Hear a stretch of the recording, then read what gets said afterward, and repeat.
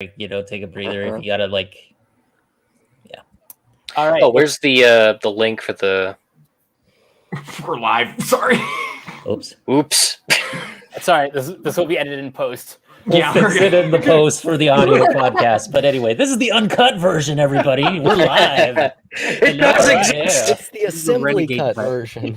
Yes. The renegade. What's going on, This is guys? the Renegade Culture Cut.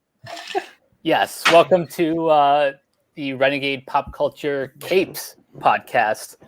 This is our superhero comic book show, and today we're talking about the Snyder Cut and I guess the DCEU as a whole. My name is Mike. Joining me, of course, is our fearless leader, Kiona. Greetings, everybody, and welcome to this live stream, our second one. Very, very cool. So Yes. We've got my Fresh Takes co-host, Brock. How's it going? It's really cool to have everybody on here live, not gonna lie. yeah, man. Yeah, this is going to be fun. Oh, yeah. Making their return to the podcast, we have Josh and Crystal. It's been a long time, but we're back. Yes. Good to have you back. We also have Jacob.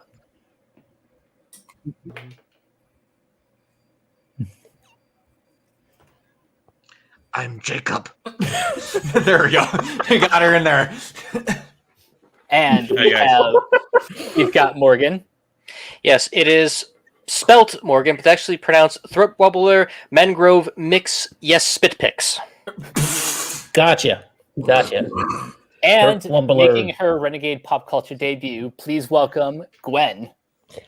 Hi, how's everybody doing tonight? Spectacular. Good. Great. I'm absolutely over the moon that we finally got you on, Gwen. Yes. It's absolutely surreal actually talking to you like vocally Yeah. like Yes, this. same here. Yes. All I've seen Like, is this stuff is- on this is Twitter, and so I was much like, fun. "That's gonna be yeah. cool. We're getting it on a podcast." Yeah, I'm excited to have you here. So how we're gonna start this is we're gonna begin with our general thoughts on the DCU, how it started, where it's going. Then we'll move on to the we'll start with Man of Steel, then go to Batman v Superman, and probably the lion's share of this podcast will be focused on Zack Snyder's Justice League. Mm-hmm. So Gwen, since you're our guests, why don't you start by describing your general thoughts on the DCU? Okay. It is a mouthful to get just even the generalized thoughts, but I'll try and keep it as brief as possible. I saw Man of Steel on my 16th birthday. So it was like opening weekend. It was pretty insane. I loved the movie from the first time I saw it. It was very weird for me with the negative. Well, not necessarily negative because Man of Steel had more of a mixed response, but Yes. no one really loved it that I knew of. Like I knew no one that loved that movie, so I was kind of a little bit of a loner on that one. Then Batman versus Superman happened. We all know how that turned out. Yeah. I mean, I loved it, but yes, we all know how that turned out. I liked it coming out of the theater. So yeah, we weren't The alone on Ultimate that Cut one. was better. The Ultimate Cut was better. I'll give it that. Ultimate Cut is much better. way better. Suicide Squad. I didn't. Everybody hates that movie. I am the one person who will defend that movie. I liked it. I enjoyed it. Ground. I enjoyed it because I enjoyed seeing the characters on screen. But anyway, sorry, Gwen. Go ahead. Yes, the characters are fine. Everything else, Yeah. Editing, not so good. but then Wonder Woman, that one took a little bit to warm up on me, but the more times I watch it, I've gotten to the point now to where I absolutely love that movie too. I have some problems with the third act, but whatever. Really good movie. The the 2017 cut of Justice League, hate it with all of my life. Just hate all my being. Despise it. But after that, what came out? It was Aquaman right after that, right? Aquaman came out after Justice League. Yes, Yeah. yes, that came out after. I mean, James Wan is one of my favorite filmmakers, so it was awesome to see him finally make a movie like that. It was absolutely gonzo bananas, insane. And then after that, it was Shazam. Yep. Mm-hmm. which is kind of like an Amblin film, you know, in concept and execution. It very much feels like an Amblin film, and that's just like a really fun, wholesome movie, you know, that really, I think, does exactly what it needs to with its concept. And then Birds of Prey. Harley Quinn's like my favorite DC character, so I love that movie so much. Mhm. Yep. And Wonder Woman 1984, surprisingly another divisive movie. Mm-hmm. I don't know Yeah. how it's as divisive as it is, but you know what? I respect people's opinions on it. I really liked it. So now we're here with the Justice League that we were supposed to see. Mm-hmm. That we should have seen. Yeah. Yes. Crazy. It's crazy. Yeah. Morgan, why don't you go next?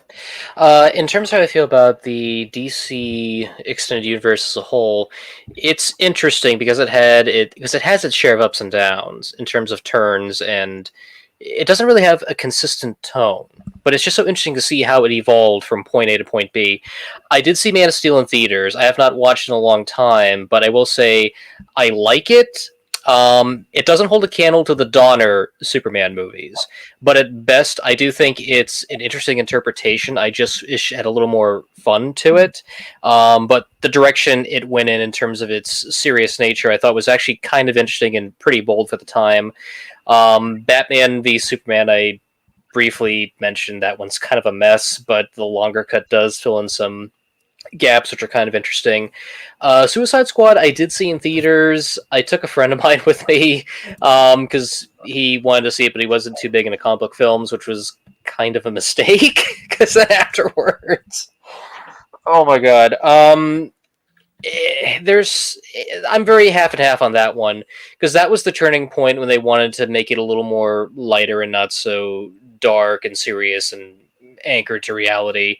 And that again is an interesting change for the franchise as a whole in regards to what tone they were trying to go with. I believe at that point they were like, oh, we don't have to be like super serious and dark. Okay, let's go in a much more different direction. And I think because they did that right when they were in the middle of post-production, that kind of hurt the movie a little bit.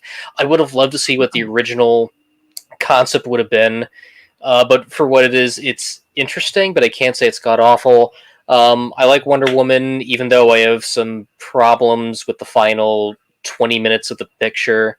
It's when they do that big reveal of who's the villain. I just thought, really, you're going in this really interesting ideology kind of direction. You throw in this last-minute big twist where, haha, the gods were getting all the humans to do this. It's like, don't do that. You were doing so good up until that point. Please don't.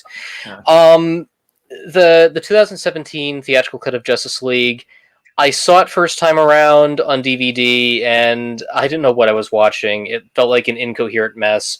I did rewatch it as recent because of the new edit we have now, and it is a weird Frankenstein hybrid of a picture. It really feels like someone was trying to take this giant episodic story and crush it into such a minimal picture, and as a result, it just doesn't feel right, because you can tell there's moments where it could be bigger, it could be grander, it could be something even more, and all you're getting it is really just a trailer of what it could have been, but with these little goofy moments spliced in which don't work because of either the delivery of the lines or how they're written. I'm not a big fan of Joss Whedon, just so you know, but I think he's okay. I mean, yeah, I did like Avengers, but I'm not really a big like Whedon person. There's my So girlfriend. that's that. I still say Aquaman is one of the best Christmas gifts that Josh Wan ever gave me.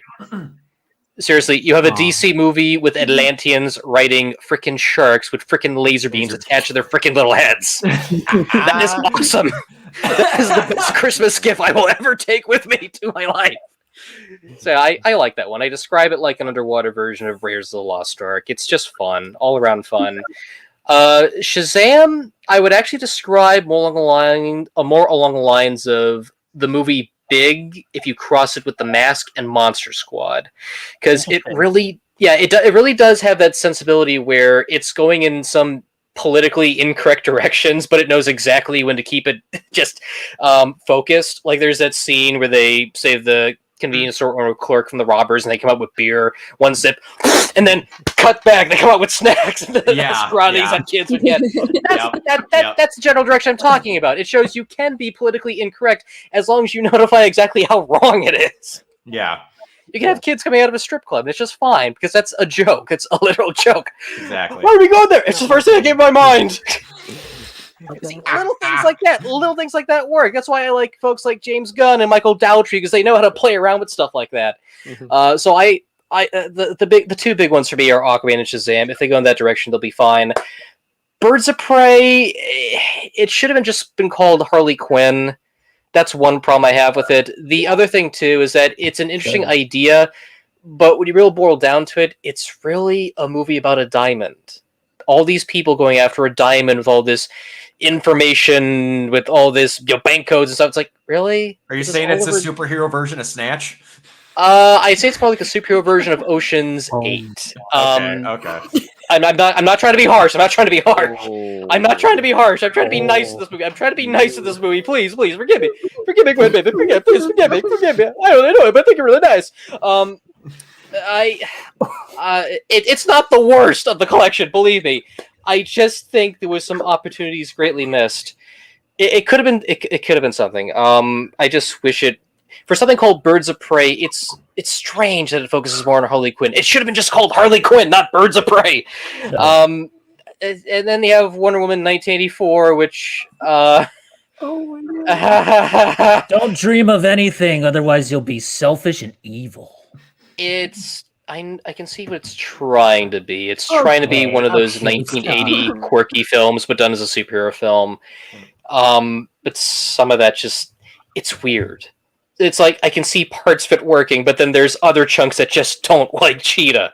That was one of the main things that just made it derail so much. It's like you could have gone this amazing direction with this character who's turning to Catwoman in a sense, where she has like this demented mind and stuff. She loses her sensibility and just really crazy everything. And then you have the main story with the tycoon that becomes the Wishing Stone, and that could have gone somewhere. It was a mess. It was a fascinating mess. I can't say it's the worst, but it's not good. So overall, it's an interesting up and down, hit and miss franchise, but with all due respect, it's a fascinating franchise to look into, even at its worst. Kind of like That it X-Men is. minus the majority of the movies being made by. We're not going to go there. Yeah, yar. Yikes. So it's me the whole time, Chicago man. All right, that Jacob, guy. why don't you go next? That's funny.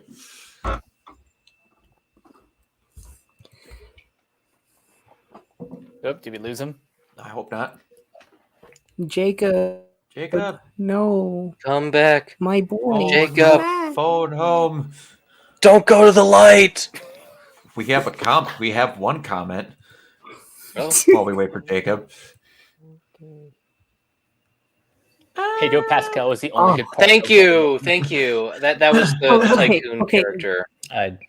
Life Do is agree with good. that, though. All right, But it's Jacob, did we lose you, buddy? Hold on. We can't be big. I'm just saying real quick, just as a quick Go ahead. aside. Brock, you blew my fucking mind with Birds of Prey is the DC version of Snatch. Oh Did my I? God. Oh, I knew I loved that movie already from the outset. For some reason, I knew he was gonna say something like that. Look, every franchise has their ups and downs. I like talked the about it. franchise, but there's some Steelbook right great here. titles. Yeah. Yes. Oh no. Oh no. Oh, Uh-oh. I think Jacob's Oh. completely gone. I'm hearing bits and traces of him. Yeah, me too. I say if we say his name backwards, he'll get out of the fifth dimension. It's the only way that'll work. Pedro Pascal. Bocaja. Okay, I heard that. Oh no. Come back to us, Jacob. Me. I heard that. We heard that last part. Oh no. Eep. Oh no. Jacob, no. Don't go to the light, buddy. Don't go to the light. Oh my God. Oh no. Tiny Tim must know you're coming up for Christmas, man. That's right, Tim. I'm not going to make it home this Christmas. I don't really have. How's he gonna get that scooter for Xmas? You're the one who has it. Oh shit. Oh, Jacob, we might want to have you try and reconnect, buddy. Yeah. Oh, man. Yep. Yeah. I think That so. might be better. Mm. All right. While we wait for Jacob to reconnect, I haven't seen Shazam. Or... Oh no. oh, I heard. We heard Shazam. Oh no. Jacob. Buddy.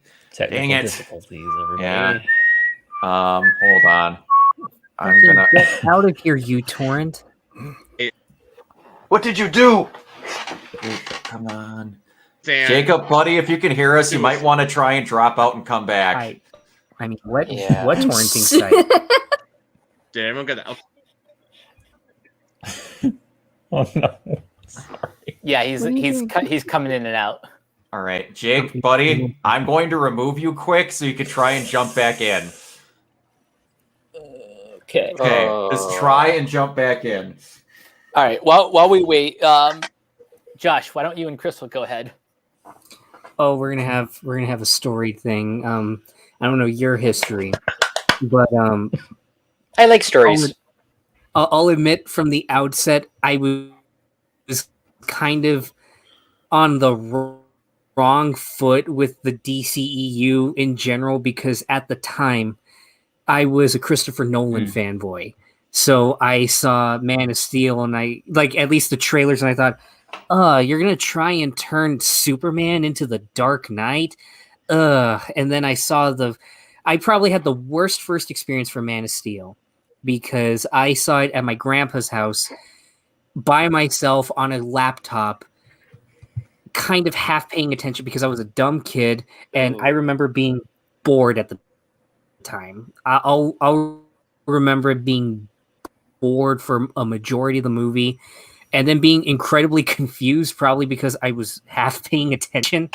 And then he snaps the neck. But I'll admit on the outset, like at the time, I wasn't a huge Superman fan. So I just kind of, whatever, it was a bad experience, bad movie in my eyes at the time. How did you see Man of Steel? Well, for me, if anybody knows my mother, and if she's watching this, I love you. But you have a weird obsession with Superman to the point where you think he's more holy than Jesus Christ himself. Wow. That Okay. at one point, Wait, that's actually- hold the phone. Which Superman are we talking about here? Henry Cavill, Christopher Reeve, George Reeve, And Look, she will Max Fleischer. she will refuse to watch anything that disgraces the name of Superman. She refuses to watch The Boys because she thinks that Oh, it's just a no. bad version of Superman. We have to tell her, no. Oh no. Okay. Tell her the tick is set in the same universe. That might help. Well, since she worships, of course we watched Man of Steel, and of course I had to sit down and pay attention. So I didn't mind it. I actually really enjoyed it. But then I watched like Batman versus Superman, and I watched that in theaters. I think in IMAX with my whole family there, and I was pretty young when it came out.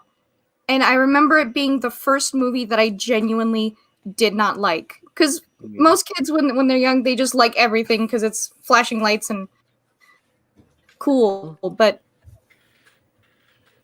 I genuinely didn't like this. I'm kind of on the same page, at least initially, because I was in that bad rabbit hole at the time. 2015 was a really weird, dark time. And I remember just hearing that this movie was so bad, this and that. And there's this kind of perverse thought in my head. Let me go see just how bad this is. And I think the universe wanted to punish me for that. Oh, no. Because No. I remember going there and I missed one of the showings, but then I ended up getting another showing, which was in 3D. And I went to the showing and ended at the very front row in 3D glasses. Oh, no. See a 3D movie in front row. Watching a mostly dark movie. I'm already irritated. And I kind of went into it, I think, wanting it to be bad, so that made it even worse. And you guys are gonna hate me for this, but I remember I actually did walk out after Martha. After that happened, I already had such a bad time. I got to that point, I was just like, I'm done. I walked out and I actually got my money back. Are you serious? How did you Yes, even I'm do that? serious. How? Oh, Mr. Why- I never walked out of the movie until I forgot. by the sea. Okay. I wish I would have gotten my money back on Incarnate, but you know. So Why that didn't was- you wait until that Lex was said, my- "Here's your doomsday"? That would have been a that, perfect and point to get your it money got- refunded. It was even worse because the movie I saw after that was Suicide Squad. I actually called in sick for school so I could go see it with my friend There we Francisco. go. Which Francisco, if you're listening to this, wherever you are, I hope you know that the best experience of that whole showing was actually seeing it with you and walking out of it just absolutely mystified by what the hell we just saw. So how did you experience Suicide Squad? Jeez. Well, Yikes. see, the thing is that after versus Superman, I it just left such a bad taste in my mouth that I never went to theaters to watch a DC movie again. So every time that I watched another DC movie, it was way after it was released, and on like streaming or torrent. NSA, no. Biden, we're on your side. No, we consulted the keyboard elves or that kind of thing. We didn't use any torrent sites. No, we don't do that. I But don't even know again, what torrent is. my mother comes in. My mother comes in and she's obsessed with Harley Quinn. So of course we had to watch Suicide Squad. And I remember just not caring for it at all. It was just bad. And my mom the whole time, I love you, Mom, but No, it's okay your to admit obsession it. with Harley Quinn and Superman Yeah. is unhealthy. So that was where we were, and we saw Wonder Woman actually for a friend of mine's birthday. We both went to go see it. It was the first DC movie that we both saw in theaters. Yeah. And it was actually really nice. You know, I know a lot of people crap on the third act, especially in here, but I don't know. I think at the time, just experiencing everything was just really nice to just get to see Gal Gadot as Wonder Woman and just the chemistry with her and Chris Pine. Oh my God, it's electric. And Yeah. Chris Pine's always good in those. even the third act, as much as I'll admit it's not perfect, I don't know, it still feels like, in my opinion, it still feels like a nice extension of the kind of sincerity and campiness I think that comes with the core of Wonder Woman in a good way. It still combines with the heart, even if it was like it could have been a lot better ideologically. It's grown on me. Personally speaking, that's why and personally speaking, that's also why I love Wonder Woman 84 more, but I'm jumping ahead. So we both saw it. What did you think? I really enjoyed it. There's Yeah. not much else I can say. And then Justice League happened, and okay, I remember thinking it was okay initially, and then literally after we walked out of the theater, I sat with Crystal and a friend of mine named Ruben. And as I started to like let the film marinate in my head, I went off in like a big rant in the parking lot of a supermarket while we were getting food. Oh no. And it was. Do you remember anything about that day? Honestly, when it comes to like The theatrical cut. the theatrical cut, I guess my mind just suppressed those memories because when I went back to the Snyder cut, I didn't remember anything at all. I never remembered watching it with you. It was I think like what makes it even funnier is that when we saw it, you had just gotten out of the hospital and you couldn't sit down. Oh my So God. of course you were sitting down for 2 oh hours. my God, you're right. So it was a painful 2 hours for Crystal and an entirely Ow! Owie. Ooh. Ow! procedure done. That sucks. That so much sucks. pain from the procedure. So I remember now. So that's Justice League. But then oddly enough, after Justice League, all the DC movies started to look very interesting to me. I missed Aquaman and I missed Shazam, Mhm. but I finally got to see Birds of Prey, thanks to the COVID times and a very special friend of mine. But I really liked. Oh my God, Margot Robbie's a character now. Mhm. Oh my God. Thank you, perfect. Kathy Yan, Perfect. for getting her out of David Ayer's fucking fingers. I'm sorry, I do not like David Ayer personally. Like as a Couldn't tell. Yeah. Yeah. and Crystal, I remember how Josh, I remember how angry you were when we were talking about the tax collector. I mean, we weren't talking about it for home theater, okay, but that's I neither here refuse nor to watch there. that movie. I Yeah. refuse to watch Tax Collector just based off of the Yeah. backstory. Yeah, I'm yep. telling not you right missing now, anything. Glenn, yeah, we didn't actually talk about you're tax not collector. missing out on anything. He's not a secret genius. Yikes.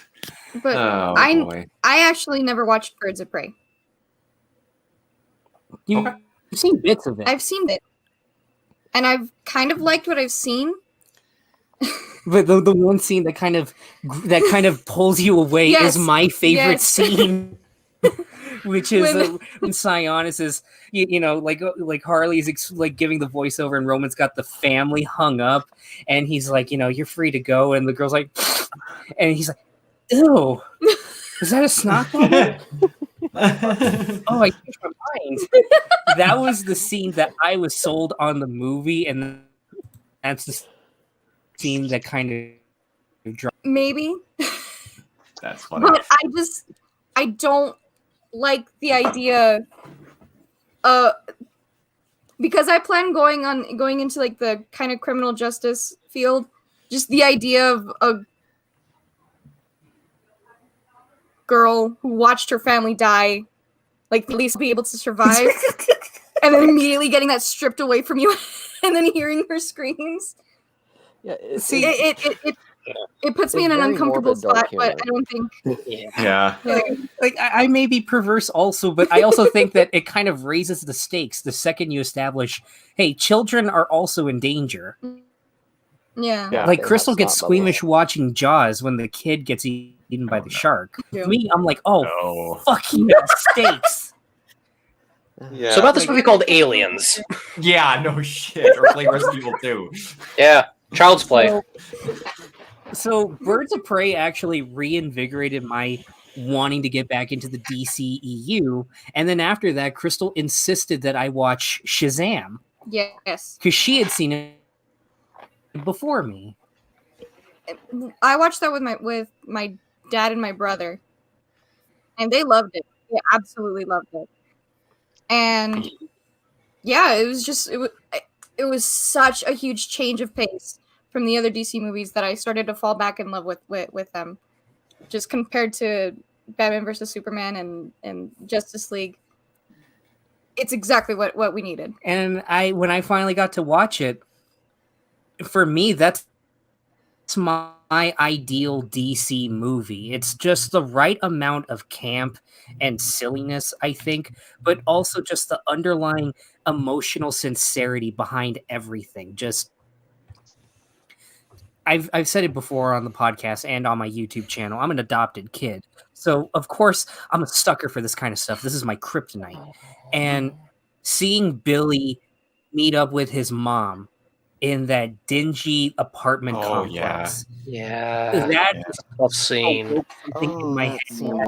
That my heart out. Oh my god. Right here, and that was the point that I knew, okay, like I already loved it at that point. David F. Sandberg is, in my opinion, probably the most underrated director of the entire DCEU because he's not as, in my opinion, not as flashy as everyone else, but just the way that he executes that whole reveal, it's just so heart-wrenching and beautiful and tragic, but also when he goes up on the he feels that inspiration to like go save his friends and his adopted siblings, and he jumps off the building. That's cinema. That's what Marty would call cinema. And then I finally saw Aquaman, and that was just fun. Yes. No, Aquaman is cinema. I mean, there's a guy in there called Ocean Master. How cooler can you get? And it was funny because I remember while we were watching it, like there was a point her dad like comes in because he was out, and we're enjoying it. I'm enjoying it. I had never seen it. I'm in love with it, with how corny and dumb and sincere it is. And he's just like, wow, that looks really cool. It's when they encounter those creatures from the deep or something like that, and they gotta dive down. The trench. And he starts sitting down the trench, and then he gets the iconic suit and everything, and I'm just blown out that James Wan made the classic orange wetsuit look so goddamn cool. And he just says, oh my god, this is the stupidest fucking thing ever. And I'm just like, my dad's response. That was my dad's response. It's like, to yes. the movie. Oh It's just no. It's just like, that's the point. It's part of the comic book. Exactly. It's Yep. just- Yeah. and that, it's like, and it's like especially for the watching, site, like you know, Army of Darkness or something. It's dumb, but it's Yeah. sincere. exactly. Last Starfighter, man. Last So, Starfighter. Watching Aquaman, Birds of Prey, and Shazam in a row, it made me want to go back and rewatch the early DCEU movies. And I remember for leading up to an episode on the podcast, I sat Crystal down along with Dad, and we started watching through them again. And my perception completely changed on Man of Steel. It's amazing what being 22 years old and actually paying it a completely different light. And I kind of really like it now. Like, it's probably my fifth or fourth favorite DC movie. Probably fifth, just because of the sheer heart in that. Like I said, with everything going on, you know, in my personal life, I got really choked up. You know, everybody talks about, what was I supposed to do? Let them die? Maybe. But the scene right after that, where he shows them the ship, and, you know, Clark is just completely overwhelmed with everything, the matter of factness, and his son, and Pa Kent holds him close and just says tearfully, "You are my son." It's like, oh, Yeah. That line gets me every time. That's Why the was I best so scene in hard? That the is- movie. That is a good Everyone scene. says I'm tired of people shitting on Kevin Costner and saying how dull he is. Also, Yeah. Yep. He was great in Waterworld. yeah. Hey, don't you dare. Don't you dare. Go watch the longer cut of that movie. It is better. It is a I'm with- masterpiece compared to what they did in the theatrical cut. I swear. I have a friend who I don't loves think I can ever Waterworld. go back to that. I don't think I can. Here it is. There are many movies I will take a second chance on. I don't think I can. all right, baby. I love you. Dry land is not a myth. I've seen it. Seriously, I can quote Dennis Hopper all day long of that film. Oh, boo-hoo, a single tear rolls down my cheek.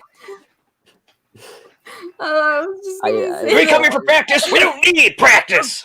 All I can remember of that Upon movie is rewatching- Kevin Costner with webbed feet, and the guy like underneath the city as the flames are about to hit him. He's like, oh, thank God! And then that's those are the only two things I remember from that entire movie, and I never want to see those two things again.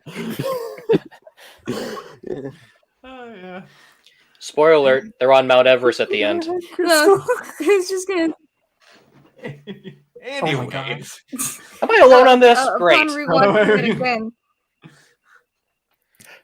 Sorry, continue. upon rewatching it again, Man of Steel. It's actually one of the very, very, very few Hans Zimmer scores that I actually liked. Really? okay. Come at me, I don't care. I don't like Hans Zimmer. That, Fair enough. we'll Cool. get into That's that, cool. But That's cool. That's And- cool. That's cool. and I'm more of a with James Newton Batman- Howard person, but yeah. James Newton Okay, Howard. Oh, that's- yes, no, that's something we can agree on. Yeah. Thank Thomas you. Newman's one of my But- favorite. But then we get to Batman versus Superman, and I'll admit I've given him multiple chances in the past, and I've slowly come around to finding it mediocre. Even with the longer cut, even with Okay. everything, I think it's just a personal thing, but it's probably, in my opinion, the weakest in terms of pacing. Just because for me, it drags so much, and oddly enough, and I know I'm going to sound weird for this, especially me, a guy that loves Kevin Smith, that loves Aaron Sorkin, that loves all these fantastic writers. There were points I thought the writing was a little too on the nose, trying to be very like, metaphorical and all that Yeah. stuff. Like you should Mhm. analyze this stuff. False Like, God and things like that. It wasn't that. Also, It like- wasn't that. It was. It for me, it was the whole subplot where Lois Lane finds herself in Oliver Stone's JFK, Oh, that. trying to find the magic bullet. Yeah, that was. Oh. I forget what the line was, but there's a line.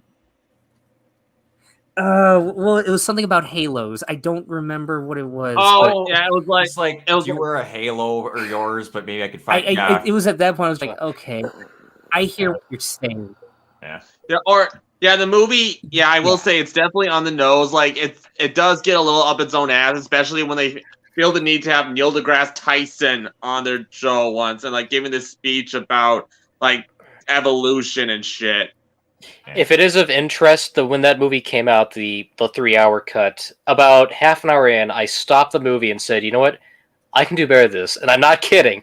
I loaded it into my editing bay and I spliced that sucker down. And it went from a 3-hour movie into a 2-hour and 8-minute flick. Oh, yeah. Yeah. But It was My insane. smile here is just me. I'm so just sorry. refraining.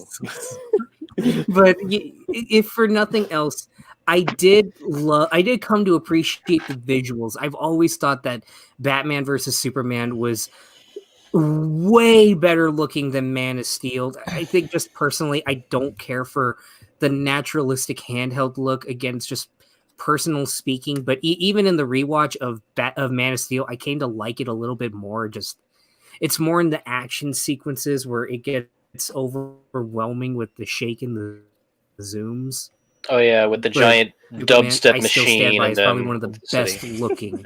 Yeah, he really experimented with that style of shooting way too much in Man of Steel.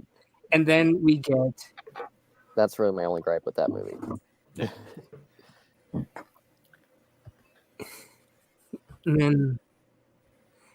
and then we get to Suicide Squad, and that one did not improve for me on a rewatch. I hated it even more. Same. I think we even stopped watching it. Didn't we? We oh my god, we got 20 minutes in. And Crystal said to me, "Do we really need to watch this? Yeah. Do we really need to sit through this?" And her and her dad bowed out. I was like, "Wait, we haven't gotten to a Slipknot, the man who can climb anything." Oh, Croc, man, do it for Croc. What was he going to even climb? Really, what was he going to climb? He was gonna. James Gunn, I hope you do this movie better. Make this impossible to climb Of the object. viewers. Yeah. That would actually make sense for him to be there, but there's no reason for him to be there otherwise. No. Okay, look, I know we make fun of Slipknot, but we're gonna have so many characters like that in But he's James gonna have Gunn's fun with Suicide it. Squad. Yes. I'm willing. I can't wait. Good point with Javelin and the detachable kid or whatever Nathan Fillion's playing. Okay, yeah, I see that. Oh god. Yeah. Detachable Instead of- child. Yeah. So and that's of course, where we Polka Dot stand. Man. Everyone's So favorite that's where we character, Polka Dot Man. stand with the DC universe. Turned around, Man of Steel is really good. Batman versus Superman. Maybe as time goes on, I'll like it a little more because it's been getting progressively better in my eyes. Suicide Squad you can avoid. Just Yes. Yeah. either cut. Do not watch. It is garbage. Unless you want to see Croc Suicide vomit a Squad goat. is That's the about it. cinematic equivalent of a hangover. I might Um, go back and watch it if David Ayer ever releases his cut of the Uh, movie, but otherwise, no. Yeah.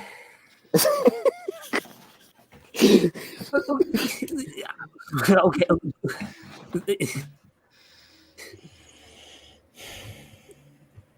No comment.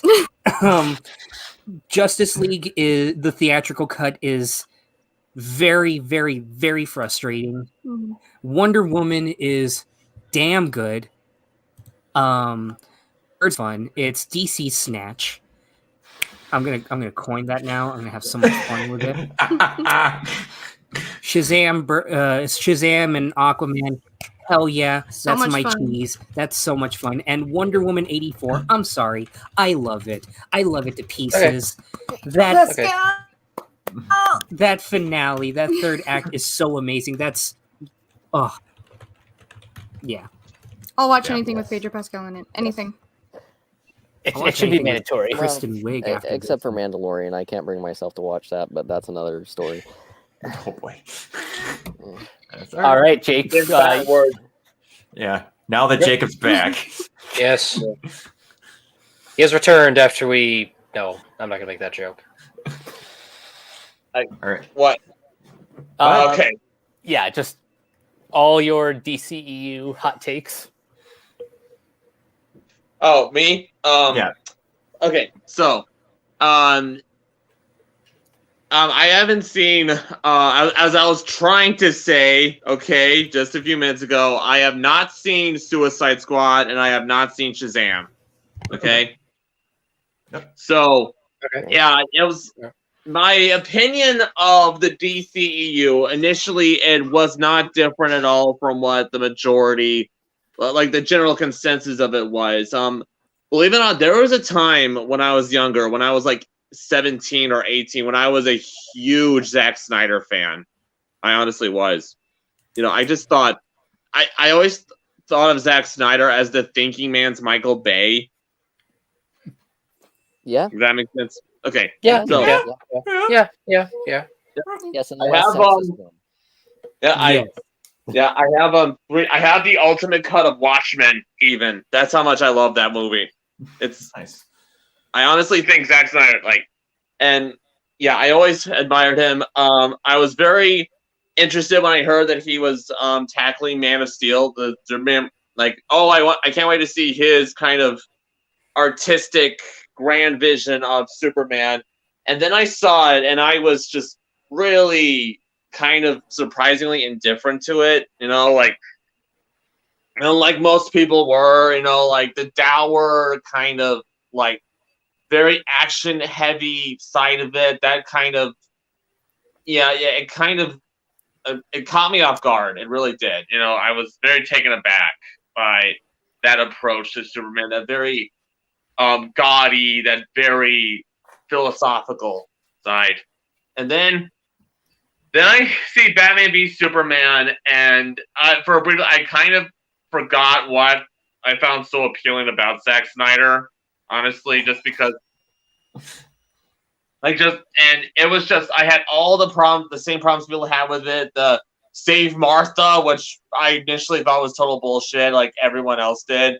I didn't like the meandering story. I didn't like Jesse Eisenberg's Lex Luthor at all. I thought, like, I basically had all the same problems everyone had with it, that it was just a dumb idea to have this crossover, this big crossover, as the second movie that and the same one that they kill off Superman, okay? And I was like, I didn't like this shit, like before the Capitol blowing up, and there's a jar of Lex Luthor's piss that I like, and I was just like, what the hell is this doing in here? I was just like, I remember I saw it opening night, and I was just freaking mesmerized by how like bad it was. Honestly, it was just so, it was just really, I did not like it any more than anyone else. Like a vast majority of other people did.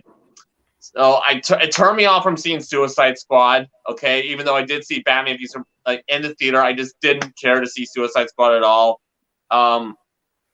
Wonder Woman, it was a very refreshing change of pace. And I don't have as much of a problem with the third act, like you, Josh, as other do. Yeah, it should also be noted that Patty Jenkins has said that Warner Brothers basically forced her to include that big climax scene with her and Ares.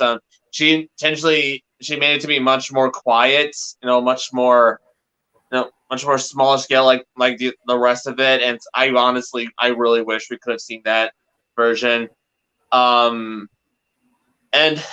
Justice League, again, I was just put off by it. I was in college, and the movie theater, my local movie theater near the university, was crazy expensive, and I did not want to go see it just, because of all the bad reviews. Like, they were still better than Batman v Superman, but I just was not interested. I just wasn't. And then, of course, all the drama, like with Joss Whedon coming on board after Zack Snyder left. It just, like, I felt like I would be unable to enjoy it after all that bullshit. And then I literally saw Aquaman today. I honestly saw it for the first time today. And I just loved it to pieces. Okay? I honestly do. I think it is a phenomenally fun, crazy, insane. It's a gorgeous looking movie. I love the way Atlantis presented. Like, I loved the lady who was wearing a dress of jellyfish, and I love the Star Wars underwater. Yeah, Willem Dafoe. Willem Dafoe, my favorite actor working currently right now. He, good old Serpico. Yeah. And so Shazam, didn't see it again. Birds of Prey, that was the first DCEU movie that I had seen in its initial release since Wonder Woman. And I thought it was a charming, kind of small scale, kind of like Hell's a Poppin' kind of showpiece for Margot Robbie and the rest of the cast. The names just kind of escape me right now. So, and then recently, Wonder Woman 84.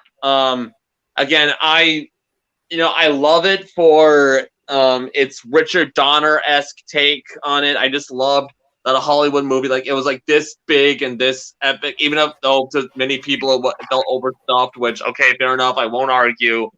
But, I just loved it for its heart, for its epic scale. I thought it was a gorgeous looking movie. Okay. Can we just say, can we just agree that it's a nice looking movie, whatever you thought of it? Oh, totally. Yeah. It's gorgeous. Yeah. It's Absolutely. photographed pretty good. Yeah.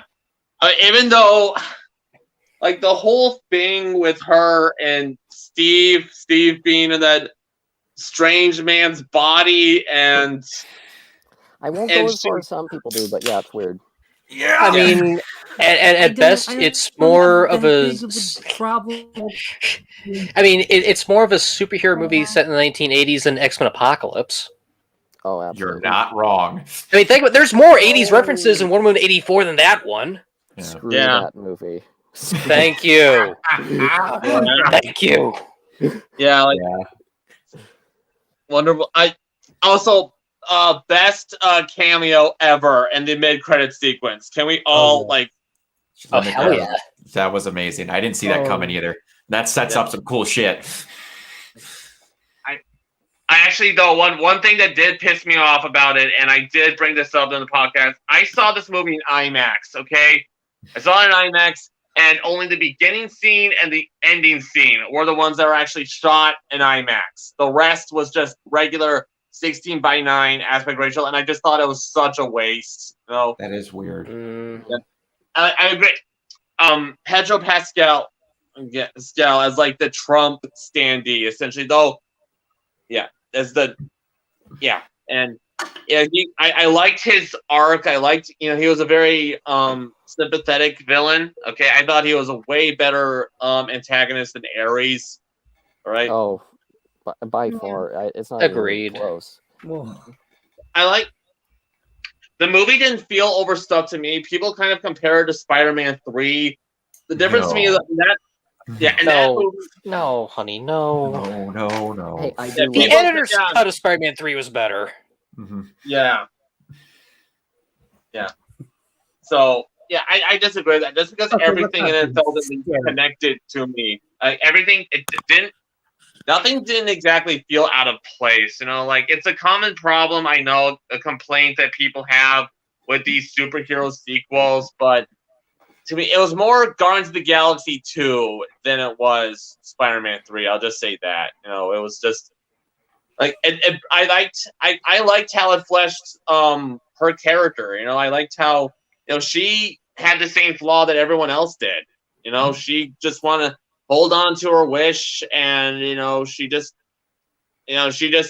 wanted her boyfriend back without actually earning it. So. Yeah, I liked how she was flawed in that sense, while she was also trying to be, an inspiration to other people. That was an interesting direction. I honestly thought that. Yeah. But going back to the Zack Snyder movies, I had myself a huge Zack Snyder-a-thon because of this. Like, I watched every single movie the guy made. I saw Dawn of the Dead, the director's cut. I saw 300. I saw Watchmen, the ultimate cut. Again, I watched Legend of the Guardians, the Owls of Ga'Hoole. Yes, finally. Nice. I'm really happy more people are watching that. Yes. Yeah.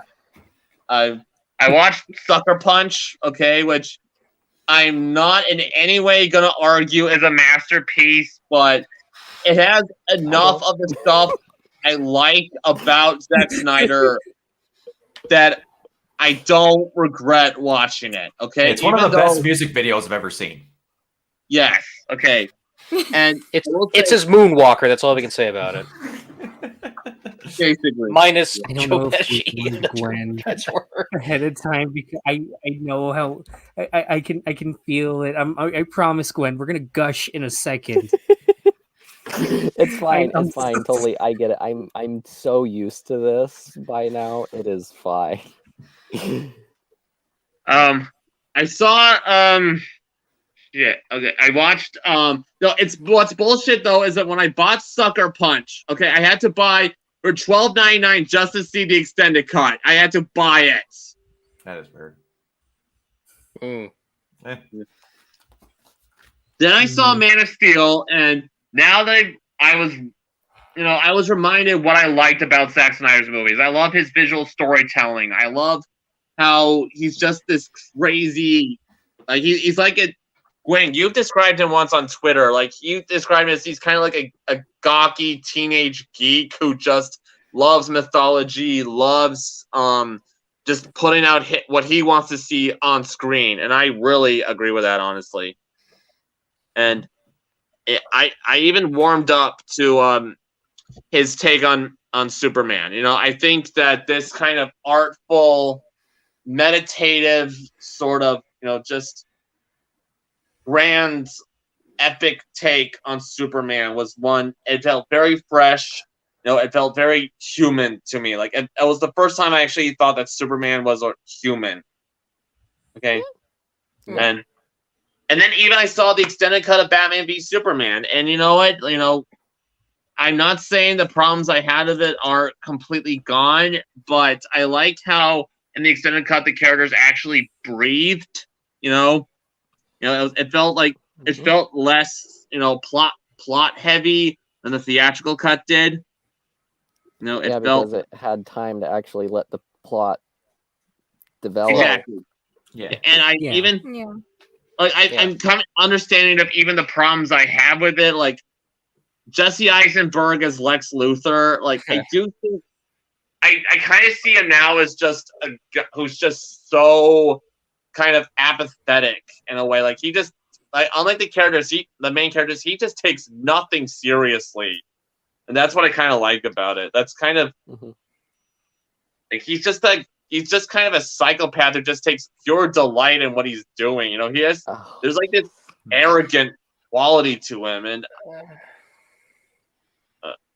and I was just and even the mark seeing these gods as playthings, like just upon reflection, that kind of idea that's with this version of Lex Luthor, literally just treating Batman and Superman just as these little pawns that he can manipulate. Exactly.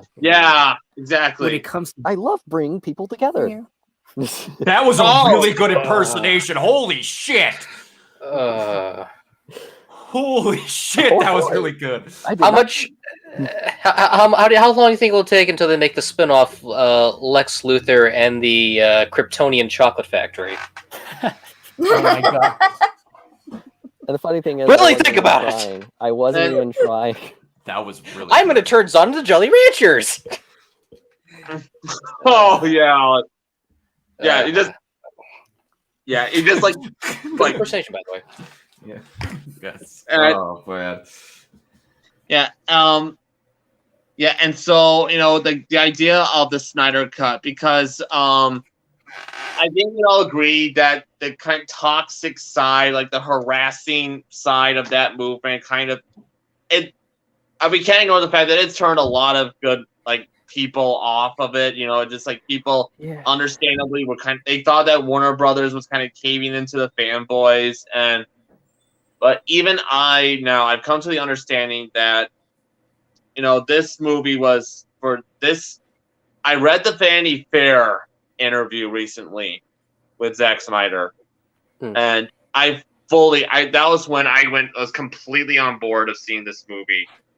You know, I just wanted to see. I wanted to see it because my appreciation for Zack Snyder was growing and growing, and then I was just like, okay, I gotta see this.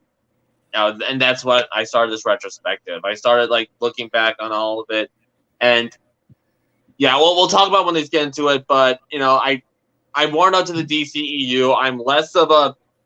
I don't call myself a Marvel fanboy, but I was definitely on the Marvel side of the spectrum of it. You know, because I just thought the movies were just better written. I thought they were more accessible. I thought that they were more of what I wanted to see from a superhero movie, but the DCU movies, they have opened me to the idea that there are different ways to make superhero movies, you know, and you just got to look at both the lighthearted DC movies and the Zack Snyder movies you know, I'm open to the idea of having two different branches of the DCU. There's Zack Snyder's branch, and then there's the Gal Gadot's, James Wan type of, that kind of branch as well. And so I hope that Warner Brothers goes through with it. Let's see. So that's that's basically that's capping off what I think of the DCEU. Nice. I still need to see Shazam. I still need to see. I will see Suicide Squad in time for the Suicide Squad. And definitely watch Shazam too when you get the chance. Please. Shazam I will. is awesome. Yes. Yes. Brock, do you want to go next? Sure, why not? Oh boy, have I been rethinking what I think of these films because I had no idea we were going to go through all of them before we started this podcast. So here we go. Man of Steel. One thing that I think we can all agree on is that if you do not have kryptonite involved in the movie, it is really hard to write a Superman story. Yeah. Mind over muscle. Because, and we saw it in Justice League, once Superman shows up, the problem ceases to be a problem. Yeah. Yep. So I appreciated it just does. And I try to explain that to people that say Superman's a dull character. I'm like, he's not. He's just really hard to write for. He's so hard to write for.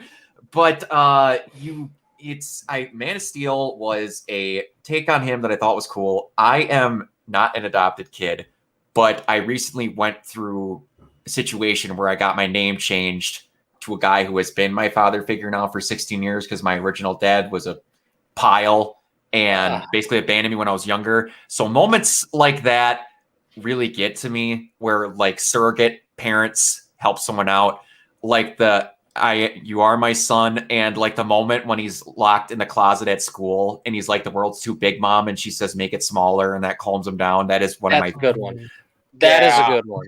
That is so good. There's a ton of Zack Snyder's really good at little itty bitty character moments like that when he gets to throw it all in. Absolutely. Yeah. And like, it's just, Man of Steel is probably the one I'm going to spend the least time on. I think it was good. There are some criticisms that I do understand that people get upset about, like, I guess, damage. But again, the thing that I always tell people, and Mike can kind of get with me on this. Mike is a giant DBZ fan. And most of the time when people argue about this movie, it is 95% of the time they bring up the fact that, well, in good writing, if there was Goku fighting someone, he would get them to go to a random desert so that they wouldn't have any damage. I'm like, that's because most of the DBZ villains are stupid enough to be talked away from civilians. And Zod is a war general that knows full well there's civilians around, hoping that it's going to make Superman not want to fight so he doesn't hurt people because he's intelligent. Same mentality in Superman too. Exactly. It's like no supervillain should ever go, yeah, let's go away from the civilians so you're not scared to hurt people. Let's I found go his do weakness. that. He cares for the pets. Zod's whole point was that he was trying to kill everyone he could before he died. Exactly. Yeah. And then everyone's like, I just don't understand why he couldn't talk him into leaving. Did you watch the movie? Zod's a psycho. It's like, what, you're not going to bring back Krypton? Okay, I'm going to destroy the Earthlings. Yeah, exactly. So I thought it was really, and again, I'm one of those people that actually kind of like the whole Zod neck snap thing. I kind of really liked it. I like it. You get to see Superman struggle with the fact that he had to make a bad decision. You don't get to see that often. On it. No. So I really liked that. And then we had BVS. I have a really complicated relationship with that film because there is a good solid 30 minutes of that movie that is some of the best DCU or just DC stuff, period. Mm-hmm. Like, outside of throwing a grenade at two people, like the scene in the warehouse with Batman is how Batman fights. Yes. Mm-hmm. Yeah. Yes. Like Batman, again, there is versions of Batman. It's brutal, but it's good. There's good. Batman is a character that in some versions does kill, but 95% of the time, he does not kill people. Your hospital bills will kill you, Batman will not. And I appreciate that version of Batman. That is my favorite version of Batman.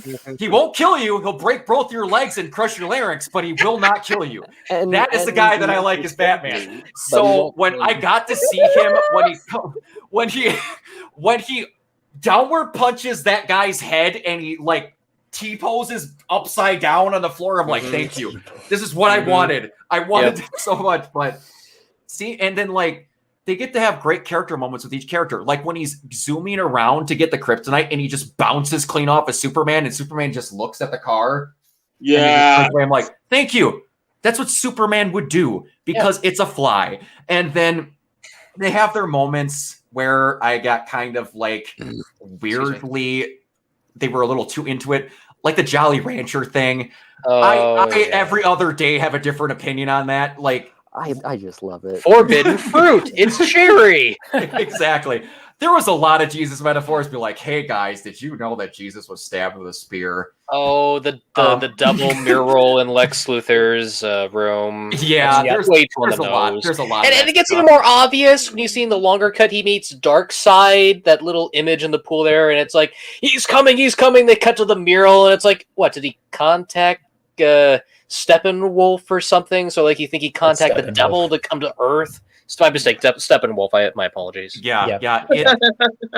It's different, but it's like I like the idea of what they were going for to get people towards it, and I get what Zach was trying to do, and it's even in the title. Like Zach was trying to make it a battle of ethics versus a battle of smarts. That's why he even called it Batman v Superman. Some people who are watching this don't get that's how you do court cases. It's a V and not a VS.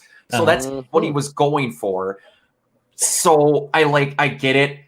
And again, I like the idea of the Martha thing. I don't like the execution. And I'm going to say this now. I have been reading and watching DC content for, at that point, 26 years of my life. I sat in that theater when he said they're killing Martha, and he looked up at Bruce, and I went, holy fucking shit, their moms had the same name. You too? Yeah, same here. I totally forgot. Like, all this time, I was like, what? And they even foreshadowed it from the beginning because when Thomas Wayne dies, he says Martha. Yeah. Exactly. Yes. Also, he's like, Jeffrey Morgan. He's like, he's like, I'm only gonna say Rosebud. I'm not gonna go any farther than that because that's part of my video. Just leave it at that. exactly. And hey, if you let Zach make more movies, can he please make a Flashpoint? Can he please make a Flashpoint movie with those two? Yes, because I really want to see him as the old Bruce Wayne and her as the demented Joker. That'd be please, WB, please.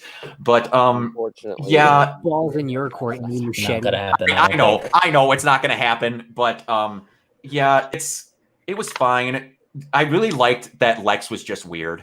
That it's a different version of Lex. He's just an eccentric, weird guy.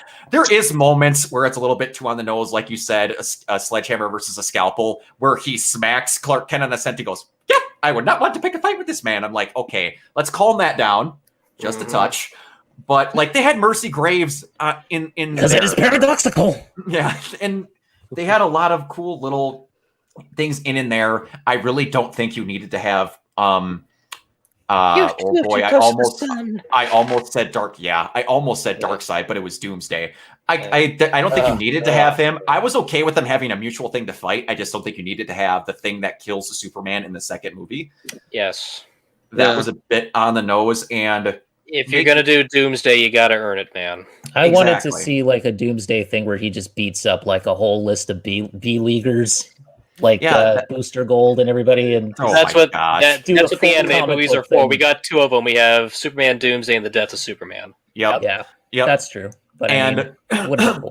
that BVS movie creates a giant problem for me that I guess they kind of try and solve. That Batman wasn't around anymore. But before I get to that, I also have to mention one of probably my favorite Batman moment in any movie ever is in the first 5 minutes of both cuts of that movie. Bruce Wayne is not a coward. Bruce Wayne helps in any situation when he can. And in the beginning of that movie, when he runs into the fucking smoke of that crumbling building, I screamed. I stood up and screamed in the theater. That is really Batman. Yeah, I did. That is Batman. Yep. That right there, like that shows you that he's still Batman until he sees the red cape in the sky, and that's where the bat takes over. So it's just It just and then when he's hugging that kid and you just see death in his eyes when he's looking up at there, he's like, I don't know who you are. I'm gonna find out how to kill you and I'm gonna do it. Just like that's right then and there, you know exactly why they're going after each other. Exactly. But what I was getting at before is that there's a very good reason that Batman had to be retired until that moment, because Gotham and Metropolis are right next to each other. Crime in Gotham doesn't exist if Superman is 5 minutes away. Yeah. That's something that kind of bugged me when I watched it, but I'm like, it's cool that they're sister cities, so you get to have the moments with them going together. And again, you had to have Kryptonite because you had to find a way to deal with Superman. But they got together. They had an actually, in my opinion, pretty natural way they brought Gal Gadot in. I was fine with that. I didn't have it didn't feel too forced to me. I don't think they quite needed to have everybody else. I think they could have just looked at the files later. Yeah. But yeah, same criticisms with everything else with BVS. Wonder Woman, I cannot even put into words how happy I was with Wonder Woman. Wonder Woman walking through no man's land is one of my favorite moments in a comic book movie ever. Oh, yes.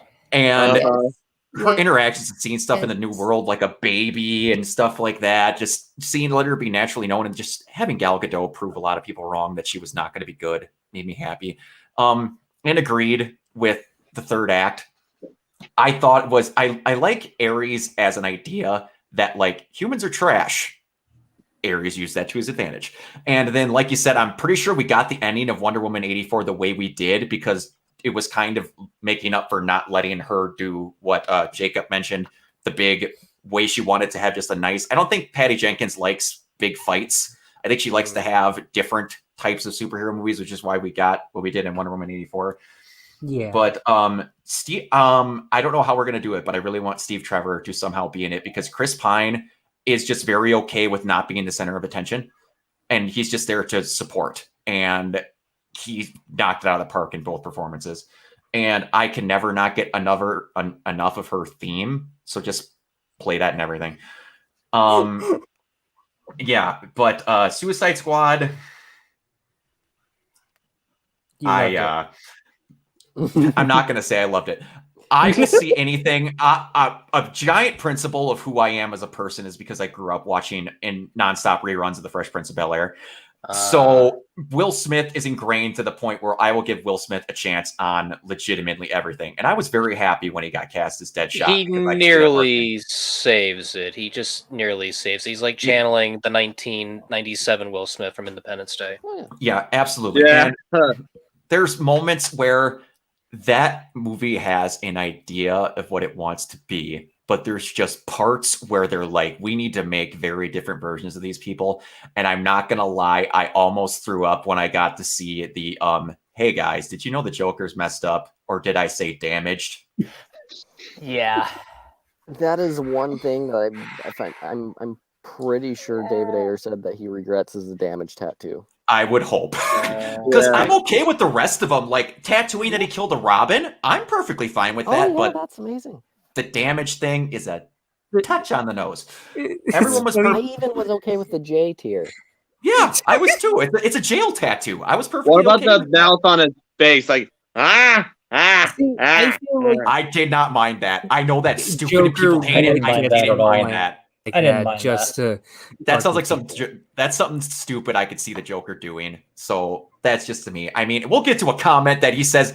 There's a comment that he says is 1,000 times more raunchier than anything he did in Suicide Squad that he says in one line in the Snyder cut, and I loved it.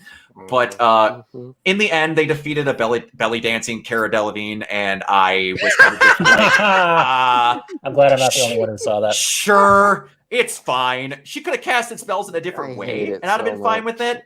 That was a dumb.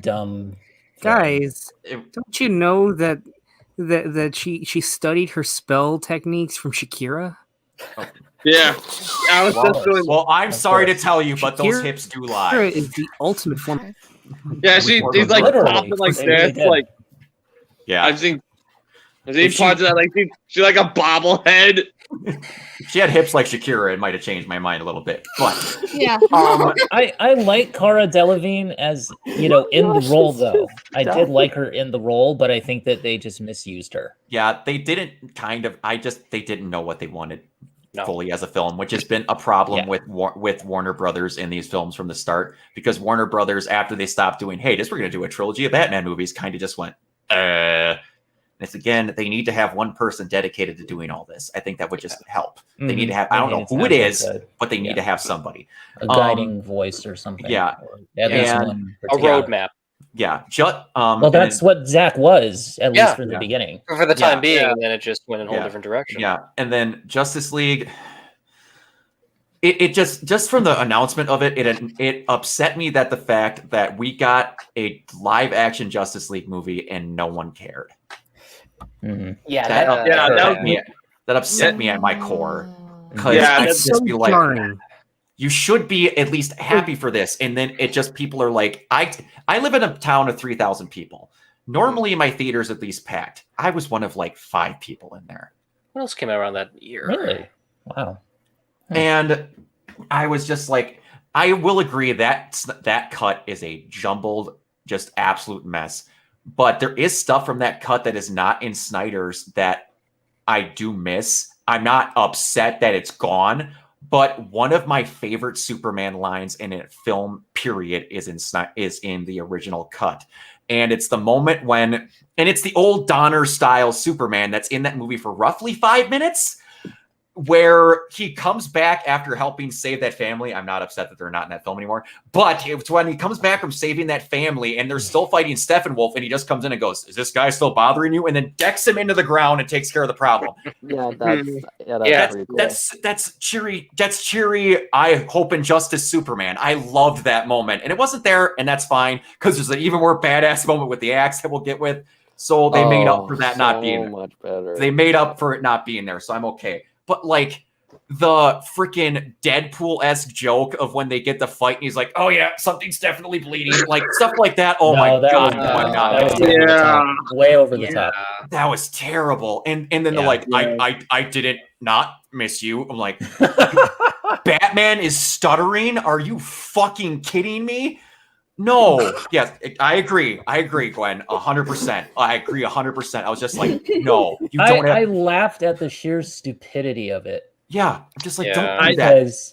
And what about Aquaman holding Wonder Woman's lasso and confessing that he's afraid of what's going to happen to them? That was a pure eye roll. The moment there was, and the sad part was they didn't even edit it in a way to where you could feel like it was one person's movie. You could clearly tell, even with lighting changes, when it was John's stuff and when it was Zach's. I actually air continuity. Exactly. Yeah. And lest we forget. Yeah. Oh my god. I almost think it would be better if he had the mustache. Brunch. I thought you were about to like lean in and just be like brunch. Yeah, no. You just remind me. Is there any way we can digitally alter this so you can get rid of the fuzz on my cheeks here? Because I'm a little bugged. I should have shaved. I'm sorry. I'm not kidding. I should have shaved last night. I don't like it when I have anything. It's fine. I want to throw this in. It's a personal thing. We'll CGI it over, Morgan. Thank you. Yes. I did see Justice League. I did see Harrison Ford's lips. I did watch Justice League when the premiere itself for Wonder Woman 84, just because Wonder Woman was in it. And then, I by default, I just thought assumed it would be better than Zack Snyder's version, but it still left no impression on me because I forgot to mention that when I was talking about the DCU, is that when it was my turn, I just thought, but yeah, it's just fucking garbage. It is easily one of the worst superhero movies I've ever seen. Brock, the floor is yours again. Yeah, no, that's fine. It's fine. Like I said, I had to just watch it. Go ahead, Gwen. Did you want to say something? Also, one small thing, just one tiny thing about the Justice League cut versus the nice. I've never heard that till now, but I like that. It's actually a pretty big thing in Snyder fan circles, but or versus the new Snyder cut of it. There's that one line where where the fedora guy is just like, "I don't believe it." Yes. In the Justice League cut, he says, in Justice League cut, she says, "Well, I'm a believer." And this, she says, "Believe it." Yeah. Makes so much more sense. Line in respect to that was just him going back to his Firefly Serenity thing and just pulling that line about being a believer out of his ass and just putting it in the movie. And that's so stupid because it made no sense. What is she talking about? That really got to me this time when I rewatched it. I have no idea. And I watched it with my youth pastor. I'm a believer. It's like, what the fuck are you? I haven't seen it since I remember. I watched it for the exact purpose of like, there's a kid, it's my youth pastor's nephew who is going to school to be a film reviewer. He's in college. He's going for stuff like that. He's a very, very dedicated, smart kid. I do love him. But he is sometimes one of those really ingrained in his thoughts to where he won't let other people have like whatever. He's a great kid. He's just really stuck on a couple of films. Like, oh boy, I had to talk with him about Joker and that turned into a 5-hour escapade. But he wouldn't. He just like he said Justice League was like a -2 out of 10. I'm like, I would give it like a 1 or a 2.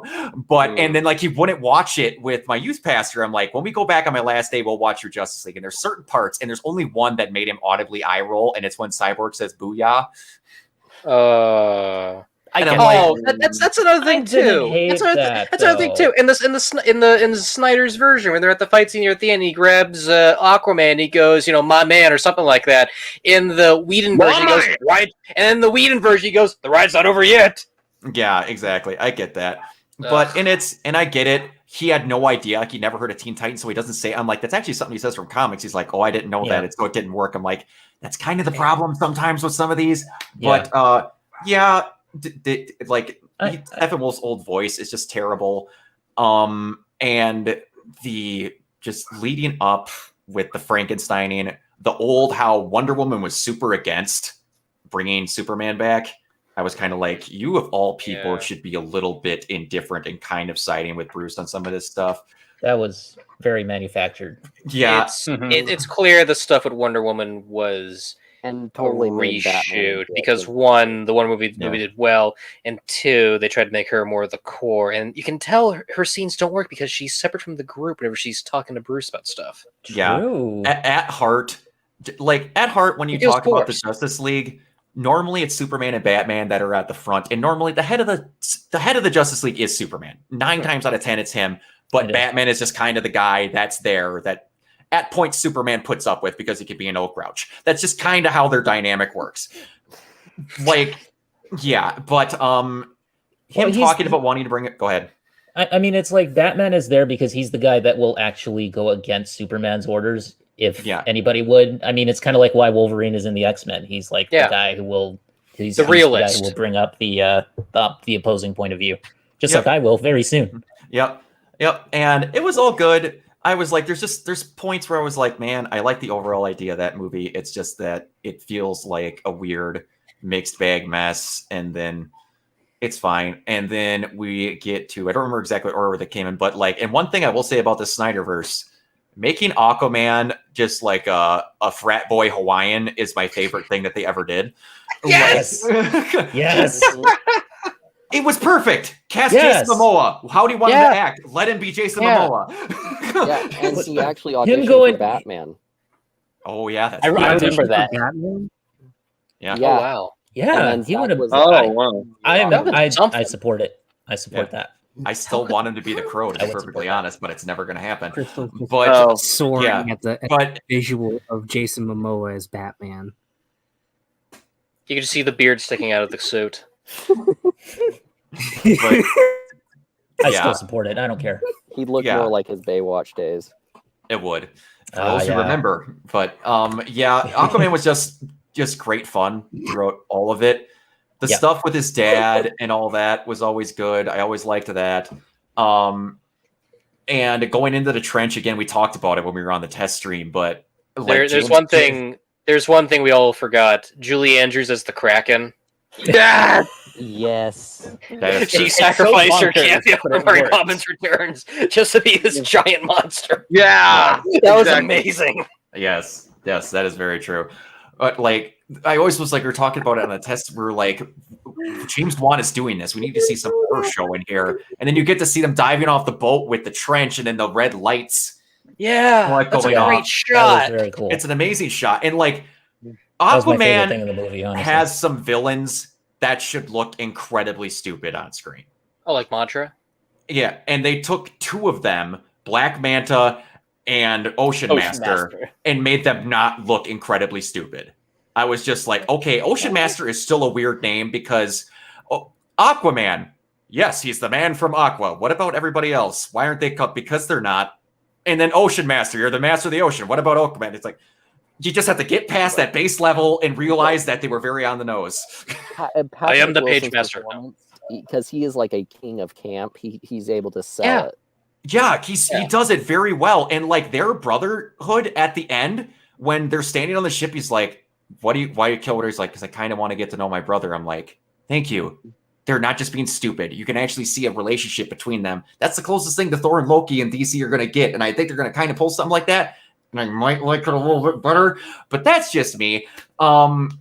the fights on like I thought the contrivance with the whole lining up the shit to get exactly where the trench was off of the exact angle, hoping that statue never got chipped out, that was a little whatever. Like that exact thing is done 1,000 times worse in The Rise of Skywalker, but that was fine. And like you said, they pulled off the suit. You cannot tell me that didn't look great. That should have been the stupidest thing ever. Again, if it looked stupid, I still wouldn't tell Jason Momoa to his face because he could kick my ass with his pinky. But he looked awesome. They should not have been able to pull that off. They should. There's a reason why, because one, it's made of armor. It literally looks like something from the medieval ages. It's the same case with the live action Flintstones. How do you take Fred Flintstone's suit? The tie is made out of snakeskin. Genius idea. Yeah, exactly. You just gotta make it look like it's something that works. And again, having Willem Dafoe as I almost said Falco. What's his name? Volko. Thank you. Yes, Volko Dafoe.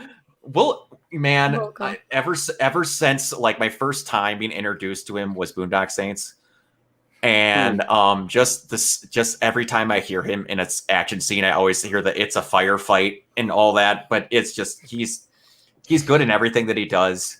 And they have these actors in these roles that do well, and it's going to be weird not seeing Amber Heard anymore. If that all actually happened, and also the fact that I didn't realize it in the old Justice League cut, in the old and in the Aquaman regular, she has an American accent. In the Justice League Snyder cut, she has a British accent. That took me out for a little bit, but anyway, Aquaman was great. We have an Aquaman movie that's good. Yes. That is insane. Yes. That is actually insane. And it made $1 billion at the box office. Exactly. Yeah. That should not happen. Yeah, who would have thought that would be the DCE movie to make that much, $1 billion? Not the Batman vs. Superman crossover, not the Justice League movie, but Aquaman. Hey, I have a theory. I predict sharks with laser beams. Sharks with laser beams. Oh, you get a lot of it. And a squid playing bongos. Yeah. As much as John Roca really hated that. But,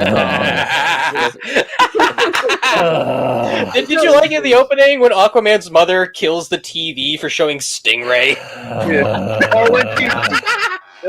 Or when she actually swallowed a live fish. Hey, that was one of the... Go ahead.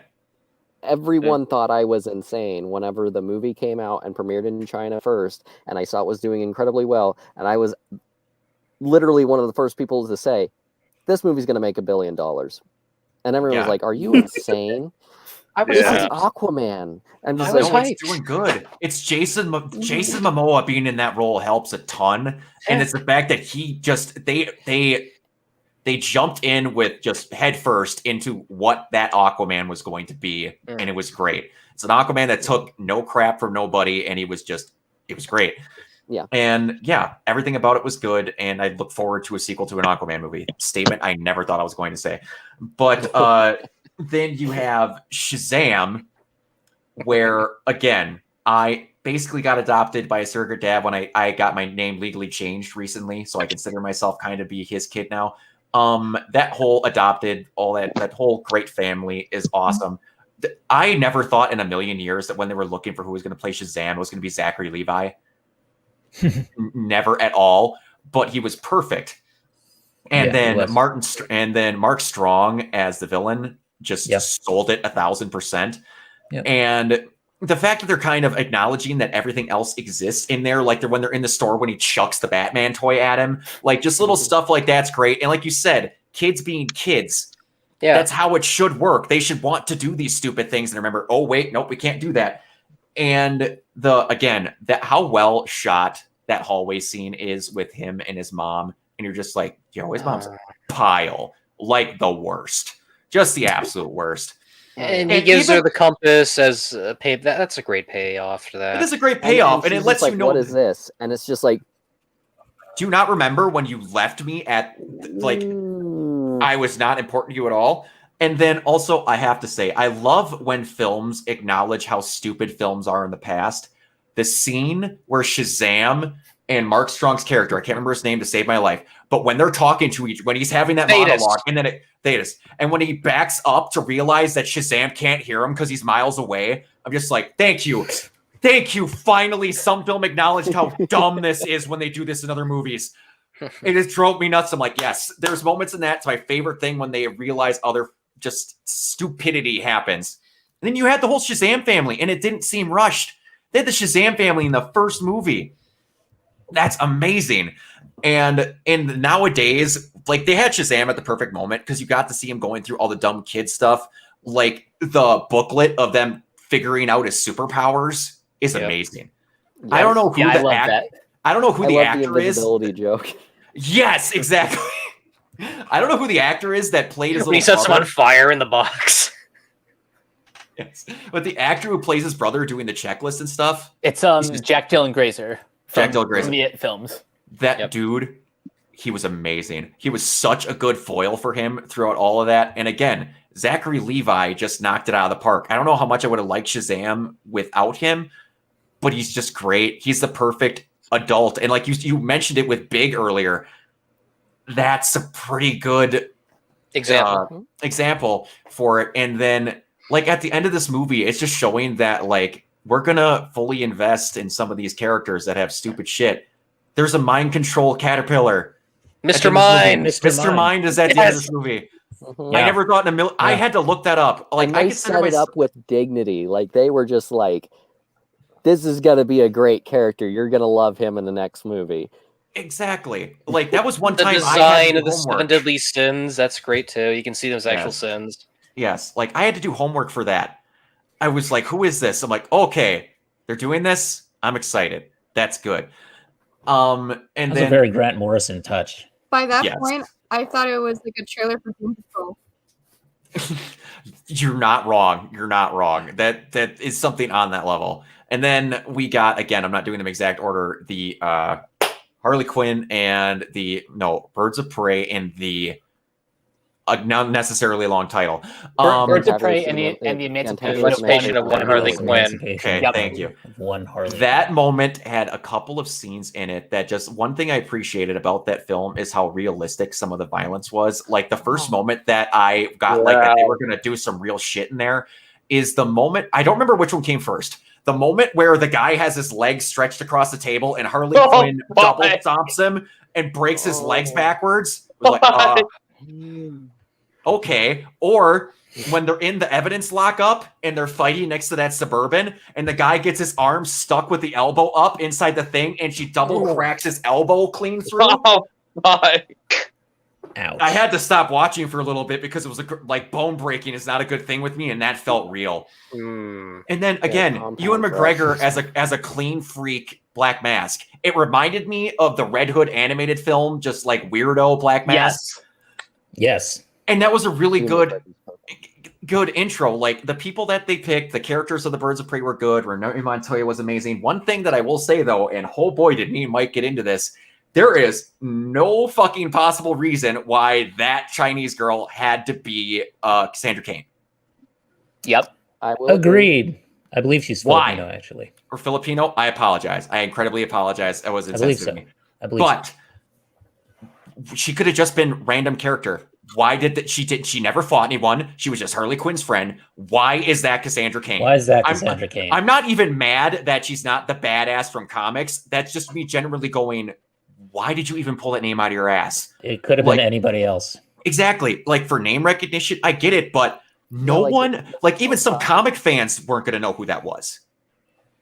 Like, there's no ties to that character at all. Ella plays the girl. She is Filipino and Korean ancestry. Okay, there we go. Thank you. I apologize for my mistake. But that's what I'm here for. Yeah, but there was no ties. Her and Harley were awesome together. I won't say she did a bad job, but there was no point. they were. There was no point. Like, you let Harley have her hyenas in this movie. Thank you so much. I named one of them Bruce. Yes, he named it Bruce. Of course. And also the fact that within, people were like, hey, I don't think a lot of people like Suicide Squad, and they really didn't like that version of Joker. What should we do in the beginning of Harley Quinn? Let's blow him up. So he didn't die. She just blew up his factory. Just blew up the Ace Chemicals plant. Oh, I thought he was in there. No, he wasn't. Oh, they show the animation where they break up, and then like she destroys the factory as a sign that we're through. Oh, yeah. And I misinterpreted that completely. Yeah, I did too. I did too, Brock. I did too. All right, but yeah, I thought this was gonna happen in the trailer, but I'm like, oh, he just blows up the factory. Yeah, and before we get away from it, I think I almost completely lost the ability to breathe from laughing so hard when Harley Quinn gets like partially tranquilized and she's sitting next to that guy, just trying her hardest to stab him on the couch, but she can't move anything but her arm. Oh my God. I was dying in the theater. I was just like, that is just, oh my God, because that's something she would do. It was a great character moment. But then again, Black Mass has like, he sells a lot of that movie and then he just explodes into mush at the end. And I didn't see that coming. It was a very real movie. I appreciated it. And again, kind of like the DC version of Snatch, in my opinion, for some parts, because they have kind of what, it's fine. It's whatever. And then Wonder Woman 84. Me and Mike have talked about this. I like that movie. I like the way that it was executed. I legit saw the trailer one time, then I was like, okay, I'm just going to see Wonder Woman. It's one of those times where I'm like, I won't watch trailers for whatever. Forgot Pedro Pascal was even in the movie when it started, and he was in there. I'm like, oh, that's right, cool. I'm going to like this because Pedro's awesome.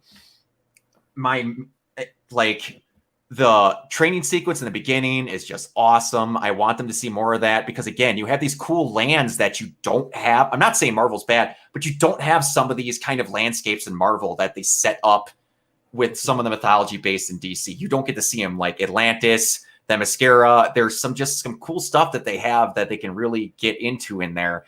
And the training sequences were great. And then most of the movie, you get to see Steve being in there. You got to see Steve piloting the fucking invisible jet in a Wonder Woman movie. There's no reason. There's no reason, but they pulled it off. Because, it was awesome. I do think it was a little weird that they broke into the Smithsonian and stole a jet. I was kind of like, maybe it could have just stole something from Wayne Tech, but it's whatever. It led to a great moment. And again, Pedro Pascal was awesome, as he is. I thought Kirsten Wiig was great. She needs to do more films where she's an asshole, because she's really good at not being a stereotypical geek all the time. Mm-hmm. But that goes into mainly the two main issues I have with that film. I am one of those people that was really bugged by the whole Chris Pine thing. And why? Because if you make him just be Chris Pine, that movie doesn't change. Yes. Mm-hmm. Yes. Not a damn thing about that entire film changes. Yeah. No. There was no plot device that needed her to be in someone else's body. That was just, me and Mike talked about it. We racked our brains. We couldn't come up with anything. And it just, all it did was raise people to be uncomfortable.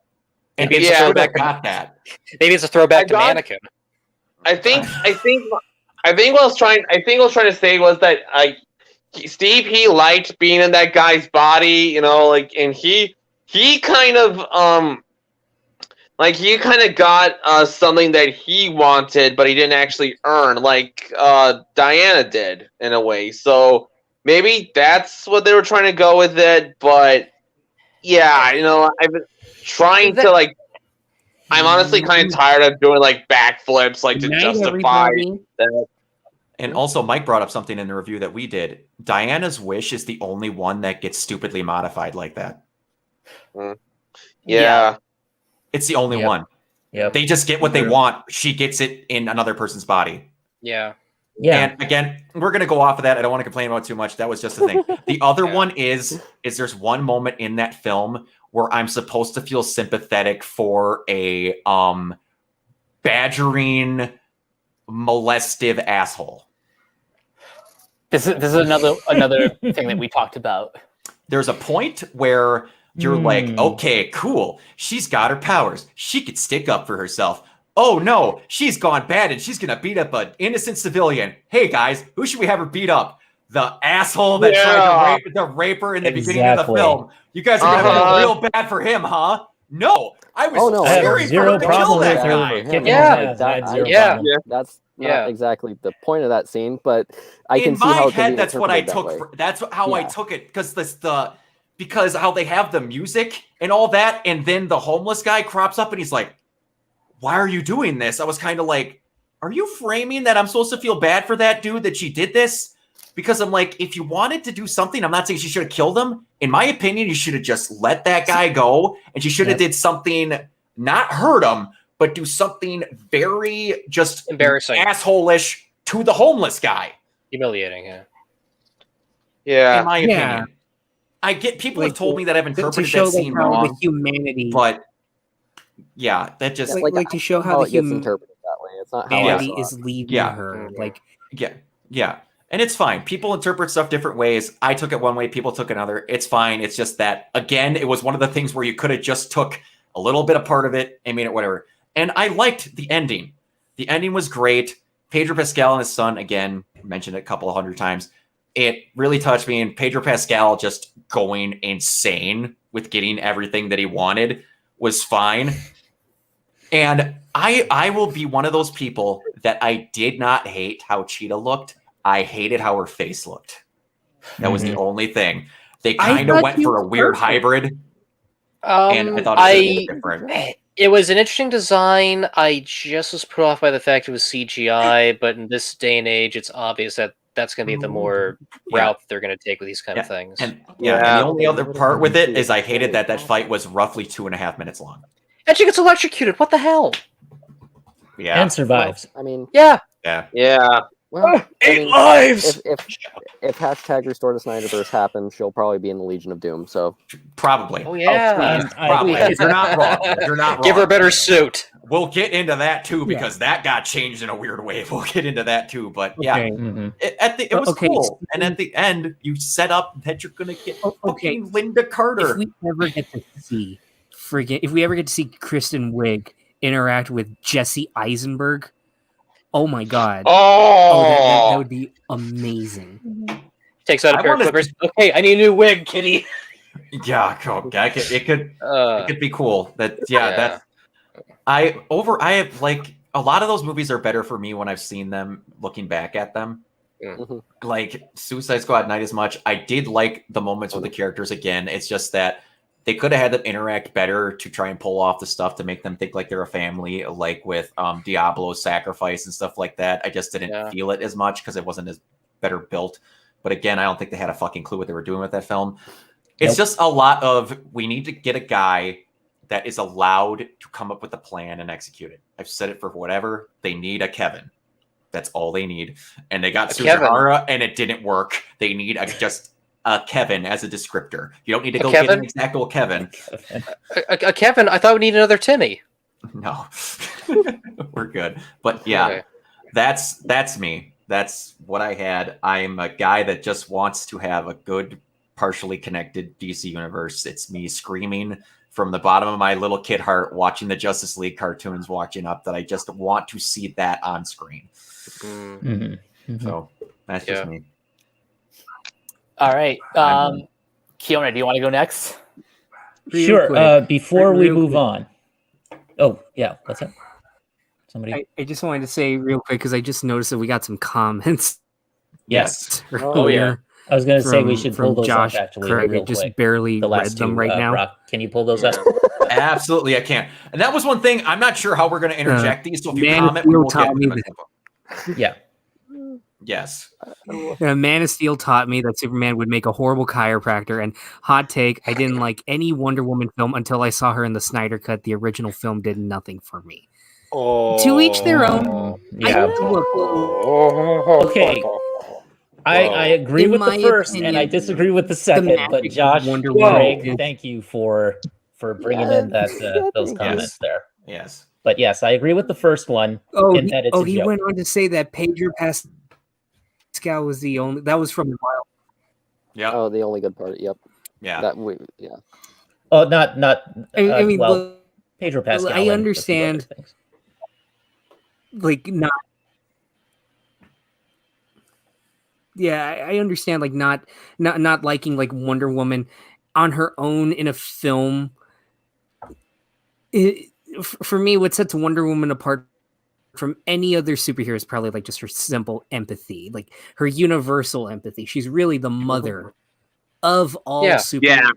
Yes. heroes, I think, and that's something I want to get into when we get to the Snyder cut. But and how that can turn some heads.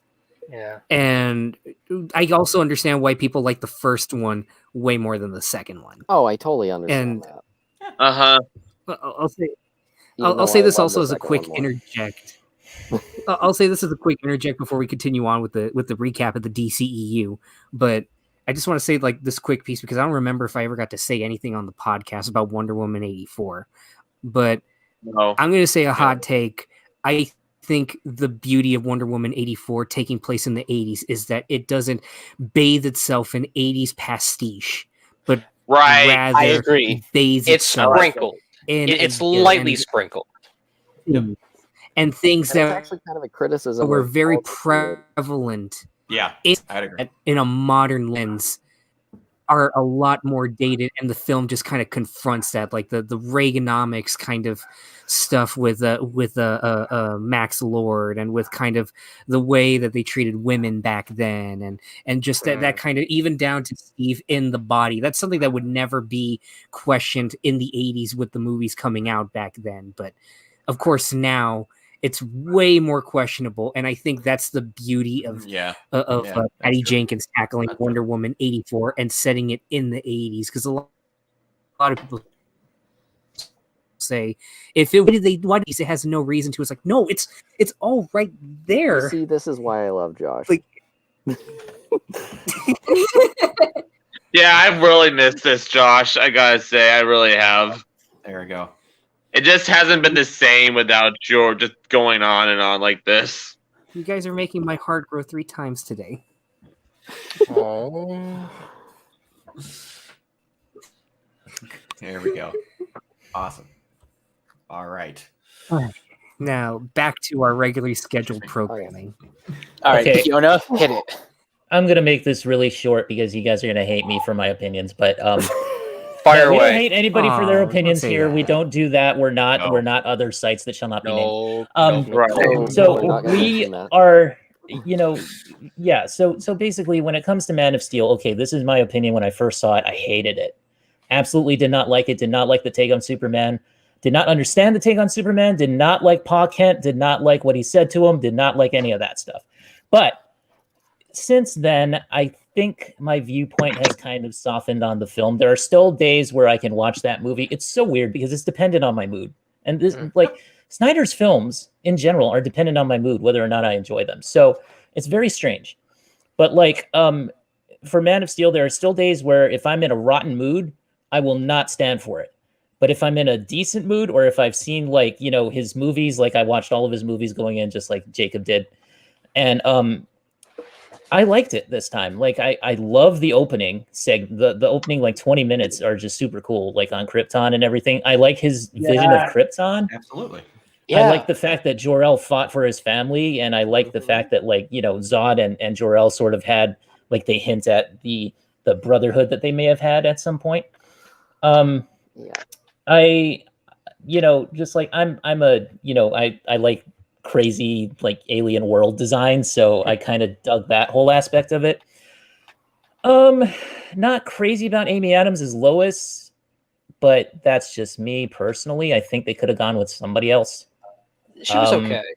She's okay though. I mean, she kind of grows on you after a while, but not the traditional version of Lois. So, maybe they're just it's a very softer version of Lois, which is fine. Not really my ideal take on the character, but that's fine. Yeah, anyway, I mean, she has her moments though in BBS. Liquor, though, my God, like she's just down there. This is true. Yeah. And I liked her in the beginning of BVS. In BVS, in the opening part where she meets with Jimmy fucking Olsen, which we will talk about. When she meets with Jimmy Olsen of all people, and then just kind of she gives him the what for. It's a good scene. So I did enjoy that part. I'm not a lady. I'm a journalist. That's one of, I like that line personally. Yeah, I thought it was fun. I think that Man of Steel overall for me, it's kind of it's like a B plus movie for me. Not I have issues with it, but overall I liked it. And I would recommend it to people definitely. It's a different take on Superman, but I think Henry Cavill is perfect as Superman, and I wish we had gotten to see more of his Clark, because that last second where he's Clark is brilliance. Perfection. I love him as Clark Kent, and I love him as Superman as well. And it saddens me that we're not going to get more Henry Cavill Superman, because wasted potential. We should. Hopefully if we ever get a continuation of Snyder's universe, then we will. Moving on to BVS, I'm going to keep this short and sweet. I've always liked this movie, always. It's a strange thing where, like, I know a lot of people did not like it. For me, I was in a very dark place when I saw that movie, and so Batman up on screen, that was like, I relate to you, like that kind of darkness and rage. I was like, that was what I was kind of feeling in my life at the time, and just like emotionally and mentally just being stuck, and I felt that, sort of reflected in Bruce's character. That was my reaction when I saw Watchmen. Yeah.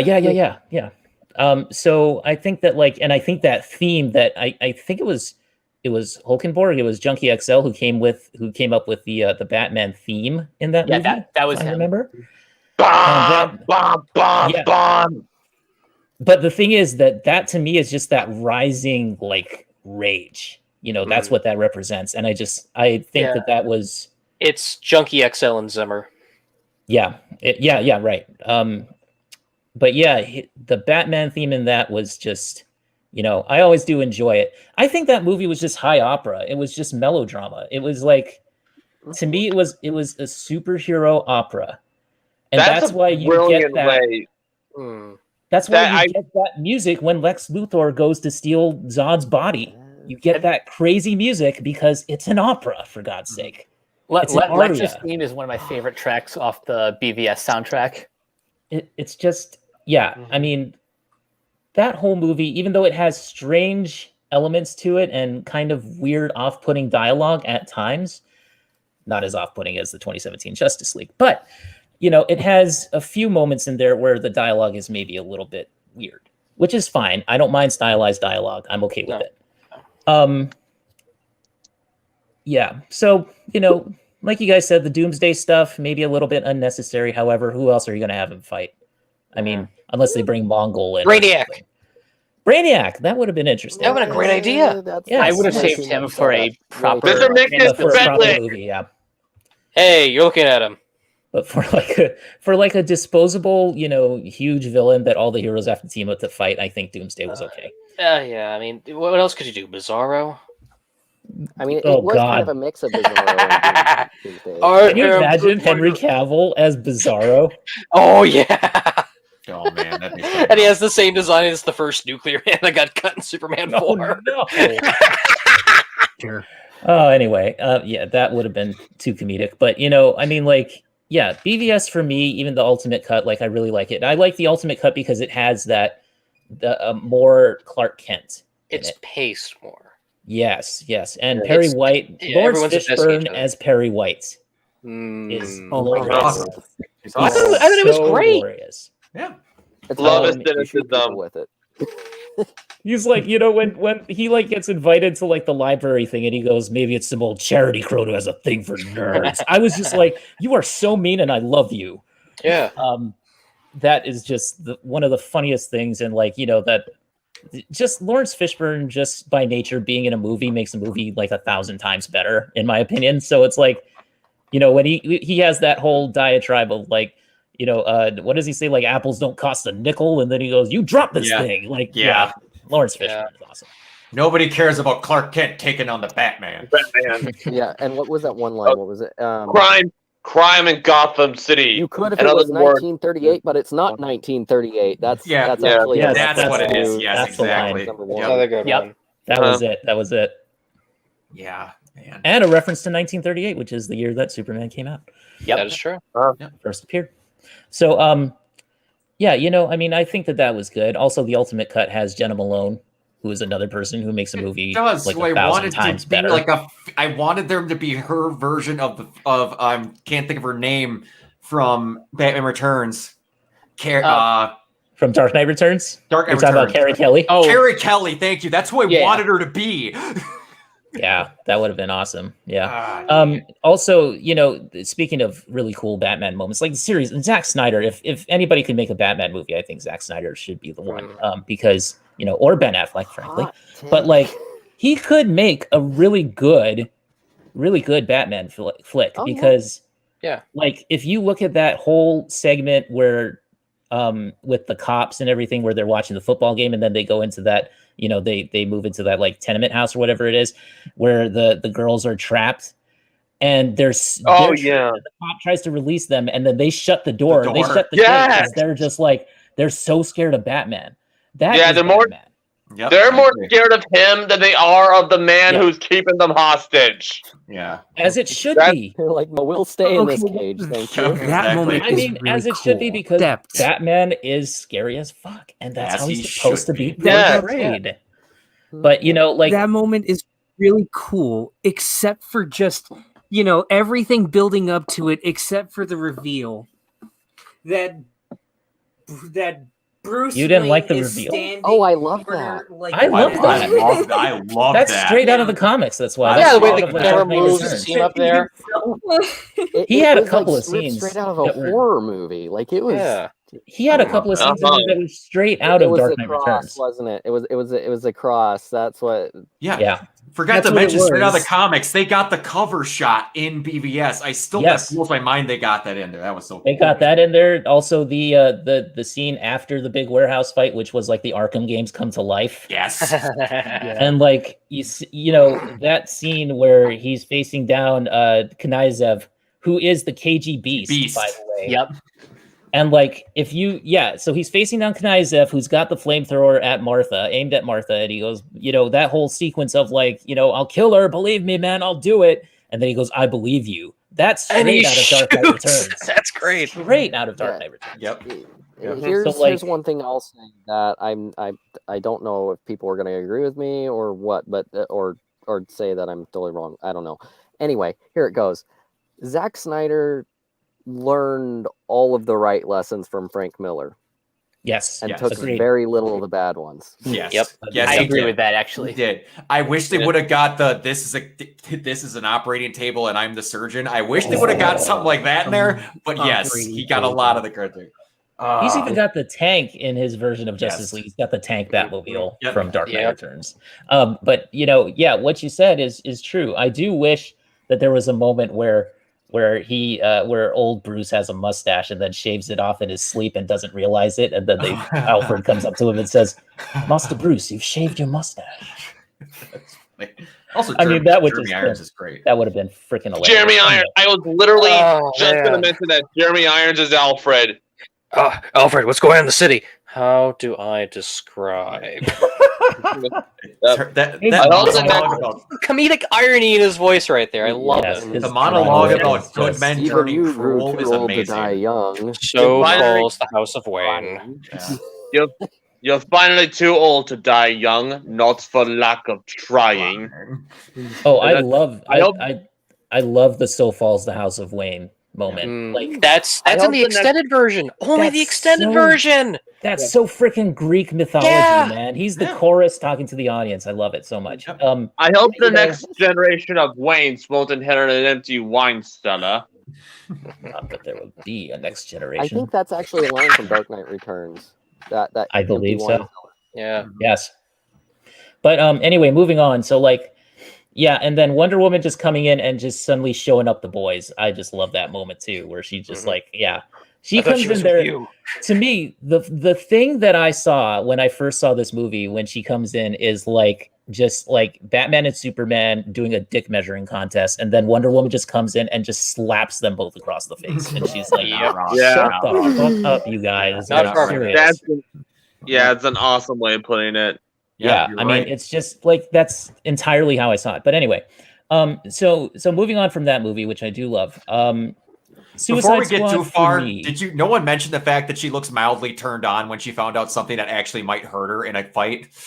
That one Of hit. course. That one I hit know- where she I just noticed looks that. at him. The little smile. Yeah. To me, that was just like, oh, I'm finally in a scrap. Like she loved it. Yeah, She's a like scrappy warrior princess, which is exactly what Wonder Woman should be. Yep. And Zach captured it. Captured it on film. Snyder captured it. But going on to the Suicide Squad, which I know you guys are gonna hate me for this, but I actually kind of like that movie, even though it's a mess. It's a mess. We talked about this way back in the old days. Yeah, so it's a horrible mess. It really is. It was edited by a trailer company, which, why did you do it? Why? Why it was? I do like the little character intros with like all the text on screen and stuff. I did like that. Like, I don't mind them doing that stuff, but like, it's clearly a mess. I like Leto's Joker. I really do. Like, I don't have a problem with it. I don't have a problem with that. I'm okay with him. It came and went. That's all I can say about it. Hunka. Yes. I'm I not thought really it was a Jared funny. Leto fan, but I can't wait to show you my voice. his Joker's good. Yeah. I thought he was fun. He's a gangster Joker. Come on, guys. I mean, like, seriously. I thought he was more fun than the Joaquin Phoenix Joker, but that's just me. I've got my own piece about Jared Okay, Leto's Joker. Yeah, now wait a minute. You're comparing later apples on. to oranges here. I know, but still, I mean, if people are gonna say like, "Oh, that was a great Joker movie," I think Jared Leto could have pulled off a good Joker movie. Quite frankly, I think he could have. It just depends on what you do. I can totally see Jared Leto selling the line. They think that we're gonna sit like good little boys, that we won't werewolf and go crazy. Considering the direction they take Jared Leto's character in Suicide Squad, I can see that line working with him. What was the guy that made I think Bobby Burns said something about this on his channel back whenever Suicide Squad came out. I think who's the guy that made Nightcrawler and Velvet Buzzsaw? Is it Dan Gilroy? Yep. Yes. Yeah.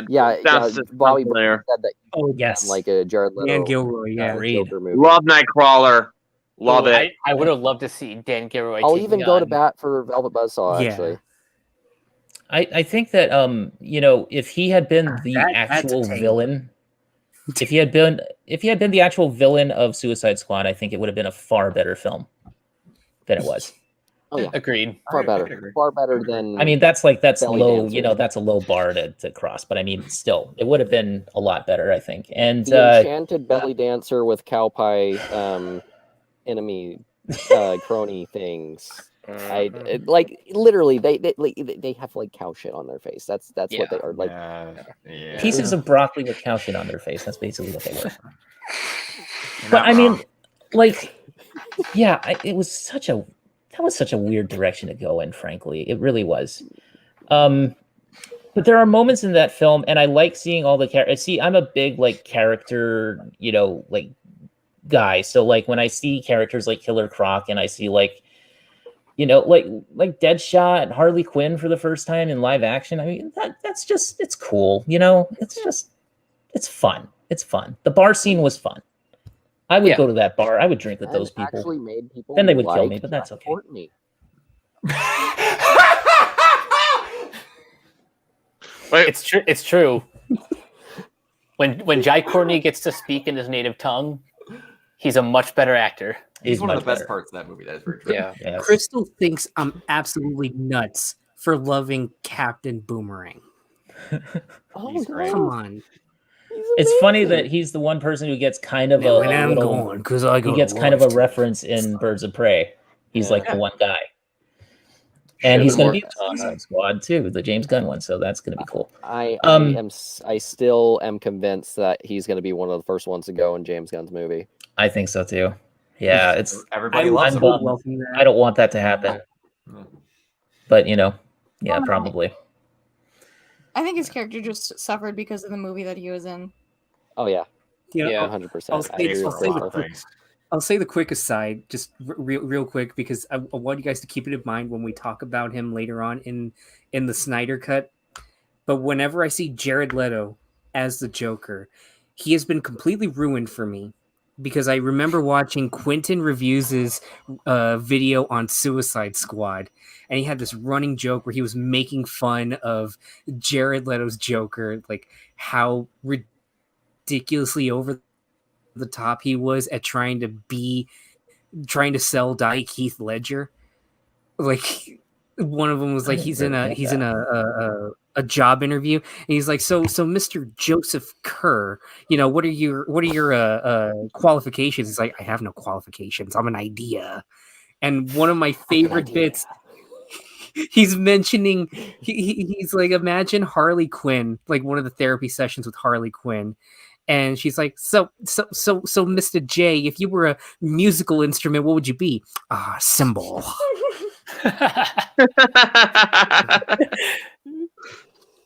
That's fitting. That's really fitting. Has ruined him for me in a funny way, and watching him in the Snyder Cut, wow, just the little scenes that he has, I loved him in the Snyder Cut, but I just couldn't get it out of my mind that I like to imagine this version of Batman just being stuck in that Mad Max hellscape, just having to deal with symbol. If you're the symbol, not the base. That that just adds to why Batman just wants to kill him. Mm-hmm. Yep. So bad. Make no mistake, I will fucking kill you. especially knowing that Jared Leto was the guy that went to Zack Snyder and said, it would be funny if we put in the trailer, we live in a society. That Jared Leto was the one that came up with that. Honestly, I think I don't really like Jared Leto as a person, but oh my god, like Jared Leto was honestly the one that came up with the idea of like mentally the he's photo right there crown of alongside Joker. Like he knows the character.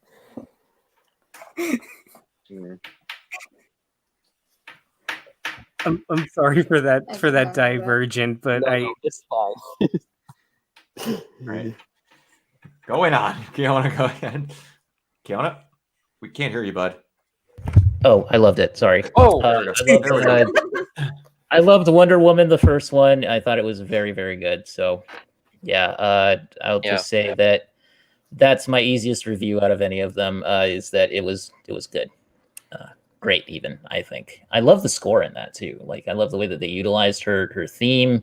Yeah, it was just very well done, and it made the second movie more disappointing to me in retro, just watching it, because I love the first movie so much. But however, moving on, Justice League 2017. Okay, I do not hate this movie like a lot of people do. I don't. But I will say that there were some very groan-inducing one-liners, very like you guys are saying, eye-rolling one-liners, just cause an eye roll.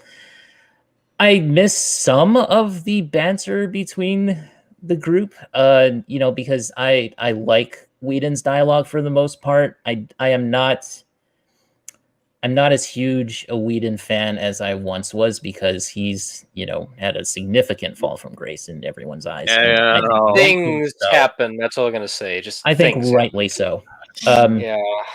Yeah, I won't. I will not support him from here on out for sure. But I think that there were a few lines that I missed that I thought were genuinely funny. However, if they had released the Snyder Cut in 2017 and I didn't know that those lines existed, I would not miss them. So, like, what's your superpower? I'm rich. Yes, but that was in the Snyder Cut. That was in the Snyder Cut. Yeah. So I mean, that's a great line. It's a great line. The one that I do actually kind of enjoy from, and I hate to say this, I hate admitting I enjoy things from that movie. It's okay. But all right. Sorry, we're all friends. It's a safe space. It's the scene with him and Flash where he's just like, all you had to do is save one person, then you'll know. That was a genuinely great scene. That was a genuinely good line. That is something Batman would say in the right situation. So it does suck. I do hate the fact that Flash was played off as such a you know, we've seen the Flash like do things in BVS. Like we've seen him in the footage, and we saw him in Suicide Squad, like take care of Captain Boomerang. He is not a green, you know, like rookie superhero, young, you know, like I don't know how the world is kind of guy. Like he knows how it is. Yeah, he's not a shut-in. Yeah. So I mean, I don't know. It to me it was just weird. Yeah, that was unnecessary. I think that one of the lines that I liked in the Whedon cut was "Look at you go," at the very end with the Flash and his father. I did like that line. You know, there are a few things, but overall, I will say that it's a movie that very clearly suffered because the editing was just kind of atrocious. Steppenwolf was not a good villain at all. The redesign, the way they designed him sucked in the 2017 version. It was horrible. Yeah, it was like right out of Lord of the Rings or something. Yeah, it was awful. I think that like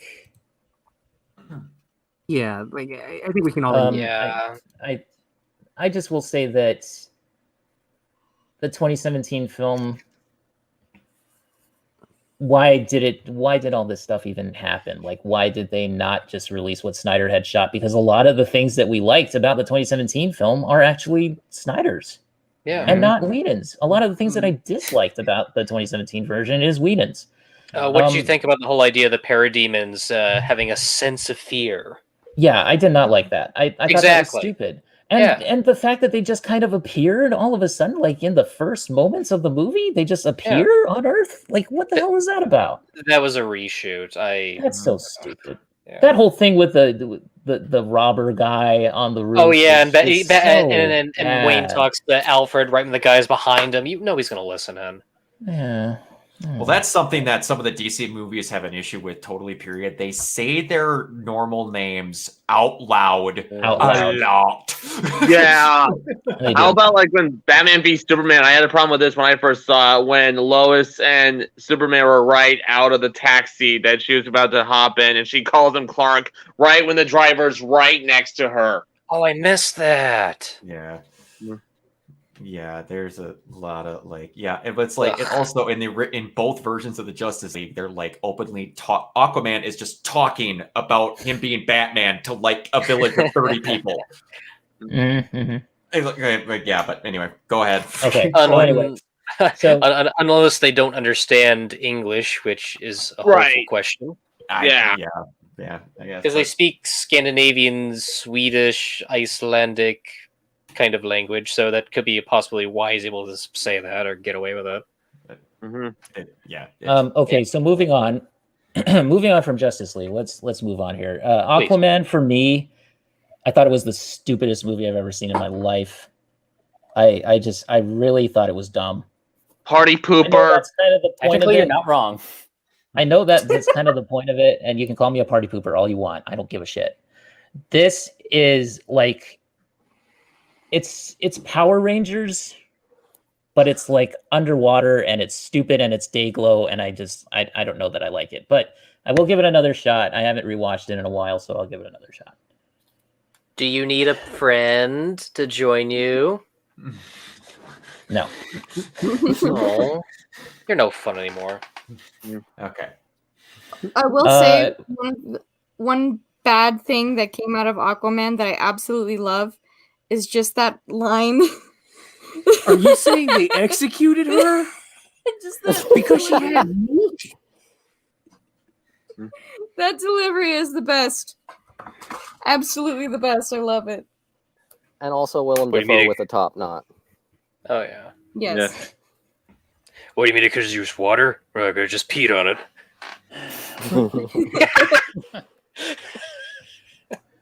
Shazam was just all right. That's all I'm gonna say. Yeah. All right. It's a good Christmas movie. All right for me. Shazam was all right. You know, I don't love it and I don't hate it. It was just all right. Okay. Wonder Woman 84, I guess, is the last one, right? Did I miss anything? Birds of Prey. Birds of Prey is good. I think it's good to great. There are moments where I really, really enjoy it, and there are moments where I'm kind of like, you know, mainly the Cassandra Cain stuff I didn't like. I love Ewan McGregor as Black Mask. I thought he was very good. Just keep this short. We'll just move on from that. Margot Robbie is, of course, perfection, and let no one else should ever play Harley Quinn, in my opinion. Just make it Margot Robbie the whole time. Not for the next 10 years, no. Not for the next 10 years, at the very least. At the very least. For Wonder Woman 84, I have a complicated relationship with it. I think that there are some things about it that I really, really dislike, and there are some things that I'm okay with. Like you guys said, the whole thing about Steve Trevor coming back in somebody else's body, I'm not a big fan of that. Just because it's like, and then she they kind of move towards each other towards the end. It's like, I don't know. Yeah, not a big fan. Anyway, apart from that, it's an okay film. It's like, I'd say it's in the lower tier of DCU movies for me, especially compared to the first one. I think I prefer her more as a, I don't know. She was just way more interesting in the first one. So, yeah. Okay, that's about it. That's all I got. That's fair. All right. I'll make mine quick because a lot of the points that I have pretty much already been said. So starting with Man of Steel, I saw this movie opening night. Before this, I was I really got into catching up on all the essential Superman comics. At that time, I was reading All-Star Superman, Last Son of Krypton, and I just finished watching all 10 seasons of Smallville. So I was really, really excited for this movie. The first time I saw it, I really didn't like it, and it took me a couple of tries to get to the point of loving it, which is where I'm at now. Some of the stuff I really love are the opening sequence on Krypton. I love the dynamic between Jor-El and Zod. I kind of wish we got a prequel film, sort of like the Star Wars novel Catalyst. I think something like that would have been really cool. Even just exploring the politics of Krypton during its last couple years. I think some of that stuff would be really cool. But more towards the Superman stuff, I really love the relationship that he develops with his parents. The two scenes that absolutely get me every time are the spaceship scene where he says, "Can I just keep pretending I'm your son? You are my son." Yeah. That line gets me every time. Yes, absolutely. The scene in the school where he's kind of learning to hone in his powers. The world's too big, then make it small. Yes. And one more scene I should mention is First Flight. Yeah. Yeah. And it was like a close up, and he's he actually enjoys it. That shows that he's not just Superman isn't as gloomy as people make him out to be. He really isn't. Yeah, and on that note, Superman smiles a lot in the movie, and he's also been helping people pretty much his entire life. You see him helping, saving those people on the barge. Yep. You see him standing up for that asshole in the bar. Yes. Yeah. And one of the funniest scenes is the camera cuts away from the bar and you see the guy's truck just in shambles. Yeah. Impaled on a power pole. I remember that getting like one of the biggest laughs in the theater. One of them, like I remember when I saw like someone in the audience clapped. Yep, because he had it coming. Yeah.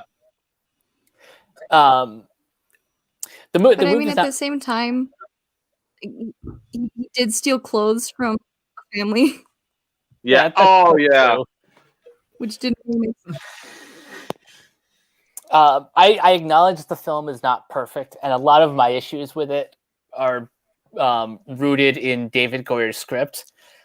I don't mind how Jonathan Kent passed away. I just wish it was executed better. I think that scene was just a little bit sloppy, and I'll concede to some point, to some extent, that the battle in Metropolis kind of drags a little long. I really though enjoy the fight in Smallville, and when Feora and Zod attack his mother, that's when you get to see the gloves come off. Mm-hmm. You think you can threaten my mother? Yes. One quick thing. Good. I'm just going to throw a little bit of shade here. Man of Steel, I feel, is David S. Goyer's best script. Better than Batman Begins. Better than Blade 2? I have many problems with the Batman Begins script. Fair enough. Fair enough. It's been a while since I've watched the whole Dark Knight trilogy, so I might need to revisit that one day. But Jenny has totally ruined that script for me. I forgot he did Dark City. Oh yeah, and a lot of Charles Band movies. Explains a lot. But he did Arcade with Seth Green. He wrote the cinematic masterpiece Blade Trinity. You gotta give him credit for that, though. That movie. Whoa! I'll say this about Blade Trinity: that movie is the reason we have Deadpool. Yeah. That is true. Yeah, you're not far. Yeah. But back to Man of Steel. While it does have its issues, I think it's probably one of it's the best. It's one of the best ways to tell a contemporary Superman story. No, I think this does the best job. I can see that. It does the best job of telling like a modern Superman story for people who complain that he's unrelatable. Yeah, he's too much of a Boy Scout. Moving on to Batman v Superman. I liked the theatrical cut like just enough when I saw it in theaters. But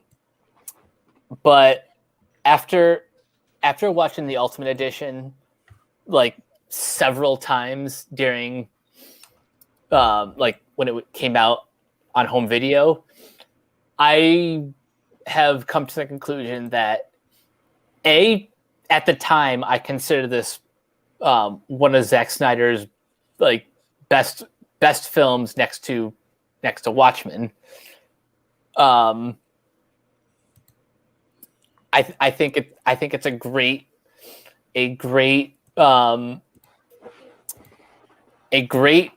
Batman film, not directed by Christopher Nolan.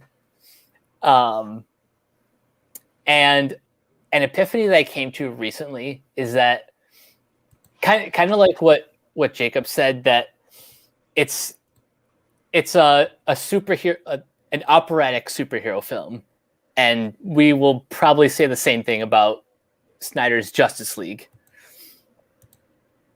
Oh yes, yeah, absolutely. But the epiphany that I came to about this film is that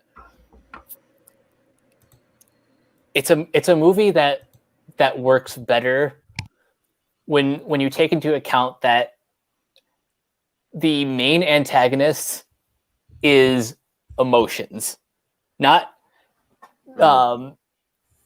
it's trauma. Trauma.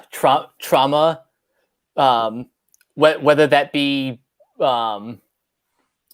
whether that be trauma from, a death in the family, trauma from abuse, because clearly Lex Luthor had a very abusive childhood. No one's ever stopped my father's fist from abomination. There's also a lot of emotional manipulation, sort of weaponizing that trauma.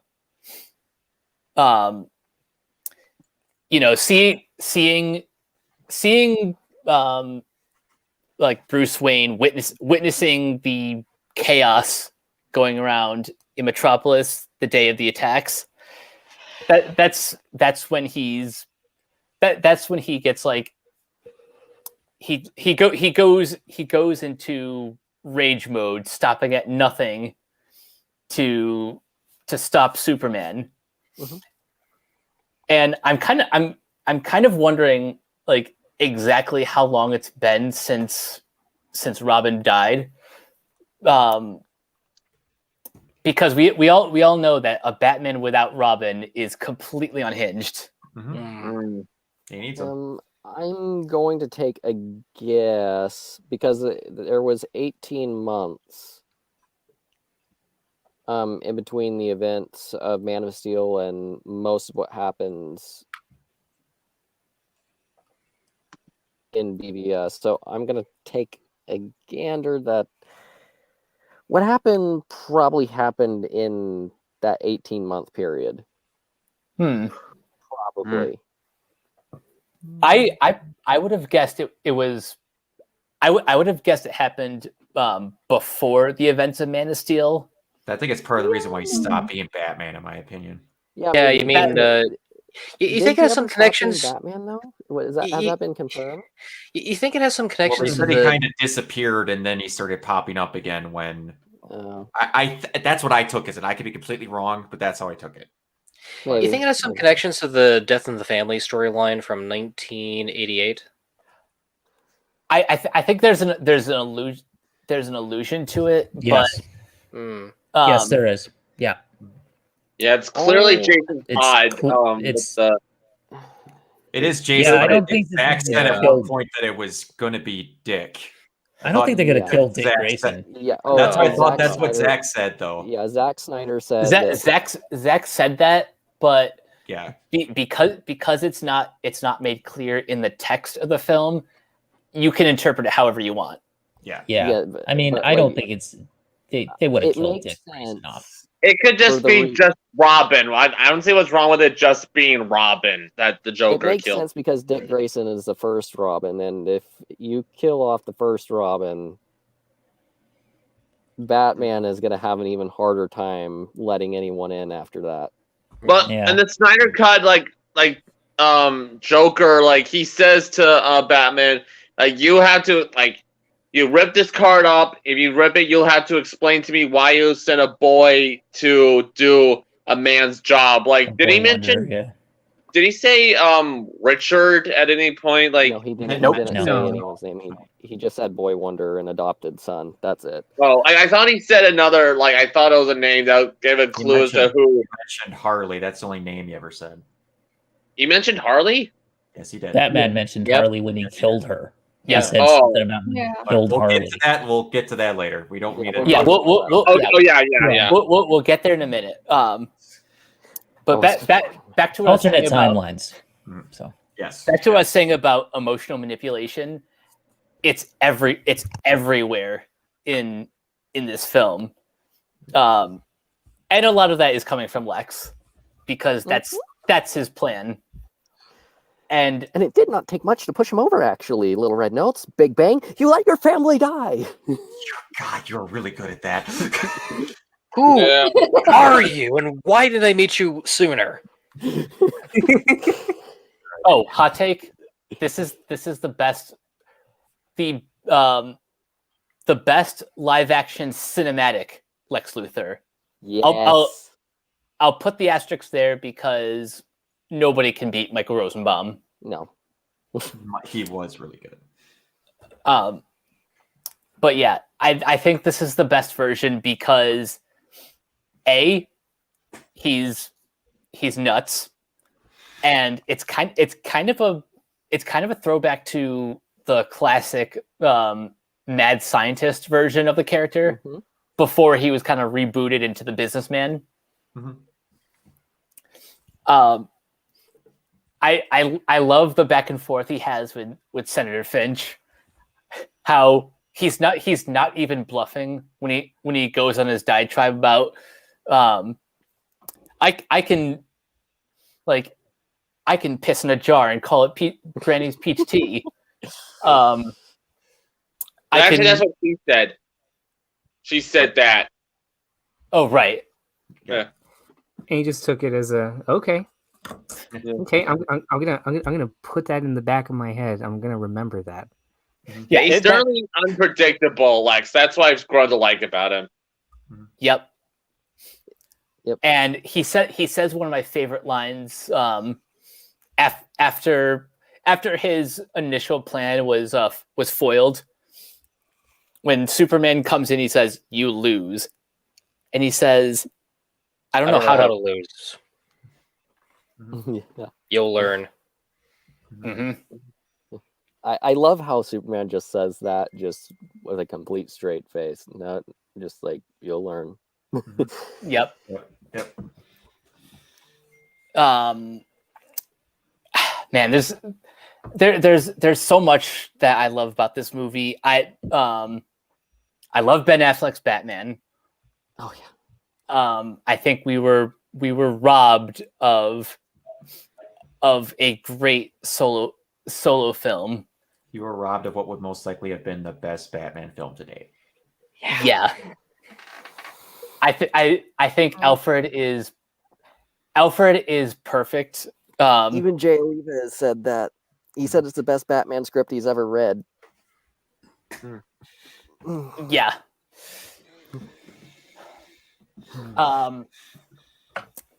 I love the way that Gal Gadot's Wonder Woman was introduced. And watching the film again after watching the two Wonder Woman movies, like it informs a lot about her character. How she's been working in man's world as sort of like a what would you call it? Like a historian? Yeah, I would consider. Yeah. Maybe a museum curator. Sure. Yeah. So it makes total sense why she would be at this function. Like why she'd be so interested in all these historical artifacts. And of course, why she'd be so obsessed with concealing her identity, and why she's so interested in getting that photo back. Of course, that does sort of lead into everyone's problem with the film, the completely shoehorned Justice League references, which I'll say just email, and it's because of the placement of it. If it was placed if anywhere else, if that was a post-credit scene, nobody would have a problem with it. Nope. But Zach doesn't do post-credit scenes. Nope. Unfortunately not. Yeah. I'm trying to think what else that we haven't talked about. Really just like other than the Justice League tie-ins, I don't really have any major complaints other than if I were in charge of running a DC cinematic universe, I wouldn't have killed Superman off so quickly. But fine, whatever. This is Zach's vision. I'm cool with it. And Doomsday admittedly did look pretty awesome. Once he evolved into like more of the Doomsday that we all know. And for those who still have a problem with the design, you could make the argument that this isn't the real Doomsday, just an artificial creation. Well, because Superman has there's an Easter egg in Man of Steel that he pointed out in a watch party of that a Doomsday did exist before and destroyed one of the moons of Krypton, and you could see it in the background of the Krypton. Right. Nice. Prelude. So. Nice. That's another thing I love about Zack Snyder. He's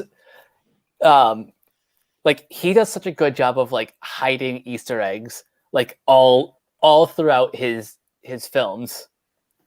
Oh yeah, he's very good at that.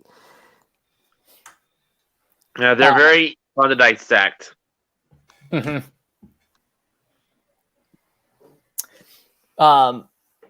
Like the Supergirl Easter egg that he hid. Yes. Was that in the beginning of the film or during? I want to say in the middle of the movie. It's whenever he walks through and you can openly see. I can't remember when it was, but I want to say it was near the middle when he. When odds. Okay. Supergirl. What's that? No, I was just I was playing a Facebook. I was looking at our video on Facebook Live. Okay. And I just. Oh, I heard someone say something, but okay. Yeah, that was like a 5-second. It's like a 15-second delay, so that's why you heard Josh for a bit there. Okay. But yeah, this at the time of the Ultimate Edition, Batman v Superman was my favorite entry of the DCEU. Until we got to Wonder Woman, once her solo film came out, that was when the DC Cinematic Universe or the DCEU was at its peak. I do have complaints about the last 20 minutes. And when Patty Jenkins recently confirmed that was very much a studio mandate, it makes a lot of sense in hindsight. But really, outside of that, that final fight scene, the rest of the movie is perfect for Gal Gadot's first leading role. It's nice that she gets to she gets a nice romantic lead with Chris Pine. Their chemistry is amazing. Mm-hmm. I love the whole fish out of water element. Yeah, that's good. Oh, yeah. I love that it takes place in World War I because unlike World War II, which is commonly in film depicted as a very black and white good versus evil, World War I is like the perfect place to set Ares as the main antagonist because he's the god of war, and World War I was a lot less it's a lot more morally gray. Yeah. Oh yeah. Exactly. So it's easier to have Ares be like the one who sort of like pushes humanity into this all-out war. Mm-hmm.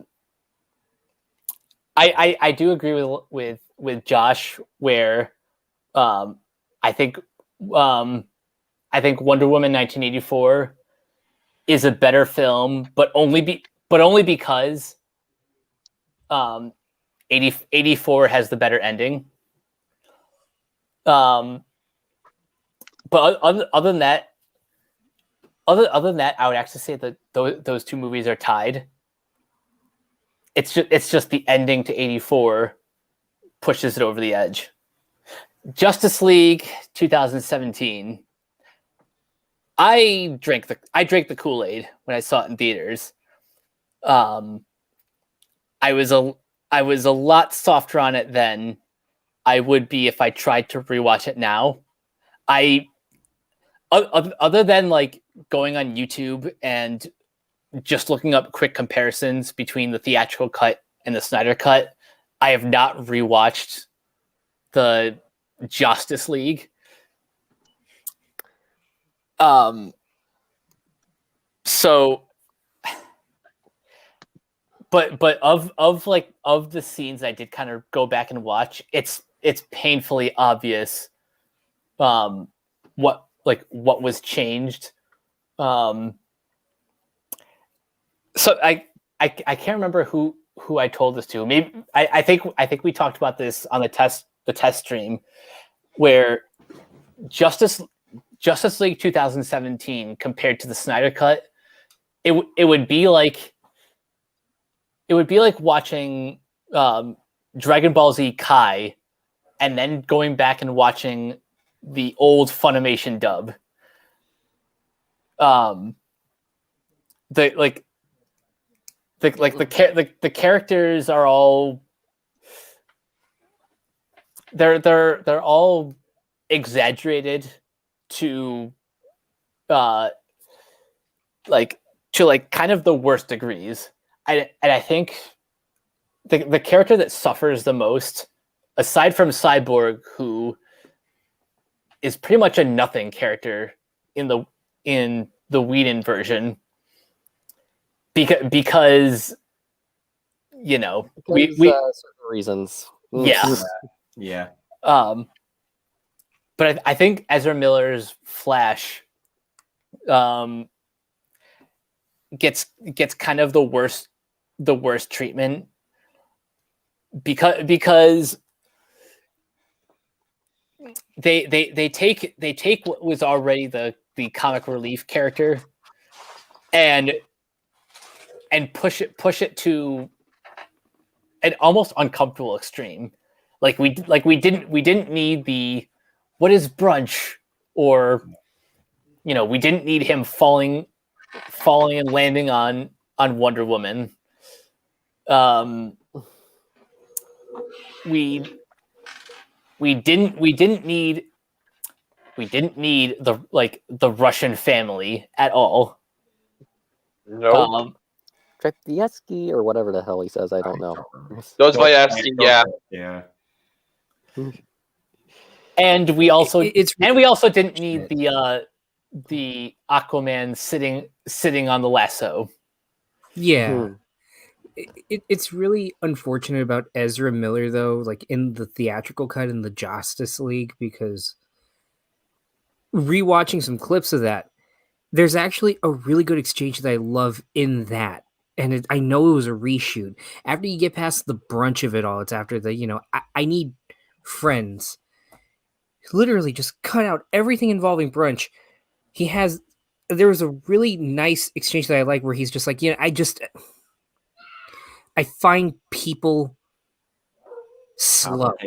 Or slow, yeah. And Bruce just earnestly says, well, I'll try to keep up. And that was nice. That was good. So much better if it was more consistent, and B, if Ben Affleck and Ezra Miller looked like they wanted to be there.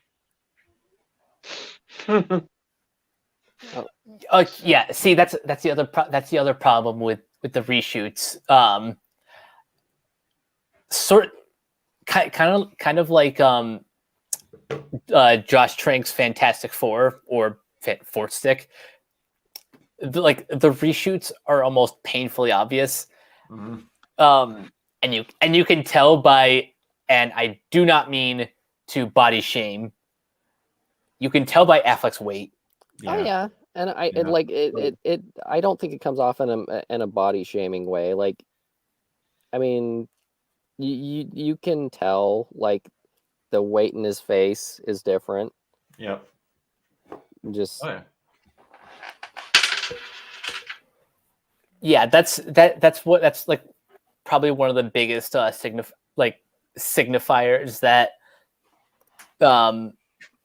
things have definitely happened in between productions. Yeah. I do not recommend watching Justice League if you're not purposely trying to compare the two, then do not bother. Yeah, my girlfriend's gonna force me to watch it one more time, most likely. I will probably watch it like just out of sheer morbid curiosity, but I'm not looking forward to it. No, neither am I. I don't ever want to see it again, but unfortunately I have to for her podcast whenever she starts that back up again. But I'm not looking forward to it. Moving on to Aquaman. This movie, it's the best kind of dumb that only James Wan could have accomplished. Mm-hmm. This is like your Big Trouble in Little China, but for superheroes and underwater. It's like the Peter David Aquaman run come to life, and it's glorious. I think the casting of Jason Momoa as a Polynesian Aquaman is perfect. Mm-hmm. I love that Tamora Morrison is his father, and I think the love story between him and Nicole Kidman, who I swear I swear she looks younger the older she gets. Yeah, I only realized that it was Nicole Kidman when she left, when she was saying goodbye to them on the deck. Yeah. I was like, oh my god, it's Nicole Kidman. I totally forgot she was in this. Yeah, and she's great. She's not in it for long, but when she's on screen, she's just phenomenal. But all of the stuff like in Atlantis, like the octopus on the drums, all the Five Kingdoms, Volko, Ocean Master, all of it is just glorious. And it we brought it up earlier, but Black Manta's costume should not work in live action, and yet somehow it does. Yeah, they went through a ton of work. I don't remember the costume designer's name, but man, they went through so much work to make all those costumes work. Like, yeah, and all that work paid off. Yeah. I think this. I don't know if this was like the first time that I saw this actor, but it's the first one where I actually recognized I butcher his name every time, but like the actor who plays Black Manta, Yahya Abdul. Yahya Abdul Mateen. This was the first time that like I recognized him, and it was probably his first like big supporting role as a villain, and he crushes it. I am so looking forward to this, like having him play a bigger role in the sequel. He's like Darth Vader meets Boba Fett. Exactly. Pretty good. And even Amber Heard as Mira is great. I'm a little confused why Johnny Depp fans. Oh, come at me, Johnny Depp fans. Oh boy. Anyway.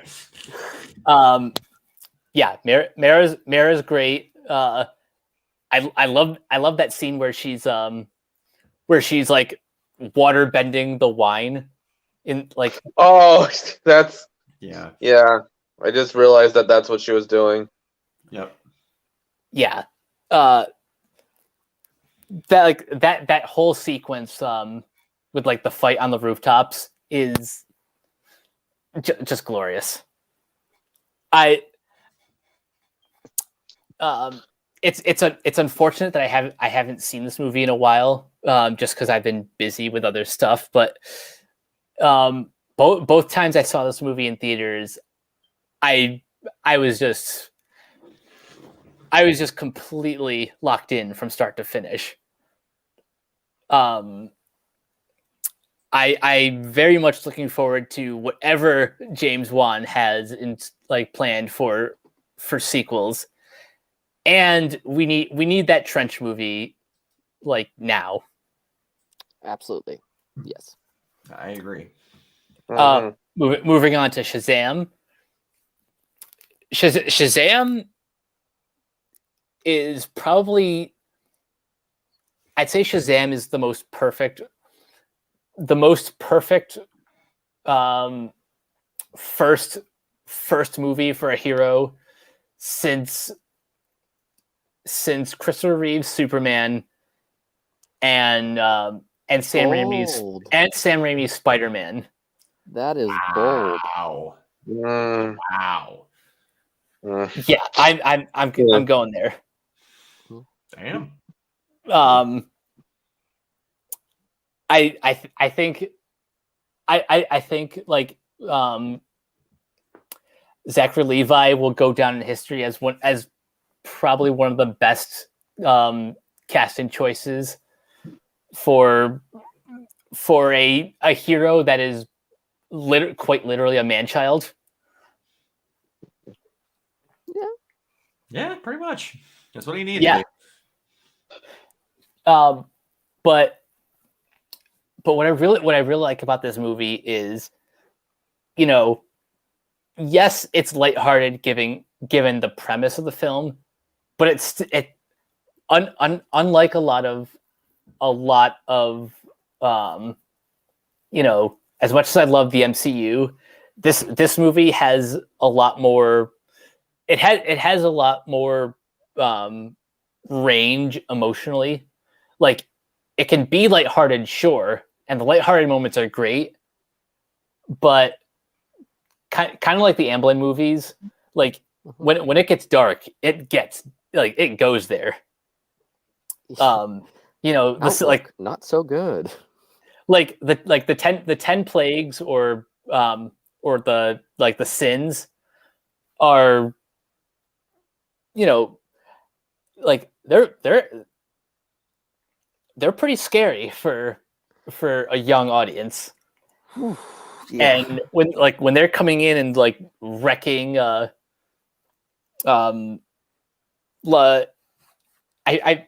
forget what John Glover's character's name is, but that's the villain's father. When he comes in just wrecking Savannah's office. Like, it's just that's some scary stuff, and yet there's so much. There are so many heartfelt moments throughout this, and yeah, like we all mentioned, the scene in the hallway with Billy and his mother, like that scene wrecked me, and then following that up with the epic call to action scene of him transforming to Shazam. Oh, when he jumps off the roof, yeah. Oh yeah. That's a great moment. Yes, I agree completely.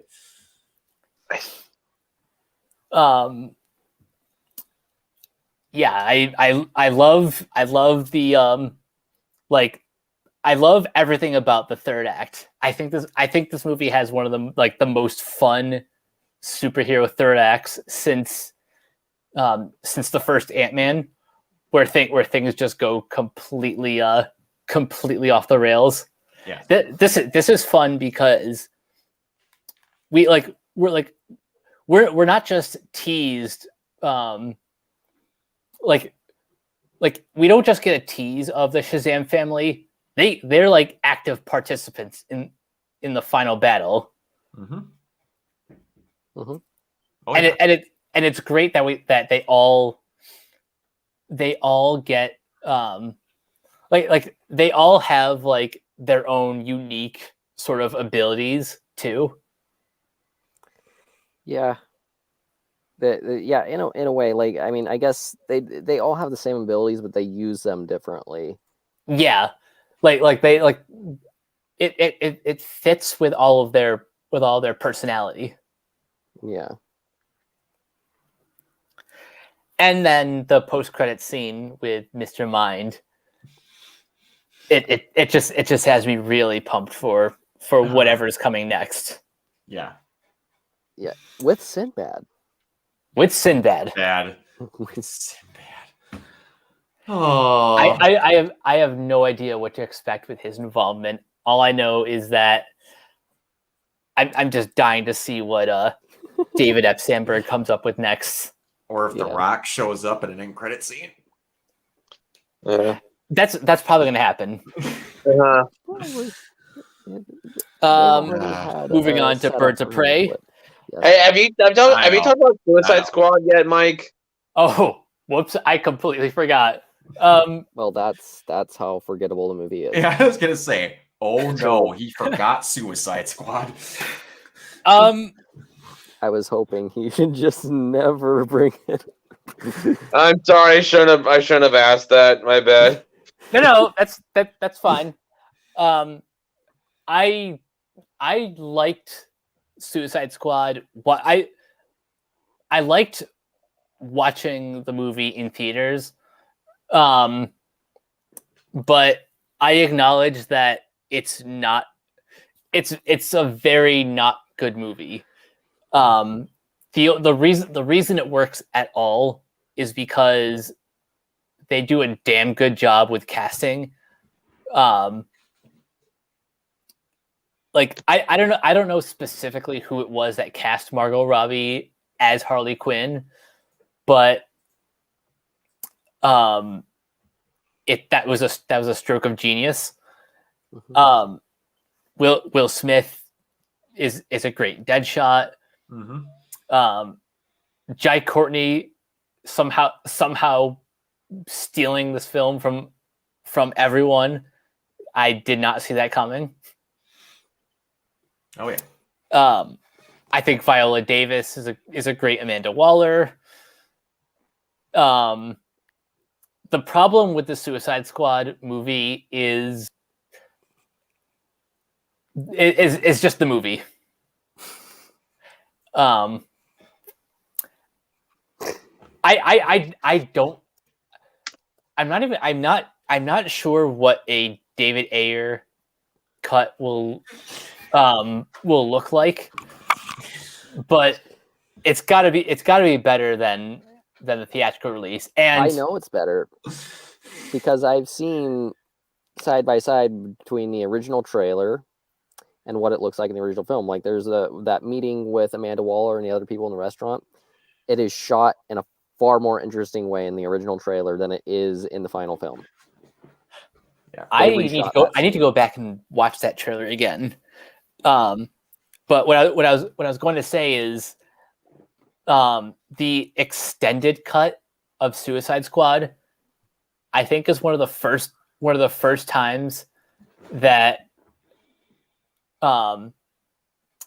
that an extended cut has actually made a movie worse, because it's like the extended cut is, I'm pretty sure that was released simply because the Ultimate Edition was such a huge success on home video. And rather than the extended cut of Suicide Squad actually being the David Ayer director's cut, it's literally just the same movie, but with like a couple extra scenes that totally disrupt the pacing of the film. I'm an idea. Yes.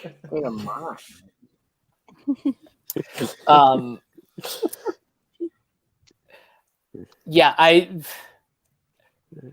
you know what? At this point, I want to see the David Ayer cut only because I'm hoping that it's a better movie than what the trailer company squeezed out.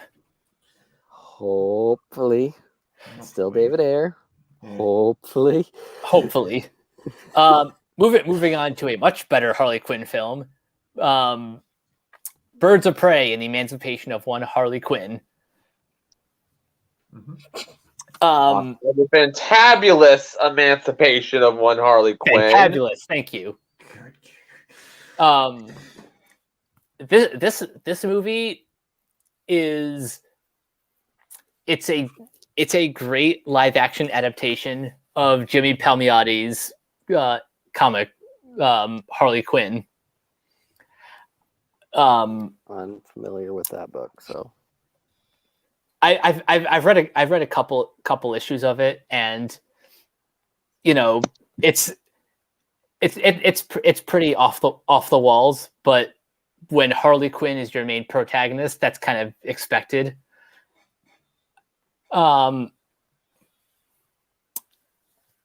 This is the best. This is the best that Margot Robbie has been in as the character. A, because she gets to play a character who is just completely off the walls. I love how she's a completely unreliable narrator. I love each member of the Birds of Prey. My favorite is probably Mary Elizabeth Winstead as Rigby. Yeah. I love everything about her backstory. I love how she tries so hard to be a badass.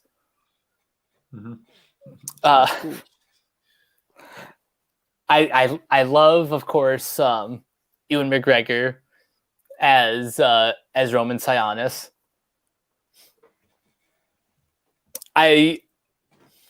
I love how he's like you said, Brock, earlier, how he's basically a more flamboyant version of the character from Under the Red Hood. Yep. The only thing that that stops us from being perfect is the character who is in name only Cassandra Cain. I've got nothing against the actress who played her. In fact, I think for the character, it's just the name. Yeah, it's just weird. It's cool though that how that's Dante Bosco's niece, I think. Oh. Yeah. That's cool. Good for her. She did not need to be Cassandra Cain. She could have been anyone else. Hell, she could have been I don't know. She could have been Harper Row. She could have been she could have been Sin. Yeah, I just wish she would have been just new plot character B. They get it's fine. They did what they needed. Yeah. But like for a rated R like action film, I think this movie is great. The Brock's comparison to this being like the comic book equivalent of Snatch is perfect.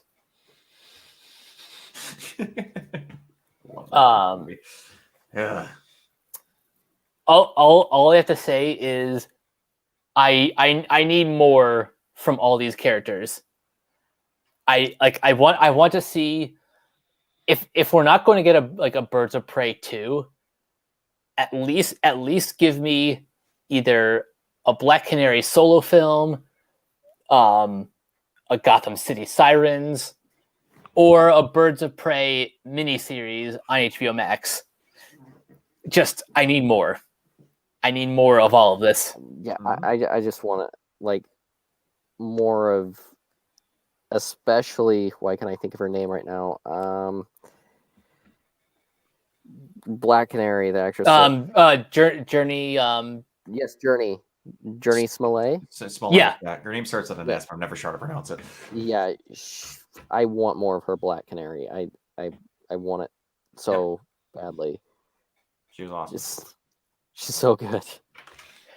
And then we'll get for Wonder Woman 84. I've said a lot of my piece both on an old Renegade home theater and on my 0 hour review with Brock. But long story short, I think this movie is great as a not an overly nostalgic period piece, but one that like takes its setting and uses it in a more authentic fashion.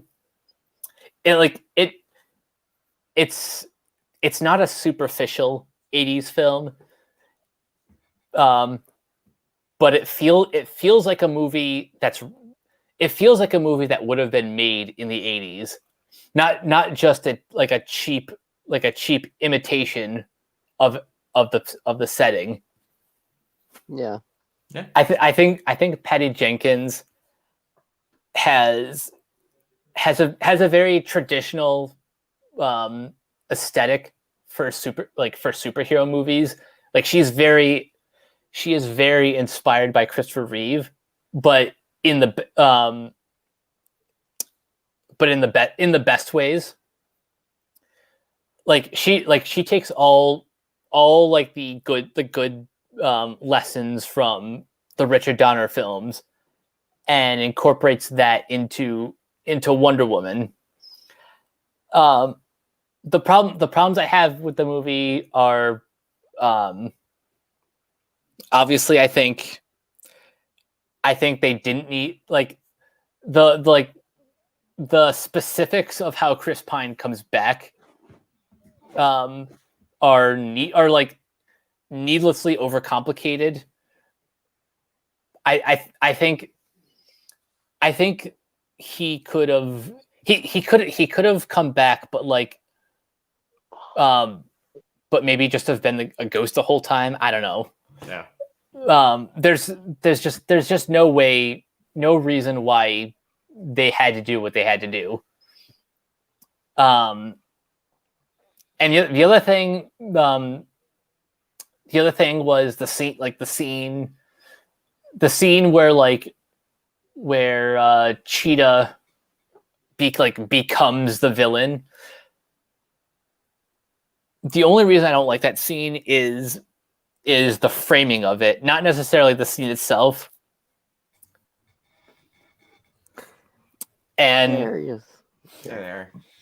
And yeah, we talked about that before. How there's kind of like a disconnect between what that scene is trying to accomplish and what the music and like what the music and I guess sort of the dialogue sort of like there's just a different like it's just a problem with the execution I have with that scene. Even though I think I understand what they're going for. Other than that, I love most everything else about Kristen Wiig as Barbara Minerva, and Pedro Pascal is the MVP without a doubt. Life is good, but it could be better. Yes, that was good. So that takes us to the main event. Zack Snyder's Justice League. Finally. Yes. Took a little bit. This is going to end up being as long as the Snyder Cut. I warned you. But I will admit, I think it's a little bit fitting. I think it's fitting just to kind of show the journey getting to here. Because if there's one thing I think we can all agree with on some level, say for instance this movie that we all saw was released in 2017, warts at all. I'll be honest, if it wasn't for the benefit of time and sitting on Man of Steel and Batman v Superman, and especially the theatrical cut, I don't think it would have been as well received as it is. And I don't think a majority of people that we're seeing now turn and start to love and appreciate his vision more. I don't think we would have that now if it wasn't for the fact that we sat at it. Well, now seeing everything afterwards, no, that makes sense. No, it makes sense for this Superman to be like that. And all this is to say, I fucking love the Snyder Cut. All right, we have, officially the Snyder converts right there. Yes, Yep. exactly. I won't say that we're ready to go to the altar of Zack Snyder. We're not about to make pictures of him photoshopped over Jesus or profile pictures, but I will say, come on, you can do it. I will say that this is easily my favorite film of Zack Snyder's, my favorite film that he's done in the DCEU. Yeah. And I'll say it's probably my fourth favorite film in the DCEU. Just behind Shazam, Aquaman, and Man of Steel. I haven't quite nailed where it ranks just yet. Yeah, I have to watch it 2 more times to figure it out. Yeah. If gun to my head, I would say it's in my top 3. Oh yeah. Yeah, it's Top 3. from our I would agree. standing. Top 3. From where I'm standing, it has the potential to be my favorite one in the entire franchise. I'll say this: it's definitely my favorite of Snyder's directorial efforts. Without a doubt. Opinion.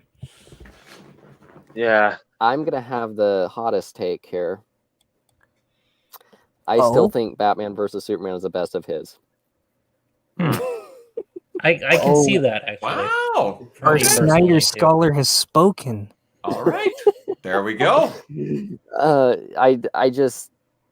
I know it's on the nose, but like my favorite filmmaker is M. Night Shyamalan. Okay, like it doesn't get more on the nose than that. So I love it. So, like, yeah, it's on the nose, but at the same time, I don't really go to watch Zack Snyder films for subtlety.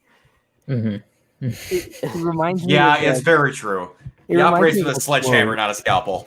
Reminds me of that quote from not Christopher. No, why did I confuse the two? It reminds me of that quote from Quentin Tarantino talking about Kill Bill. He's like, "Yeah, Kill Bill is violent, but it's a Quentin Tarantino movie. You don't go to a Metallica concert and ask the fuckers to turn down the volume."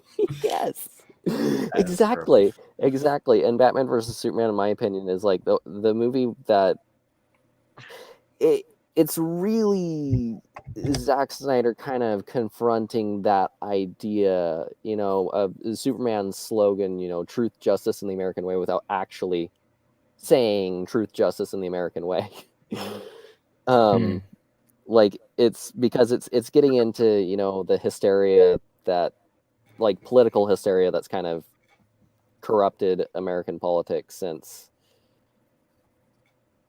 certain time. That if you've seen the movie, you know exactly what it is. And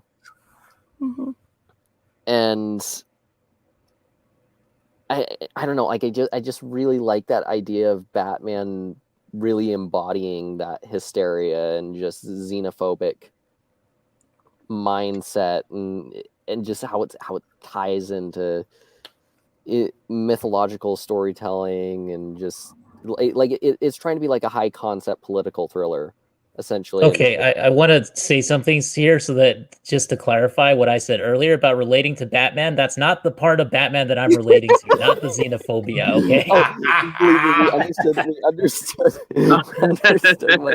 what you just meant. the rage, the mental, that whole thing. But yeah, I want to say just the depression and the anger. That's it. Just the depression and the anger. That was the thing. But anyway, yeah. Sorry, Gwen. But, that's hilarious. The point is well taken, that's though. Hilarious. It's good to clarify. You make a salient point, because that is true. That is sort of what he was feeling as well. It was the fear of the other. I mean, he even basically subquotes Dick Cheney. If there's a 1% chance, you have to take it as an absolute certainty or whatever. Oh my god! This like kind of flips a thing that I was going to say jokingly, because now I realize, oh my god, it could be serious. Like, I wouldn't put it past Snyder to do that now, because I remember seeing this reading of Batman versus Superman, and they took the scene that we've all been making fun of with Lex and the Jolly Ranchers, specifically that it's Cherry, and it's Zach showing how, through wealth and opulence and all that in the wrong hands it can be very easy to be red pilled. Thank you. Thank you. Oh my god. Thank you so much. I'm not the only one that thought of the red pill thing. Oh my god. Like, I was going to bring it up jokingly, but hearing that right now, no, that has to be something. I thank God I'm not crazy. Thank Your whole analogy would fall totally flat if he gave the guy blue raspberry. It would be. Okay, the best flavor, but I think that's also why, because I remember going into Justice League, and with all the time that's passed, I think I even said as much, like, before the movie came out, that I think it was going to be Snyder's most accessible film, because with Man of Steel, it's him trying to do his own version of Superman, a more grounded take on the son of Krypton. And Batman versus Superman, I've heard it said it's a deconstruction of those kinds of big events. So for something like this, it's literally a reconstruction. A better word to steal, to coin a phrase from the distinguished competitors, Marvel. Basically, they need to assemble, so it's basically Snyder's take on doing something similar like the Avengers, but just more with, after having gone through all the darkness, really, there's nowhere to go but up in terms of that light. Yeah. And I love that it's even reflected in the dialogue, like especially with Batman, who was probably the most dark character in Batman versus Superman. He was the literal darkness to Superman's light. You know, Alfred's like, you gotta understand, this is really dangerous. And Bruce says something along the lines of, I'm not operating on logic or whatever. I'm operating on faith. Yes. That's been my driving force with all of this. Oh yeah, full spoilers for the Snyder Cut. Yes. So no worries, guys. If you're just listening to hear our voices, thank you for that. I hate my voice, but thank you for that. But from here on in, 3 hours in, if you're still listening, we're gonna get right into it. You're still listening. Bless you. Seriously. And also, if you're on the East Coast like me, go to sleep. You can listen to this tomorrow, for God's sake. We will have this on the website. Yes. Oh, no. Get some rest, guys. Yes. All right, since we're going full spoilers. Yeah, let's go full spoilers. Let's cut to the chase. How great is Cyborg? Oh my god. Oh man. Phenomenal. 180 difference, man. He's awesome. I will say that I'm with some of the people that think that he had at some points more than he needed, but my God, he at least got what he needed in this movie. Because and it also, I know there's far more important reasons as to why Ray Fisher was angry about this, but God damn, they stole his moment in the sun. Because holy hell, he is just giving this performance his all. He is not backing down. Even down to body movements, mannerisms, everything. He in that motion capture performance with the cyborg body, he is just going all out and just giving one hell of a performance. I think he even I could be wrong. I think he said something in an interview how he was kind of emulating Quasimodo at some points, and you can tell. Yeah, when he's limping, after he just witnessed his father die. Oh yeah. Oh my god, and whenever he first meets Diana, that scene, just his performance there, seeing the teardrops just fall as he's limping. I think I audibly went, whoa. There were too many moments where, like I said earlier, that I guess my mind had kind of suppressed a lot of the memories of watching the original Justice League.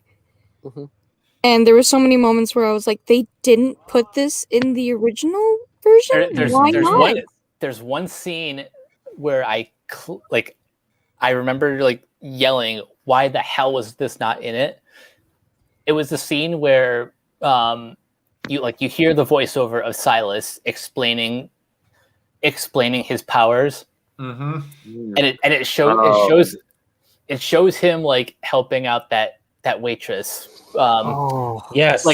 manipulating her bank account so that she has she gets lottery. Yeah, she wins a contest. She's at the ATM with her son, and are you talking about that? Yep. Yes. How many of us, if we had his power set, how many of us would go around doing stuff like that? Oh my God, I would. I totally would. Would. In a heartbeat. Yes. Absolutely. Yes. I look at that scene, and I'm right there with you. It's just the one scene that makes me go, why in the hell would they delete this? You don't even have to have the voiceover. If you want to get rid of the voiceover, that's fine. You can get rid of that. It is one tiny scene that informs you so much about who Cyborg is at his core. And you delete it. and before that, they foreshadowed that scene great with the flashback where where Victor's mom. Yes. He helped her. What did you do? Yeah, exactly. Speaking truth to power. And one of the things too is that it shows you his core, and then he meets with Wonder Woman, and then she says, "You could help the world," and he goes, "Fuck the world." Ooh. And I'm just, I really was like, yes, this because I so relate to that because that's who I am as well. Like as a person, if like dealing with people on an individual level, I would be like, super, super cool with people. But like, if you're asking me about the world itself, that's what I would say. I'd just be like, fuck the world. And just in general, I like how it's Diana who goes to recruit Cyborg because her whole arc in BVS is that I have spent 100 years turning my back against humanity. So, like, who better to to lend a hand towards someone in a similar situation. Mm-hmm. Mm-hmm. Mm-hmm. Yeah. The thing that I love about Snyder's take on superheroes, and I wish that we had more of this over time instead of going in the more lighthearted direction that we went in. I wish that we had continued on this storyline of it's darkest before the dawn. That's basically where he starts out with these characters, and he did it in such a different way than Marvel did, because Marvel starts out with the origin and all that stuff, and that's an okay approach. I like both Marvel and DC. I'm a fan of both. But the thing is, what Zach did was he started out in a different direction, and he kind of pulled you in this direction of, okay, these heroes are established, these characters are kind of established already, and they've hit their breaking point, essentially. And now where do we go from there? Yeah, so it's he's assuming that everyone who goes into it knows who these characters are. To a degree, yes, but also he can show you who they are through their actions rather than showing you this is the origin story and this is how they become who they are, and this is and they do kind of that. He does kind of that with Batman. Yeah, absolutely. Yeah, and he gives Superman his own movie. Yeah, but I mean, well, Superman is the most important one, so of course, Superman is the beacon. That's the thing. Superman is the guy that everyone looks to for inspiration, including Wonder Woman, who is an inspiration in and of herself.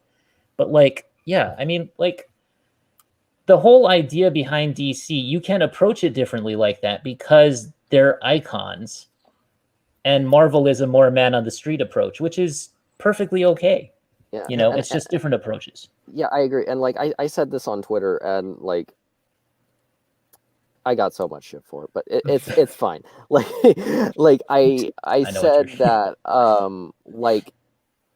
Justice League, unlike a lot of the MCU crossover Avenger movies, Justice League feels like a complete movie because even though you don't get the full origin stories of the characters and have them on their own solo adventures before leading into this, they all feel like they have an important reason to be there. Yeah. And even though, again, they don't have an entire movie of characterization, the smaller moments of characterization that you get are so vital to what is happening in the movie. Mm-hmm. And they have a complete arc in the movie. So it's just it feels more complete. I'd say that the first Avengers is the only Avengers movie that actually feels like a complete movie on its own. Mm-hmm. The rest of them feel like you have to watch a ton of other movies to understand anything. I'll say that as someone that I'll admit on a good day I prefer Age of Ultron to the first Avengers movie, but I completely agree. It's the most whole, and especially with this, just it really shows just the power of being able to master pacing. That's the one complaint that I've had with Snyder's movies in the DCEU. The pacing is almost always bad in some ways. I shared the criticism with Mike in Man of Steel that the third act drags. Batman versus Superman.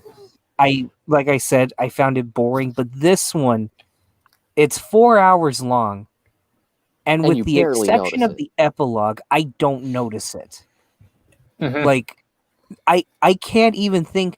I can understand you can whittle it down to like 3 hours if you wanted to. But if you put me in the editing bay and said, you need to cut 3 hours out of this, you need to cut an hour out of this, go. I wouldn't know what to take out because you risk losing something. And exactly, it's so human and beautiful just from little things like just Barry at the shop trying to trying to do the interview to Alfred correcting Diana, like just looking over her shoulder while he's love that trying scene. to make tea, which was Well, probably how about when they're at the cemetery? How about when they're at the cemetery? They're digging up Superman's corpse, and Aquaman and Wonder Woman are just talking, and he hands her his beer bottle, and she just said no thanks. Yeah. It's just little details like that. That's what I like about Zack Snyder movies. They're all about the details, you know. And also, another small detail about that scene is like whenever I forget what the saying was that they exchange, but you know, Aquaman says something, and Wonder Woman's like, "Yeah, my people have that same saying." Oh, the something with divided or how they're yeah, and it's kind of getting into how, you know, we make up all these, you know, divisions like in different cultures, and if we actually broke it down and tried to understand the other culture, we'd realize we'd have far more in common than we have differences. And like it's just like a tiny moment to add to its theme of unity, and it's just damn. And a nice little nod to Flashpoint too. Yep, them talking, and I noticed that. Yep. Now what are the major differences between the Snyder Cut and the theatrical version? Is in this movie, Steppenwolf actually has fucking agency. Yeah. He has a little bit of an arc, Steppenwolf does. And did you know he's Darkseid's uncle? Mother. Uncle? What? His uncle? In the comics. In the comics, yes. I did not know that. Steppenwolf is the uncle. He's Darkseid's uncle. Yes. Huh. I never knew that. Wow. Okay. And yet he kowtows to his nephew. He's the guy who will, you know, he bends the knee to his nephew. Yeah. Just wants to sorry for talking over that. Way more I just can't get over how it's like Darkseid is a petulant child or something. Oh yeah, he absolutely is. But yeah, like sorry for talking over that. I just can't get over the fact that in the Justice League cut, like Steppenwolf clearly is horny for the boxes. Yes. Yeah. What the hell is that about? Mother! I call out to this guy. Calm down. Like, I hated all that stuff. I was like, "What am I watching? Final Fantasy VII Advent Children? What the hell is this?" The funny thing about Steppenwolf, the funny thing about Steppenwolf is that I remember not being wild on the design.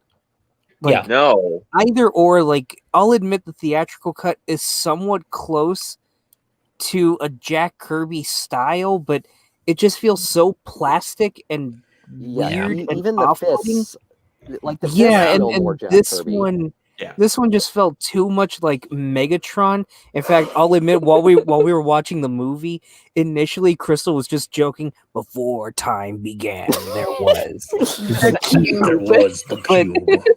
But as the movie went on, I didn't mind the design as much.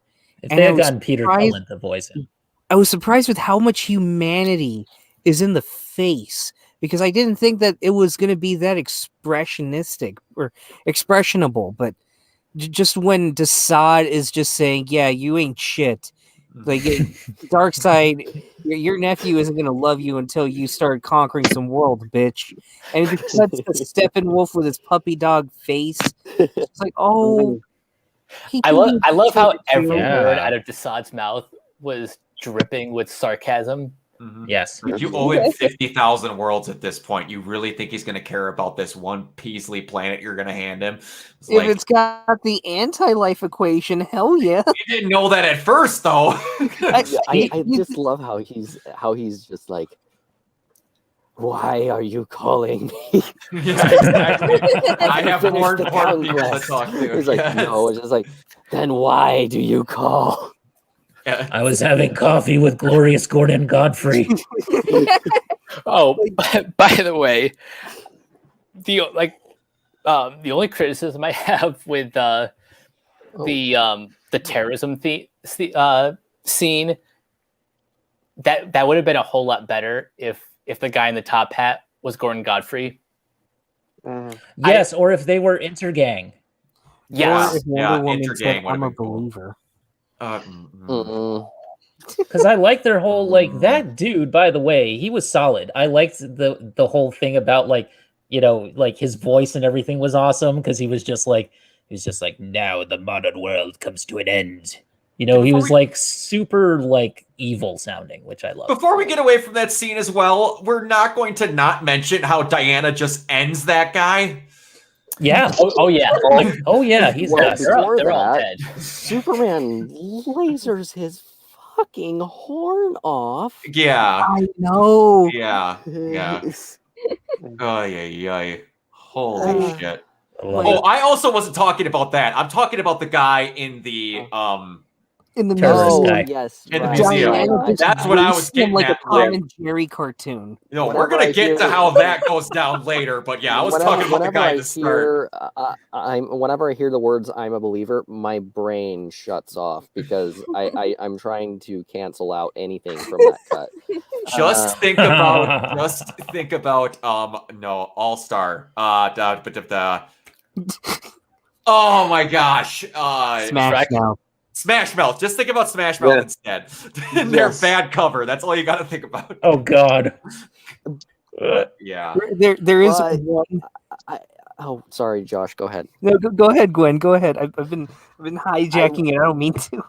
No, you're not hijacking all. If anything, I'm hijacking. But anyway, like, I love that.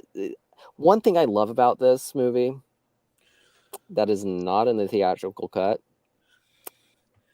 people, civilians. It actually feels like the world is inhabited. Yeah. By people beyond the heroes. So whenever you have this moment with Wonder Woman asking if each of the hostages are okay, and then meets this one girl, and she asks, "Can I be like you someday?" And you can be anything you want to be.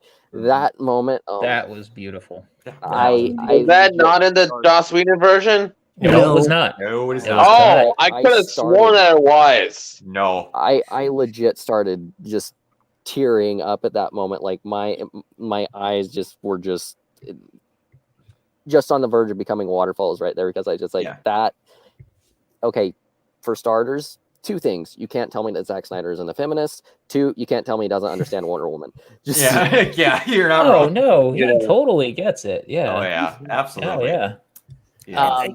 I gotta say, like on that, like I love that. That's your favorite civilian scene. My favorite is just the little running plot, the little side thing with Lois Lane visiting the destroyed memorial from Batman versus Superman, and giving it, always having a coffee for what was his name, Jerry.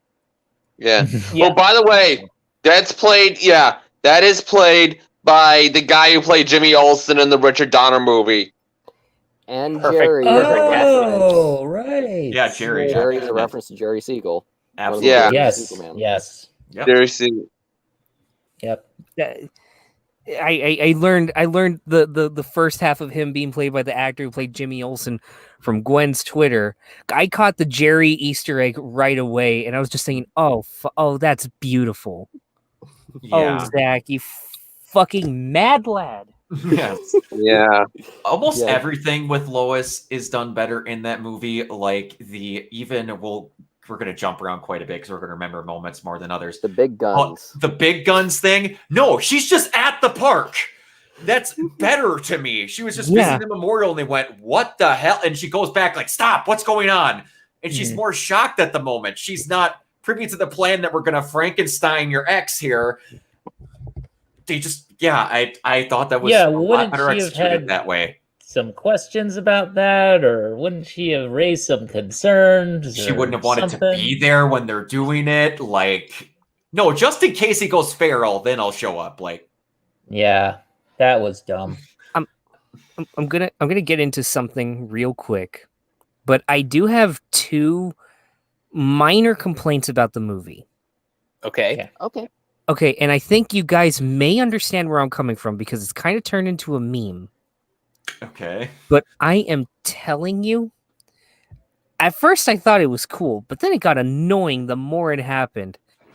Quite literally, every time Diana breathes in the movie, you just hear the what did it say in the subtitle? The ancient lamentation music, just someone going, It is overdone at points. I'll give it that. Yeah, it was kind of overdone. Yeah, I will give it that. A little too much, maybe. Would you have preferred if instead of the ancient lamentation music, it's just Diana's theme? Yes. Yeah. No, I know they were trying to show like an evolution in her character, though. Yeah, and also one thing that I whenever Ginny and I were watching it again last night, it just hit my mind, whenever the mother boxes synchronize or whatever, and then everyone notices it. Yes, like the sound, and you see the Amazons at the throne, like at the Amazonian Queen's throne. I was like, did he just reuse a 300 set? Because it looks exactly like a set from 300. Yep. Oh yeah, it does. But that was one complaint. Just in general, I didn't like a lot of the music. Like, it didn't stick out to me like the other scores in Zack Snyder's movies. Like, especially, I'll admit, I'm one of the few that actually really like Danny Elfman's score in the theatrical cut for the most part. At least little flourishes. Like, I really like the leitmotif that he had for The Flash, especially. And how about in the big confrontation with the resurrected Superman? I'll admit I kind of missed like the leitmotif that he had for The Flash in that moment where he's running and he's trying to sneak around Kal-El and he locks eyes, but that was made up for immediately when the Flash had his big standout moment, and that music that happens at that moment was wow. How about when Batman meets up with Commissioner Gordon and you actually hear a bit of the Batman '89 theme? See, in the theatrical cut, that always weirded me out. Like, it was like, I liked it, but it was like, wait, that was a studio mandate. That wasn't even Elfman. That wasn't even his choice, I don't think. There's only one studio that kind of makes it worse. Yeah, because they were like, oh yeah, you can, because we're all on a nostalgia thing now, so you can use the old themes from the original movies, and like no one will care and no one will notice. There is moments that like, there's even what I want to say. There was moments that Zach kept in that would have been Zach's in the original, but they just changed the music. Like the one that I noticed the most is like when Aquaman's walking off the pier. That's like a hop and rock song, and then it's just completely just the whole mood of that entire scene changes. And it's the exact point for point scene. And there was a couple of moments like that where I was like, oh, that was yours. They just changed the mood to it by like, okay, there's just little parts like that. And there were so many moments in this movie where I was like, yeah, that was actually Snyder's, and I didn't know, and I thought, maybe it was a reshoot or something. But yeah, it's just like, it's amazing to me.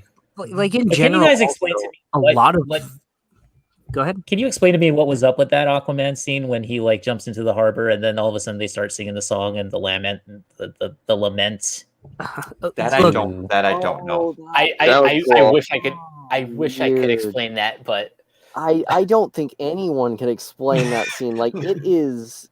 I can explain. It does fall right in line with Zack Snyder's sense of humor, but it is just so fucking. Was that strange? Am I the only one that thought that was weird? Because and then she takes his his sweater. Yeah, and then smells it. Like, I mean, I can't blame you, girl, but It is a Look, little weird. I thought that was perfect, like setting it up like with all the dialogue beforehand, like maybe you could see it as a sort of prayer or like like a chant like in honor of him, but then as it goes on it's just then it no, they're just Then they're it just takes boring. that took a turn. That's as my friend okay. Ankit would say, she's down bad. Yeah. Like in general, the music, the needle drops in this movie kind of confused me more than anything, which is weird because I think Snyder's really good with needle drops. But Watchmen, You and me both. Watchmen, You yeah. and me both. A lot of people make fun of the music choices in Watchmen. I think they're great. yeah, like No, I do think Hallelujah during the sex scene was a little bit like on the nose, maybe. Yeah, that's no, weird. But the best one is especially the best example in Watchmen is when Rorschach and Night Owl are going to Ozymandias' palace and they're playing Jimi Hendrix all along the Watchtower, which is exactly from the chapter. The song that chapter was called "Two Riders Were Approaching," which is a lyric from that song, and they play that part where a wildcat did growl in the distance and two riders were approaching or something like that, and that was just brilliant, man. But and they play at the end and in credits, it's My Chemical Romance's cover of Desolation Row, which actually has the lyrics: "At midnight, all the agents and superhuman crew go out and round up everyone who knows more than they do." Yeah, Desolation Row is actually what the first issue in Watchmen. Yes, that's what I meant. Right. That's what I meant. Yeah. Right. That's the thing that weirds me out because usually he's really good with the musical choices, and I don't know if there's a personal reason for the songs that he picked, but I just remember being weirded out when this really kind of melancholic song starts playing when Barry saves Iris, and then the very sad song of Aquaman going into the sea. Although it did make sense later on as the song was playing, talking about with Kingdom. Aquaman makes a lot of sense. Like I have to take time and research his song choices a lot of the time because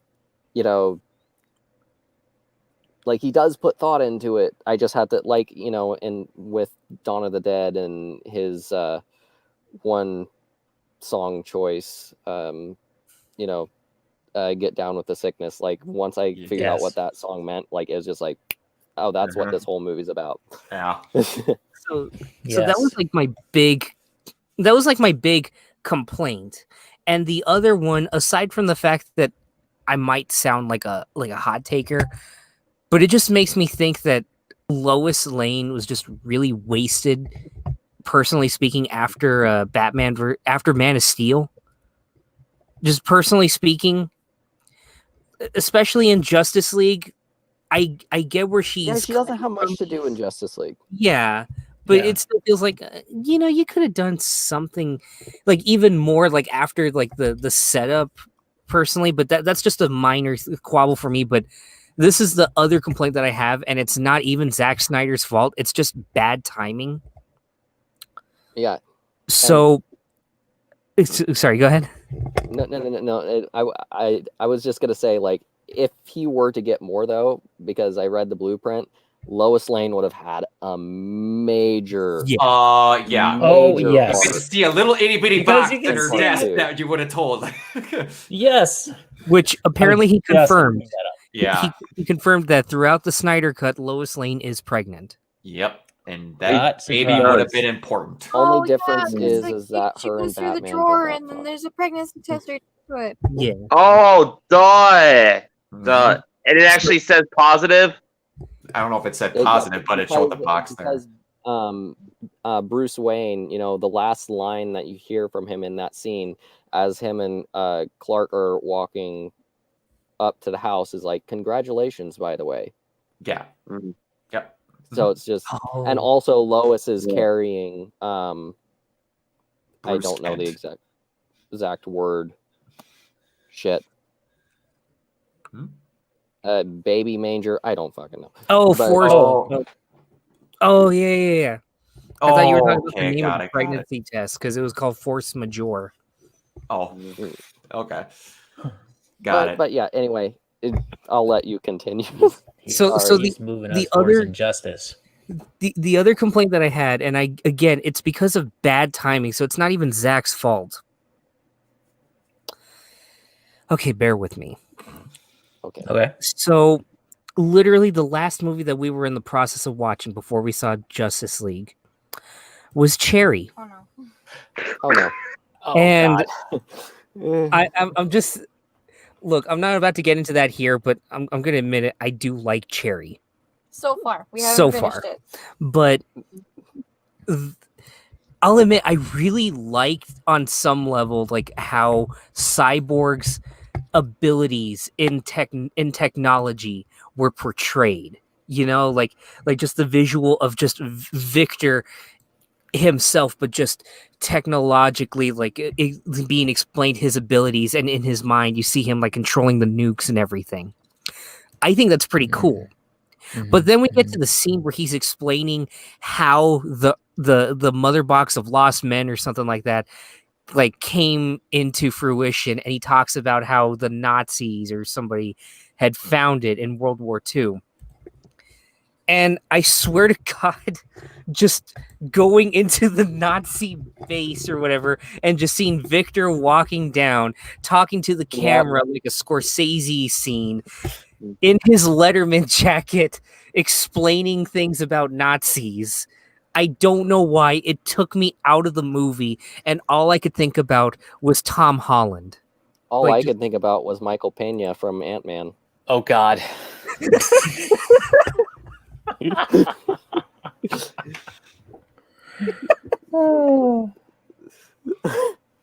So that's so funny. That's all it was, but you know, fuck, man, just this movie's a love letter to everything DC. Yeah, before and since.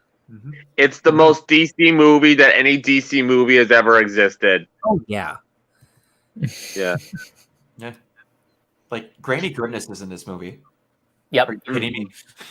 Like, are you actually kidding me? She doesn't have any dialogue, and there's no actor credited with that playing that character.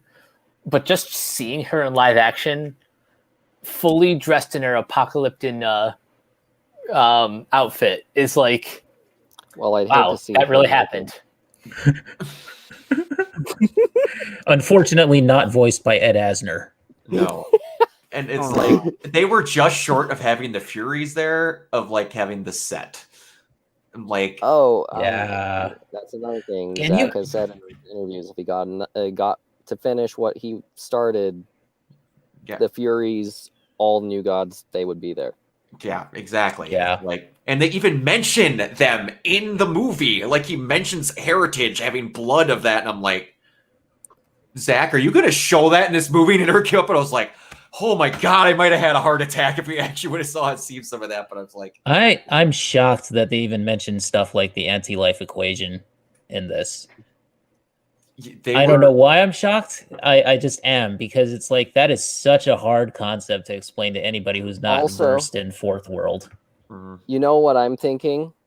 You know how we saw that giant the Omega symbol? Yes. In the middle of the anti-life equation, and in Nightmare, the Omega symbol is right in the middle of Gotham. Yeah, you're thinking it's right at the bottom of Gotham. Makes sense that the anti-life would be placed in Gotham City. Yeah, I wouldn't be surprised by that at all. I wouldn't at all. Yeah, it does make sense. You're not wrong. This whole thing is leading us towards injustice, which I love. So by the way, I just realized that would actually fulfill Batman's entire crusade against the just corruptness in Gotham City if he was able to, you know.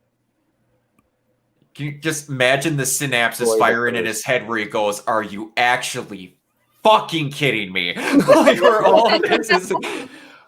Like, the literal cause of death is carved into this corrupt shithole that I grew up in. Come on! Oh, my God. I mean, that would explain why he's teaming up with the Joker, of all people.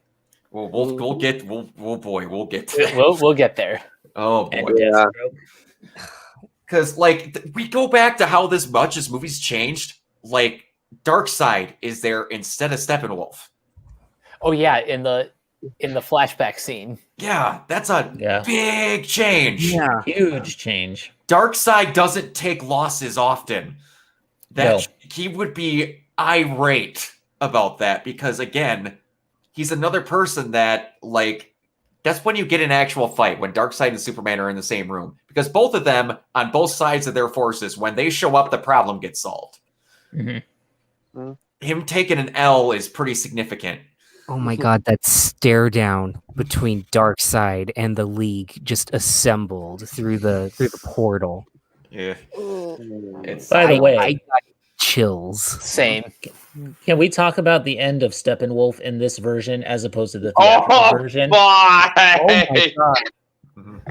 About how they literally reuse a shot to make it better. Yep. Yeah, but I mean, like, the parademons turning on him is so dumb. Lame. It's They so smell bad. fear. Oh my god, that was so stupid. And that was not satisfying at all as a conclusion. But this Seriously? This, But on this- the other hand, this was it's much more Diana satisfying. avenging her fallen sisters. It's just Not Obvious. an axe. The Obvious. fact that he gets about to be chucked through a portal, we're like, no. We're not sending him home to be embarrassed. We're sending home his head detached from his body, and they reuse that shot where she smashes the axe and cuts his head clean off. And like, Yeah. I was talking earlier, going completely agreed. I was the only person that was kind of like one of my favorite lines in that cut before is that this guy's still bothering you, and I'm Yes. not upset that it's not there, but I liked it. But my fucking God, when he shows up in the black suit, it takes the axe hit and goes, Yes! and I'm just like, Yes. okay. I was you're just fucked. about to And then mention that as they well. take care of- oh boy, I just I'm disconnected. Oh boy, hold on. Hold on. That's how long this has been I going. disconnected myself. I apologize. I got too excited. When he takes the axe hit and goes, not impressed. And then Yeah. Ice breath. ice Yeah. breath. And then it's a much Oh. better introduction for that. it is a much better yeah. introduction. And then again, I always say that when Superman arrives, the problem is solved. The rest of that scene is Superman practicing his right hook while they take care of the problem. Do you guys, okay, am I the only one who groaned at the theatrical cuts introduction line for Superman when he comes in and he goes, no, you and are he not goes- the he only goes, one. I yeah. groaned so much. Like What is it? I like believe in truth, but I'm remember also a sinking big in my fan of seat justice. I remember sinking in my seat. Like I honestly hadn't felt that much existential disappointment since probably watching The Last Night in theaters. I feel really bad because I don't mind the line, but I hate the execution. Yeah, the line would work. It's a line that would work in a different version of Superman. Yes. Like I can Like- see like Tyler believer in Ocean saying that. justice. It's just so generic. I can't even see it work in any version of Superman, honestly. It's just so wooden.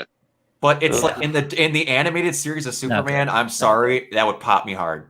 It would. That would be fine.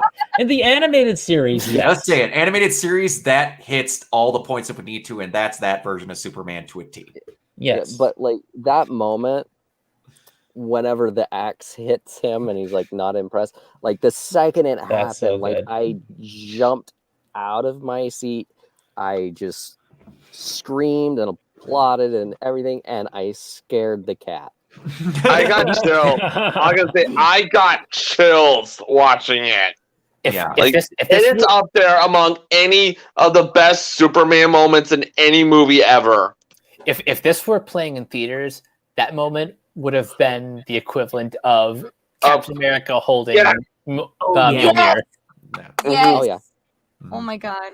I'll Yeah. say this, the shocking thing is that before this, I didn't really care about these incarnations, like these interpretations of these characters. Like I started to love them now, but it wasn't until watching this and seeing them all come together, like actually come together, and just perfectly realized at that, like literally from the second Batman is fully prepared to sacrifice himself by going into the shield, and then having that moment that feels straight out of James Cameron's Aliens, where he's just like, they're coming, and he shuts off the comm, straight into Cyborg saying, I am not broken, I'm not alone, to Barry breaking the time barrier. I was just thinking, oh my God, I'm invested. Yeah. This is the Justice League. This is fucking amazing right here. I know. It had more stakes, and it had more, like, way more character development, way more emotional sort of, like, you know, like you said, just being like involved with these characters. It's the ultimate wish fulfillment movie. You can even make the argument this is even better than Avengers Endgame. Yep. I've already made the argument. I've actually made the argument that it's better than all four combined, and I got like maybe over 600 quote tweets being like, "This is the worst take." Yeah, this is like it's Zack Snyder. It's like Zack Snyder fully going, okay, you know, I don't really care like what really the critics are trying to say. Like, even though critics have been pretty warm towards this Snyder Cut, actually much warmer compared to even Zack's previous movies. Like, it's just fully like swing for the fences. Like, it's everything in the kitchen sink. It just fires on all cylinders. It's just like, as someone who's not even that has been pretty iffy when it comes to the DCEU, like I mentioned, like this movie filled me with so much fanboy just joy. Like, this is just a pure joyful experience, and I was never bored throughout these 4 hours.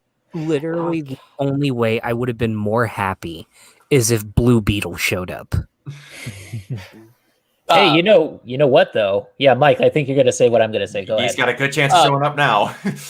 well, if they would have done more with this, but I was going to say a character who was completely cut from the original, the theatrical version, is Ryan Choi, who is the new Adam. Yeah, and. I have a feeling he was going to be part of Rick Famuyiwa's Flash movie. I have a feeling, just an inkling. That it would work. That makes sense, and it also makes sense that like he and Cyborg would have been supporting players. That weirded me out when I heard that in the movie. It was like, hey, that they mentioned Ryan, and I don't remember if they said Choi right away, but then I'm just like, are you fucking kidding me? He wasn't in the original. Like, what? And it's just like, that's a big person to cut. And he's there at the thing. He's there at the research facility with Silas the entire time. Yep. Also, and Silas dies in this version to help them. We're at the end of the movie already. We got a lot of stuff we didn't talk about. Yeah, there's 4 hours of material. It's 4 hours of movie. Yeah. It's crazy. By the way, if you're watching this live, we have pretty much talked the length of the movie. Yes. Yeah, we're gonna get there, and it's a matter of seconds. Yeah, and it's like just banter. Like, in fact, literally just now, we've equaled the length of the movie. Yeah, just lines throughout that whole movie are just like, even their little interactions throughout the whole movie are great. Like, you're going to talk about that end scene where Batman getting ready to go. Like, just one little added line they loved that they put in there that I loved is that he doesn't break through the shield right away. He's like, that didn't work. He's like, all right, then let me just try and knock a little harder, and just obliterates through the entire thing. And that whole scene is played out better, just interconnected, making them feel like they actually get along with each other. And I mentioned it when we talked about They feel BVS a more little like bit. a team. They feel more like a team. And in BVS, it made more sense, or not BVS, the original version of Justice League. It makes more sense to me that in this one, the person who was against it was the person who has not met Superman when they bring him back. It felt really stupid to me that Diana was the one leading the charge to not bring him back. And in this, she was one of the ones going, no, I agree with Bruce. We should actually do this. And again, the person who's had no interaction was like, I don't know if this is a good idea. It worked better for me in that way because I agree. Yeah. It made literally no sense why Like Diana would be very so hesitant. untrustworthy person, in general. He doesn't trust anyone. So for him, it makes sense for him to say that. Yeah, exactly. And it just I love Barry. Is like I know you're gonna say it. I'm not gonna say it. Yeah, exactly. I know we're all thinking it. Yeah, exactly. And no one speaks, and he just shows them on screen. We're like, yep. Also, Barry has a lot better awkward guy lines. Like, I get that he needs to be that, but man, a well-written humor is something that Zach isn't the greatest at times, but I tell you, I laughed pretty hard at the whole they're digging up the grave scene, and they go, you think she's in the younger guys? She's 5,000-year-olds, Barry. Everyone is a younger guy. This movie is genuinely hilarious. That's so much better than the lines that also, they had. Also, the one-liners is like, "I'm always dressed," and he just takes. Yeah, exactly. Yeah. Oh man. And like you said, Alfred gets a lot better stuff too. You get to see Alfred and Superman have an interaction. That was crying cool. out loud. Yeah. It's 2 minutes maybe at max. I love that scene where Superman just comes in and he's like, you must be Alfred, and he's like, Master Kent.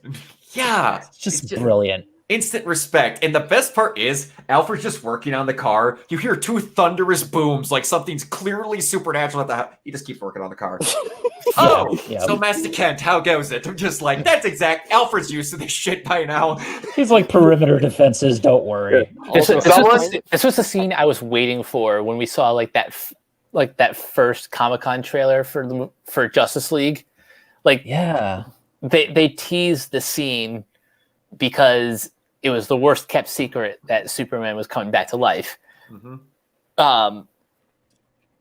So when I saw this in full, like in the context of the film, it made me so happy. Yeah. Same. Did you guys I have to ask, did you all like that they switched around the Martha Kent scene talking with Lois to where she was talking to Martian Manhunter instead? Well, because I'm mixed. I'm not for or against it. It was just kind of middle. Yeah, me too. Yeah. I have a feeling that Martian Manhunter also met Martha, and that was a scene disguised as Lois, and that was a scene that just wasn't shot. Yeah. Okay. I have a feeling that there was something like that. All right. There's a line in that scene that Lois has that Amy Adams has that really got to me, which was the moment where she says to as we all know, it's fake Martha. It's actually Martian Manhunter. But when she genuinely says that she has never loved anyone in the world like she loved Clark. Mm-hmm. When she says, I've never loved anyone in the world like I've loved your son. That was a beautiful line. Yes. Lois and a great in that delivery. scene is great. It really shows how much she's grown since Man of Steel. A potential problem I have with Martha in that scene being Martian Manhunter is that the dialogue it's a little too convincing. The actual dialogue that Diane Lane is saying in that scene, like the selling of the house and stuff like that. Yeah, she's citing. Well, he's a telepath. Yeah. Okay, that's fair enough. Yeah. No, actually, I take that back because Jean is a telepath. Yeah, that's very true. That would explain like how he knows all these intimate details. But that does speak to what you were saying, Gwen, which is that maybe there was a scene where he met with Martha as well. And, maybe he was like, I don't know. I mean, you could say he was just playing games with them, but I don't think he was. I think he was really trying to help them. And he was. Yeah, my big question was, sorry, Jacob, go ahead. Okay, so it turns out he's of course the Admiral guy from very first Man of Steel. What's his name again? General Swanwick. Yeah. General Swanwick. What was the point of turning him into General Swanwick? After when he was outside Lois's apartments, why would he feel the need to turn into the general if no one was around to really recognize him?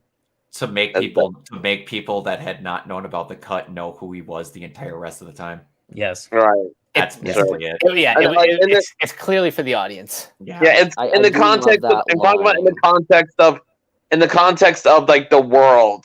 There was no other reason other than just to. It was like he was breaking the fourth wall or something. Just an audience reveal. That's all.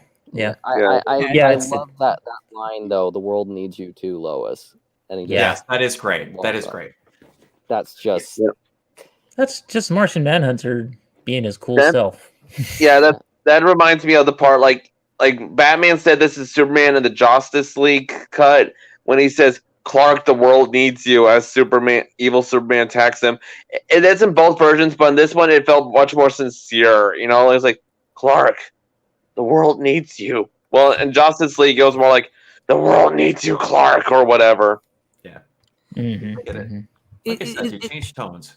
It's striking how some of the worst parts in the theatrical cut are made infinitely better in the Snyder cut. Like the one that I remember is just everybody just using it to dunk on Gal Gadot as an actress, just her screaming, Kal-El, no! Yeah, and it was just, it stuck out like a sore thumb in the theatrical cut, but in the Snyder cut, when it happened, I was like, oh. And I didn't mind it nearly as much. Even, I'll admit, I was knee deep into my love for CW's The Flash at the time. Yes. So that scene in the jail with Henry and Barry, and his dad is just like, give me your hand. He puts his hand on the glass. I remember at the time when we were sitting in the movie theater, me and Crystal and our friend Ruben just went, oh my God. Oh, just lifting it straight from the CW show. But this time, maybe it was just because there was so much more movie before that. It just felt so much more natural. Yeah, it just felt very lived in this world. Mm-hmm. Mm-hmm. Mm-hmm. Yeah. There's even a little thing I like with Henry Allen that I don't know if it's just like a decision that Billy Crudup made or if it was just like ingrained like down into the direction. I'm almost positive Zack Snyder wouldn't have a character like say dialogue in that way, but I really like how it feels like Henry is just very trying to be very casual, like almost like he's kind of acclimated to the time in prison, even when he's talking to his son. It could just be that he's like that all the time, and this is just. It could be that too, but it's just like little things like the fact that he never really calls Barry by his name or even calls him son. He just calls him like, "Look, man, you're great, man." Like I don't know, like it's just something like really telling, like, okay, that's a choice, and I kind of like that. Mm-hmm. At the very end, when Barry comes out, he's like, I got a job. It's the worst part in a crime lab, worst job you can get in a crime lab, but it is a job. And Henry's just so happy. He starts giggling, starts saying it to all the other prisoners. He's like, "That's my son right there. I taught him nothing he knows." Yeah, that was great. That was great. I taught him nothing he knows. I was like, man, that's so awesome. Funny. That was great. Yeah, that was great. Oh yeah, I laughed pretty freaking hard at that. I'm not gonna lie. But yeah, and just another great thing about this movie is lore. That whole scene, the whole scene where the arrow hits And then they're like, nope, that thing unlocks a wall that goes into that. And I'm like, there's a ton of moments like that where. How was that not in the theatrical cut? Exactly. I love it. Yeah, the arrow is a key. I freaking loved that. Yeah. Well, there's that, and then the fact that there's a lot of Amazonian stuff that was cut for that movie. Like the fact that that whole dome just. It's like Whedon was. They all died, man. Yeah. Who did? All the Amazonians, all that thing there. just dumps clean off the cliff as like a just perimeter safety measure. They all just died in the water. It's like Joss Whedon was trying to make his version uninteresting. Well, Joss and Zach are two. I don't know if you can find much fartherly different filmmakers. That's why you got the film that you got. Like, there's people that would be closer to Zach's style. Yeah. Yeah. But they wanted to do the MCU. That's what they wanted. That's what the executives wanted. And I don't know, how does she when she uses the arrow as a key, like how would that stick out from the MCU though?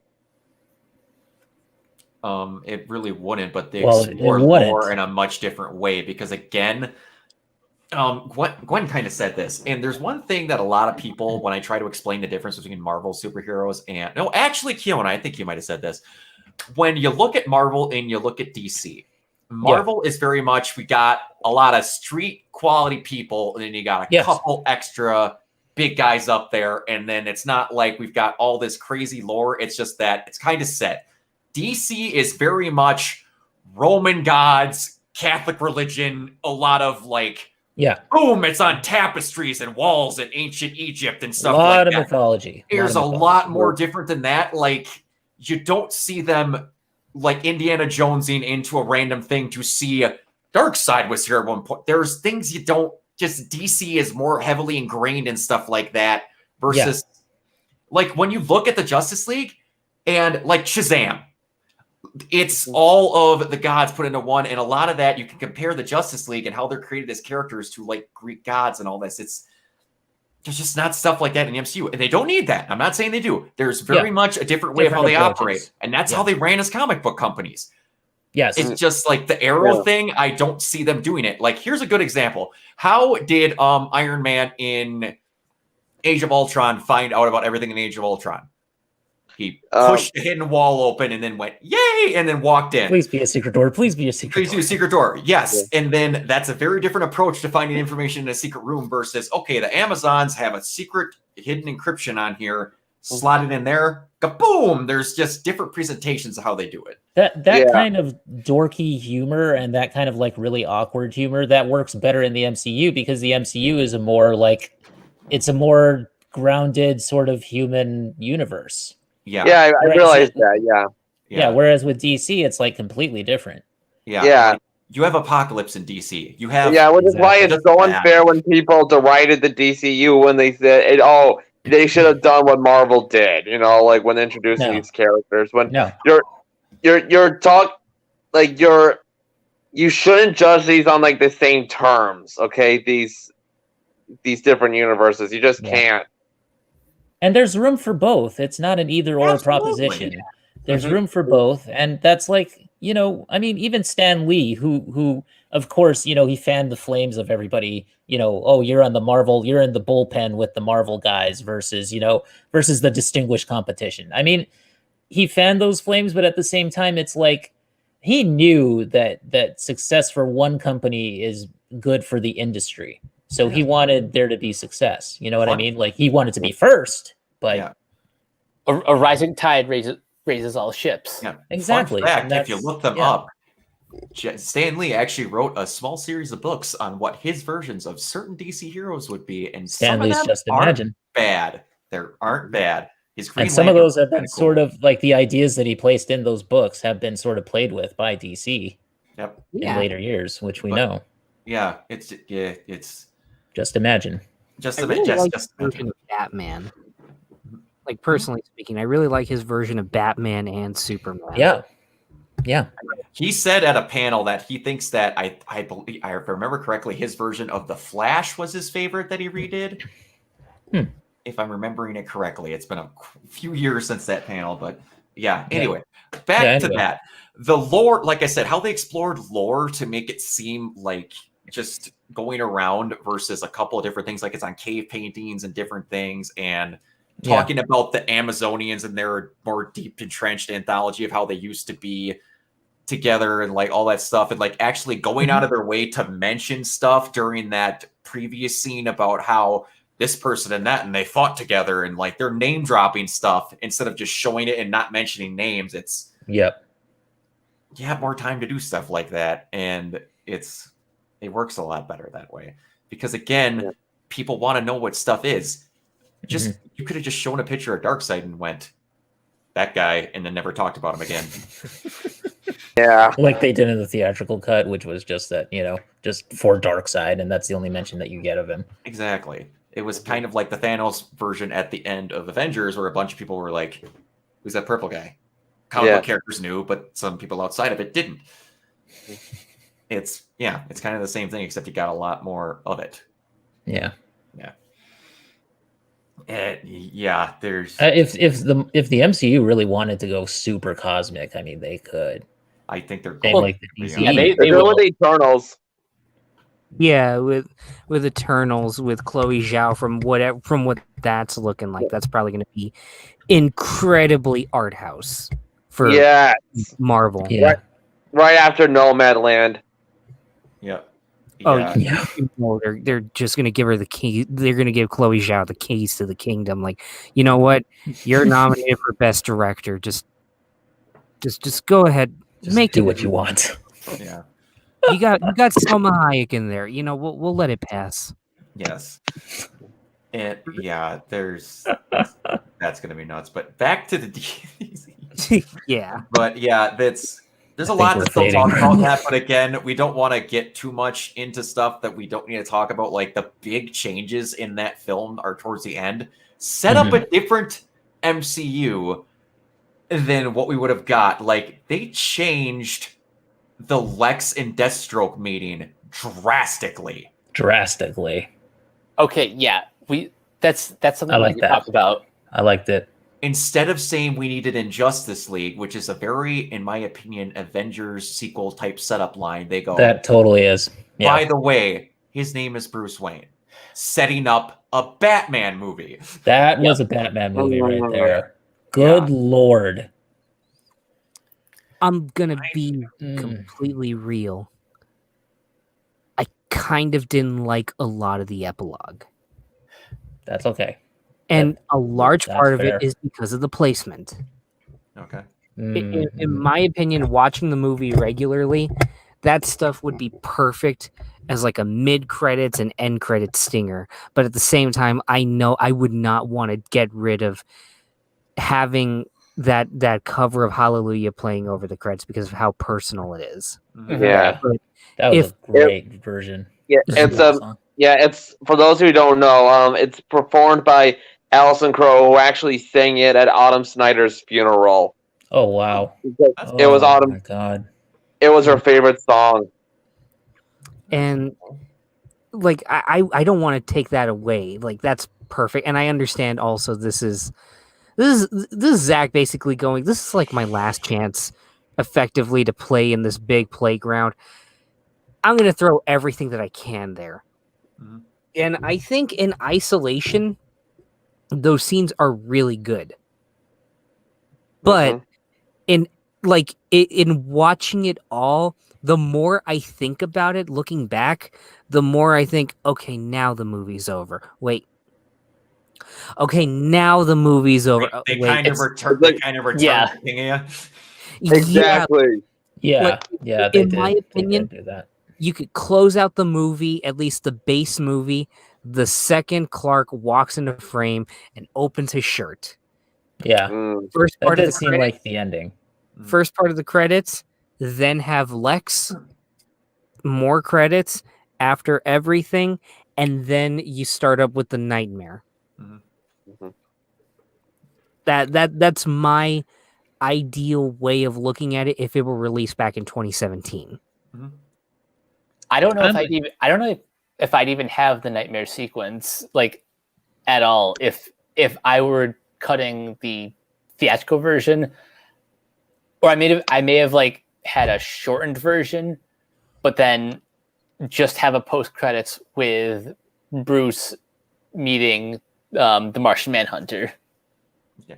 Honestly, if I was cutting it, in my opinion, if we're doing end credit scenes, I would have got rid of the Lex Deathstroke one and just put this in, depending on how their films would have panned out. You could have put it somewhere else, in my opinion, because Lex didn't have anything to do with the Justice League movie. So it could have been dropped at any of those other movies. The Nightmare had to do with the Justice League. If I was cutting it, that's what I would have done if you're getting one of the two. It's just to set up what the movies that we'll never see, basically. Yeah. But he's just putting in everything that he has because, why not? Yeah. Which, can we talk about the Nightmare scene? I've been dying to. Right as Gwen and Gwen comes back at just the right time. Just as you heard it calling. Because I'm going to admit there's a possibility that our laptop's probably ding, ding, ding, ding, ding. So we need to talk about Nightmare. Okay. Go for it. Go for it, Josh. Go ahead. Before your laptop. Go ahead, Josh. I think the movie in general is really well directed. And I'm going to admit, I know this is due to the limitations of COVID, so I don't think they could have Ben Affleck and Jared Leto in the same setting together. They couldn't. It's one of the few times where I can tell, and I think their chemistry would have been even better if they were in the same room. But with that said, I remember everybody was dunking on Zach like, oh, you're so edgy. You have to have Batman say the F word. And I'll admit, I joked with it like a little bit like, does Batman really need to? But watching it and finding out that Zack Snyder himself actually wrote all the dialogue there in that one scene. Yes. I'm just thinking, man, there is no other way that Batman would be prompted to actually say the F word, unless the subject unless he was provoked. Yeah. And specifically by the Joker. And that was absolutely perfect in how that was set up, because I didn't expect to get chills from that. But hearing Batman say, look, make no mistake about it, I will fucking kill you. Especially after how he talked about how we killed Harley Quinn and then promising to kill him. I was just like, holy Jesus, fuck. I was shaking in my seat. Yeah, and in this version, isn't my favorite character? What's that? That her. Oh yeah, that's right. I'm sorry. Yeah, he's our favorite character. Yeah. But I mean this version of in Snyder's universe, in Snyder's DCU, doesn't Harley Quinn kill Robin? Isn't she the one that actually? That's a weird. That was a no. That's a note that was given by the higher ups, and apparently it really messes with the timeline of everything that's set up. Yeah, because David Ayer actually had it, his idea of what would happen to explain why Joker's teeth are metal is that, well, Batman bashed his fucking teeth in for killing they're Robin. braces basically. And then the first time that Harley Quinn and Joker meet, he has the teeth. Yeah. Oh, so that's not the case then. Yeah. But so then the studio mandate just totally fucks it up. Yeah.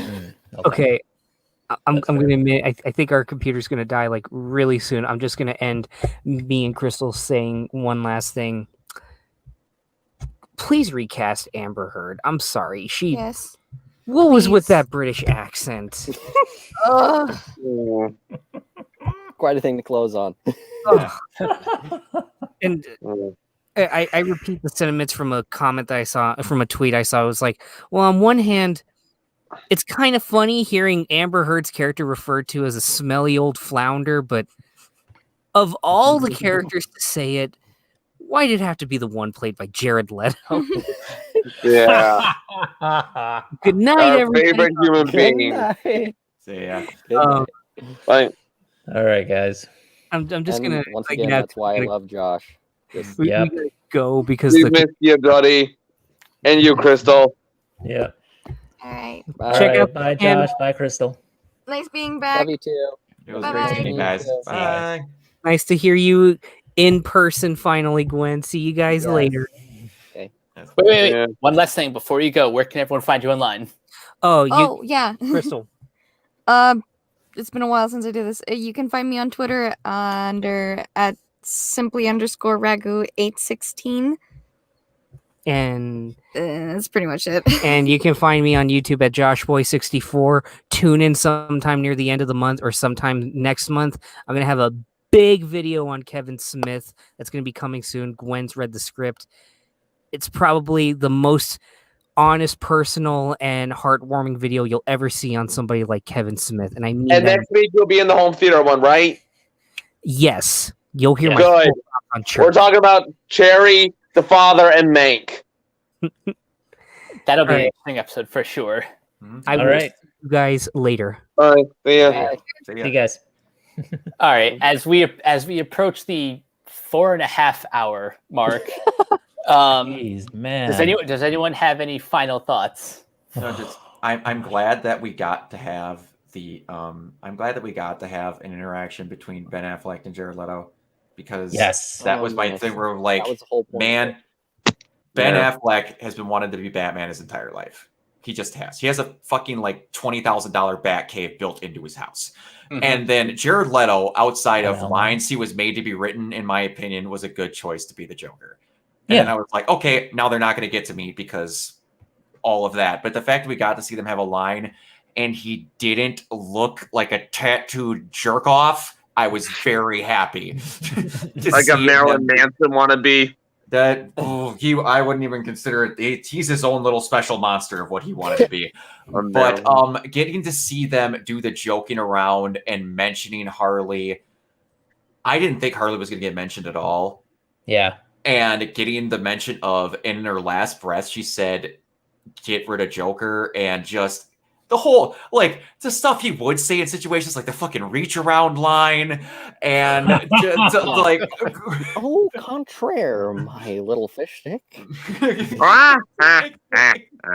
And yeah, just, you need me to fix up the world that you screwed up because you're, what did he say? I need to be the bigger man. That was a very Heath Ledger-like delivery. I think he did that on purpose. Yeah, but him saying the line, how many times have you screwed up because you're the one that doesn't have to die? I was just like, ooh, ow. Oh God, I love that. The movie, I don't understand. You didn't have the cojones to die yourself. Exactly. It understands what the best parts are. It's like when Batman and the Joker interact with each other, and we haven't seen a genuine interaction like that since The Dark Knight. Yeah, and it's and you get to also an interaction I never thought I'd see is Batman and Deathstroke, and Deathstroke giving him shit, going, "We really needed to bring him. Are you regretting this?" Yeah. Don't just talking about like their redheaded stepchild in the corner. You know what's amazing about it too is the juxtapositioning of that. Whereas in the scene with Lex, where he's like, oh, Batman is Bruce Wayne is Batman, by the way, and he's like, and he's like, oh, cool, I'm gonna go kill this guy, and then the next scene they're working together. Yeah. That is pretty interesting to neat. see where that progression. Yeah. goes. Like, it makes you have to fill in the blanks a lot. I'm totally down for a nightmare movie. Like I love those kind of post-apocalyptic sort of, especially worlds. One of Zack Snyder's favorite movies is Road Warrior. Yeah. Let's have a scene where that actually makes it more relevant when Flash warns Batman that Lois is the key. Yeah. He's like, when you let her die, I'm just like, yeah, that'd be the ones that stop going feral. And then they end. Oh, how she suffered so. Yeah, I'm kind of wondering. That's perfect. I'm kind of wondering if they would have did some version of Injustice where he tricks him into killing Lois. Yeah. Oh God, man. For anyone who's watching this that does not know, the Joker gasses Superman into thinking she's Doomsday, and he beats her to death. God. Yeah, that's Injustice. Yeah. Yeah, it's one That's of the almost as darkest fucked he's up ever as done. when he. Remember when that's almost fucked up when he shot Commissioner Gordon's wife and that bus full of babies. Yeah. I'm not even that bad hardcore Yeah. Batman fan. Even I know that scene. Yeah, it's messed up, and you just they get to make you imagine what would happen. That's one thing I kind of appreciate. You fill in the blanks yourself, and then maybe you'll hear about it later. But yeah, it's a really good scene. I mean, yeah, I loved it, but yeah, the movie overall is just, oh my god, it is amazing. And also the final scene after Nightmare, whenever Bruce wakes up. Did you guys talk about that already? No, we have not yet. I was going to say, Not let's yet. not get away from that. Yeah. Did you guys not think? I have to ask personal opinion, considering the name is weird to be said to a human. Did you think that they were just going to refer to him as John Jones and not the Martian Manhunter? That's what I thought. I thought that for I thought for he a was going to second. say, "My friends call me John." Yeah, that's what I thought too. Because I'm like, to this day, it's really weird seeing him in a current context, just talking with regular humans, going, "Yeah, they call me the Martian Manhunter." Can you explain to me why they add Manhunter on the end of that? No, it's fine. This is one of those examples of dialogue that's written for the audience, not for the characters. Exactly. But that's perfectly fine. I don't mind it at all because it's like, we have enough comic book movies where they're ashamed of saying the characters' names. Yeah, and it's but fine. I also love this thematically because Bruce wakes up from the nightmare, and this one scene shows his entire growth as a character. He sees a caped alien in the sky coming down, and rather than being filled with hate and just malice and paranoia, he's just calm and neutral and honestly kind of tired. Exactly. He wakes up from that nightmare and sees him. His whole last line where Manhunter leaves and then he goes like, "I guess I'll be seeing you around." And he's just like walking back to bed. He's just like, "Man, I haven't even had my coffee yet, dude." He's got what honestly that is. He goes, "All right, I have research to do when I get my coffee. All right, I got to figure out what this guy's all about." And it's cool. Okay. But yeah, it's a good little scene, and also he looks. It is awesome. Yeah. So but yeah, I love that. I just love the moment where he's just like, "Your mother and father would be proud of you," and he's just like, "I hope so." And it's beautiful. Where was Manhunter during the big battle? Well, he finally decides, he's like, "Hey, he's here. We need to go." That's one thing I talked about my youth pastor with when I was watching Justice League. I was kind of like, one thing that I wouldn't mind getting explained is why he didn't do anything. He's like, "Well, what are you talking about?" I'm like, "Well, there's this character called Martian Manhunter who's technically been in the DCU the entire time." And then he's like, "Well, could he have helped that much?" And then I explained his power set, and he goes, "So he's at a somewhat level as Superman?" I'm like, "He's up there." I thought he was like more powerful than Superman. Yeah. They just didn't shoot it.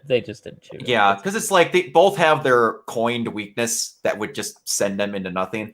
But yeah, he's got like fire versus the whatever, the matchstick line, of course, all that. But it's like he was the kind of person that went, "No, you guys are going to need help. Darkseid's coming. The anti-life equation's here." Like the thing that brought him out was he realized how screwed they would be if Darkseid found that. Yeah, and true. Yeah, he acknowledges that they're strong, but they need to be stronger. Which he was just waiting in the wings, Yeah, exactly. Observing. Yeah, he's like the guardian angel of the DC universe, kind of. He pretty much is in like every single incarnation that he's ever been shown in live action. Yeah, it's like the Nick Smallville Fury. and Supergirl in this. That's a cool thing to have him be, though. He's that guy who's been living in plain sight, going, "No, they're still doing good. Yeah, they took care of that. You need to get talked to." The actors who have played him, including voicing him, like Carl Lumbly and like Phil Morris, and and I think it's David Harewood in Supergirl. That guy's my favorite version of him. And now we have Harry Lennox. I mean, this is like that. Those 4 actors are so good. Never had a bad Martian Manhunter. Never. But Yeah. Well, guys, we're pretty much should have closing thoughts here. Yeah. I think this is it. Yeah.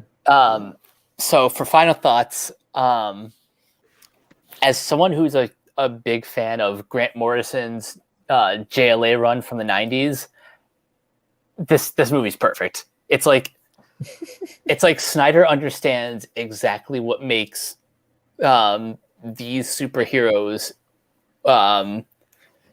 like he knows exactly what makes them tick. Mm-hmm. And he pours his entire heart and soul into telling like a story with like the scale and the scope of like a grand epic. Mm-hmm. And it was just amazing seeing all 4 hours of his vision like coming to life. Yeah, it's just it's an amazing movie. Like, and I've been on the whole, release the Snyder Cut thing from basically the week of the release of the 2017 version. So like I've been rooting for this movie from the very beginning, and I haven't been certain people. But it was very fulfilling to finally see this movie happen. I loved all of it. I mean, I will say it is still my least favorite of the trilogy, but I love every minute of it. There's not a single thing in it that personally I would change, because it's the whole kitchen sink, but I don't care. Sometimes the whole kitchen sink is good. It's just yeah, true. That's all. By the way, when Batman hit Superman once, and that when they're fighting in the abandoned building, he literally hits him with a kitchen sink. Yeah, that is true. PBS. Yeah. Yes. Yeah, that was funny. Yeah. Nice visual joke. Special effects guys. Yes.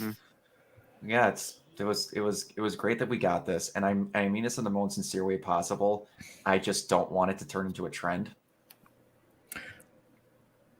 This was something that Zach deserved to get done. Yes. I don't want it to become a marketing tactic.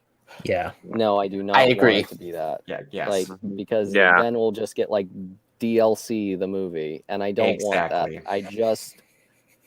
I want this to be a lesson where studios are just like, oh, maybe we should just take a step back, let the filmmaker do their thing, and we'll be better off for it. Yes. We won't have to waste hundreds of millions of dollars on something that people aren't going to give a crap about if we just let the filmmaker do what we hired them to do. Mm-hmm. Yeah. But yeah, I agree. No DLC movie. 100%. All right. Anyone else have any final thoughts? Yeah.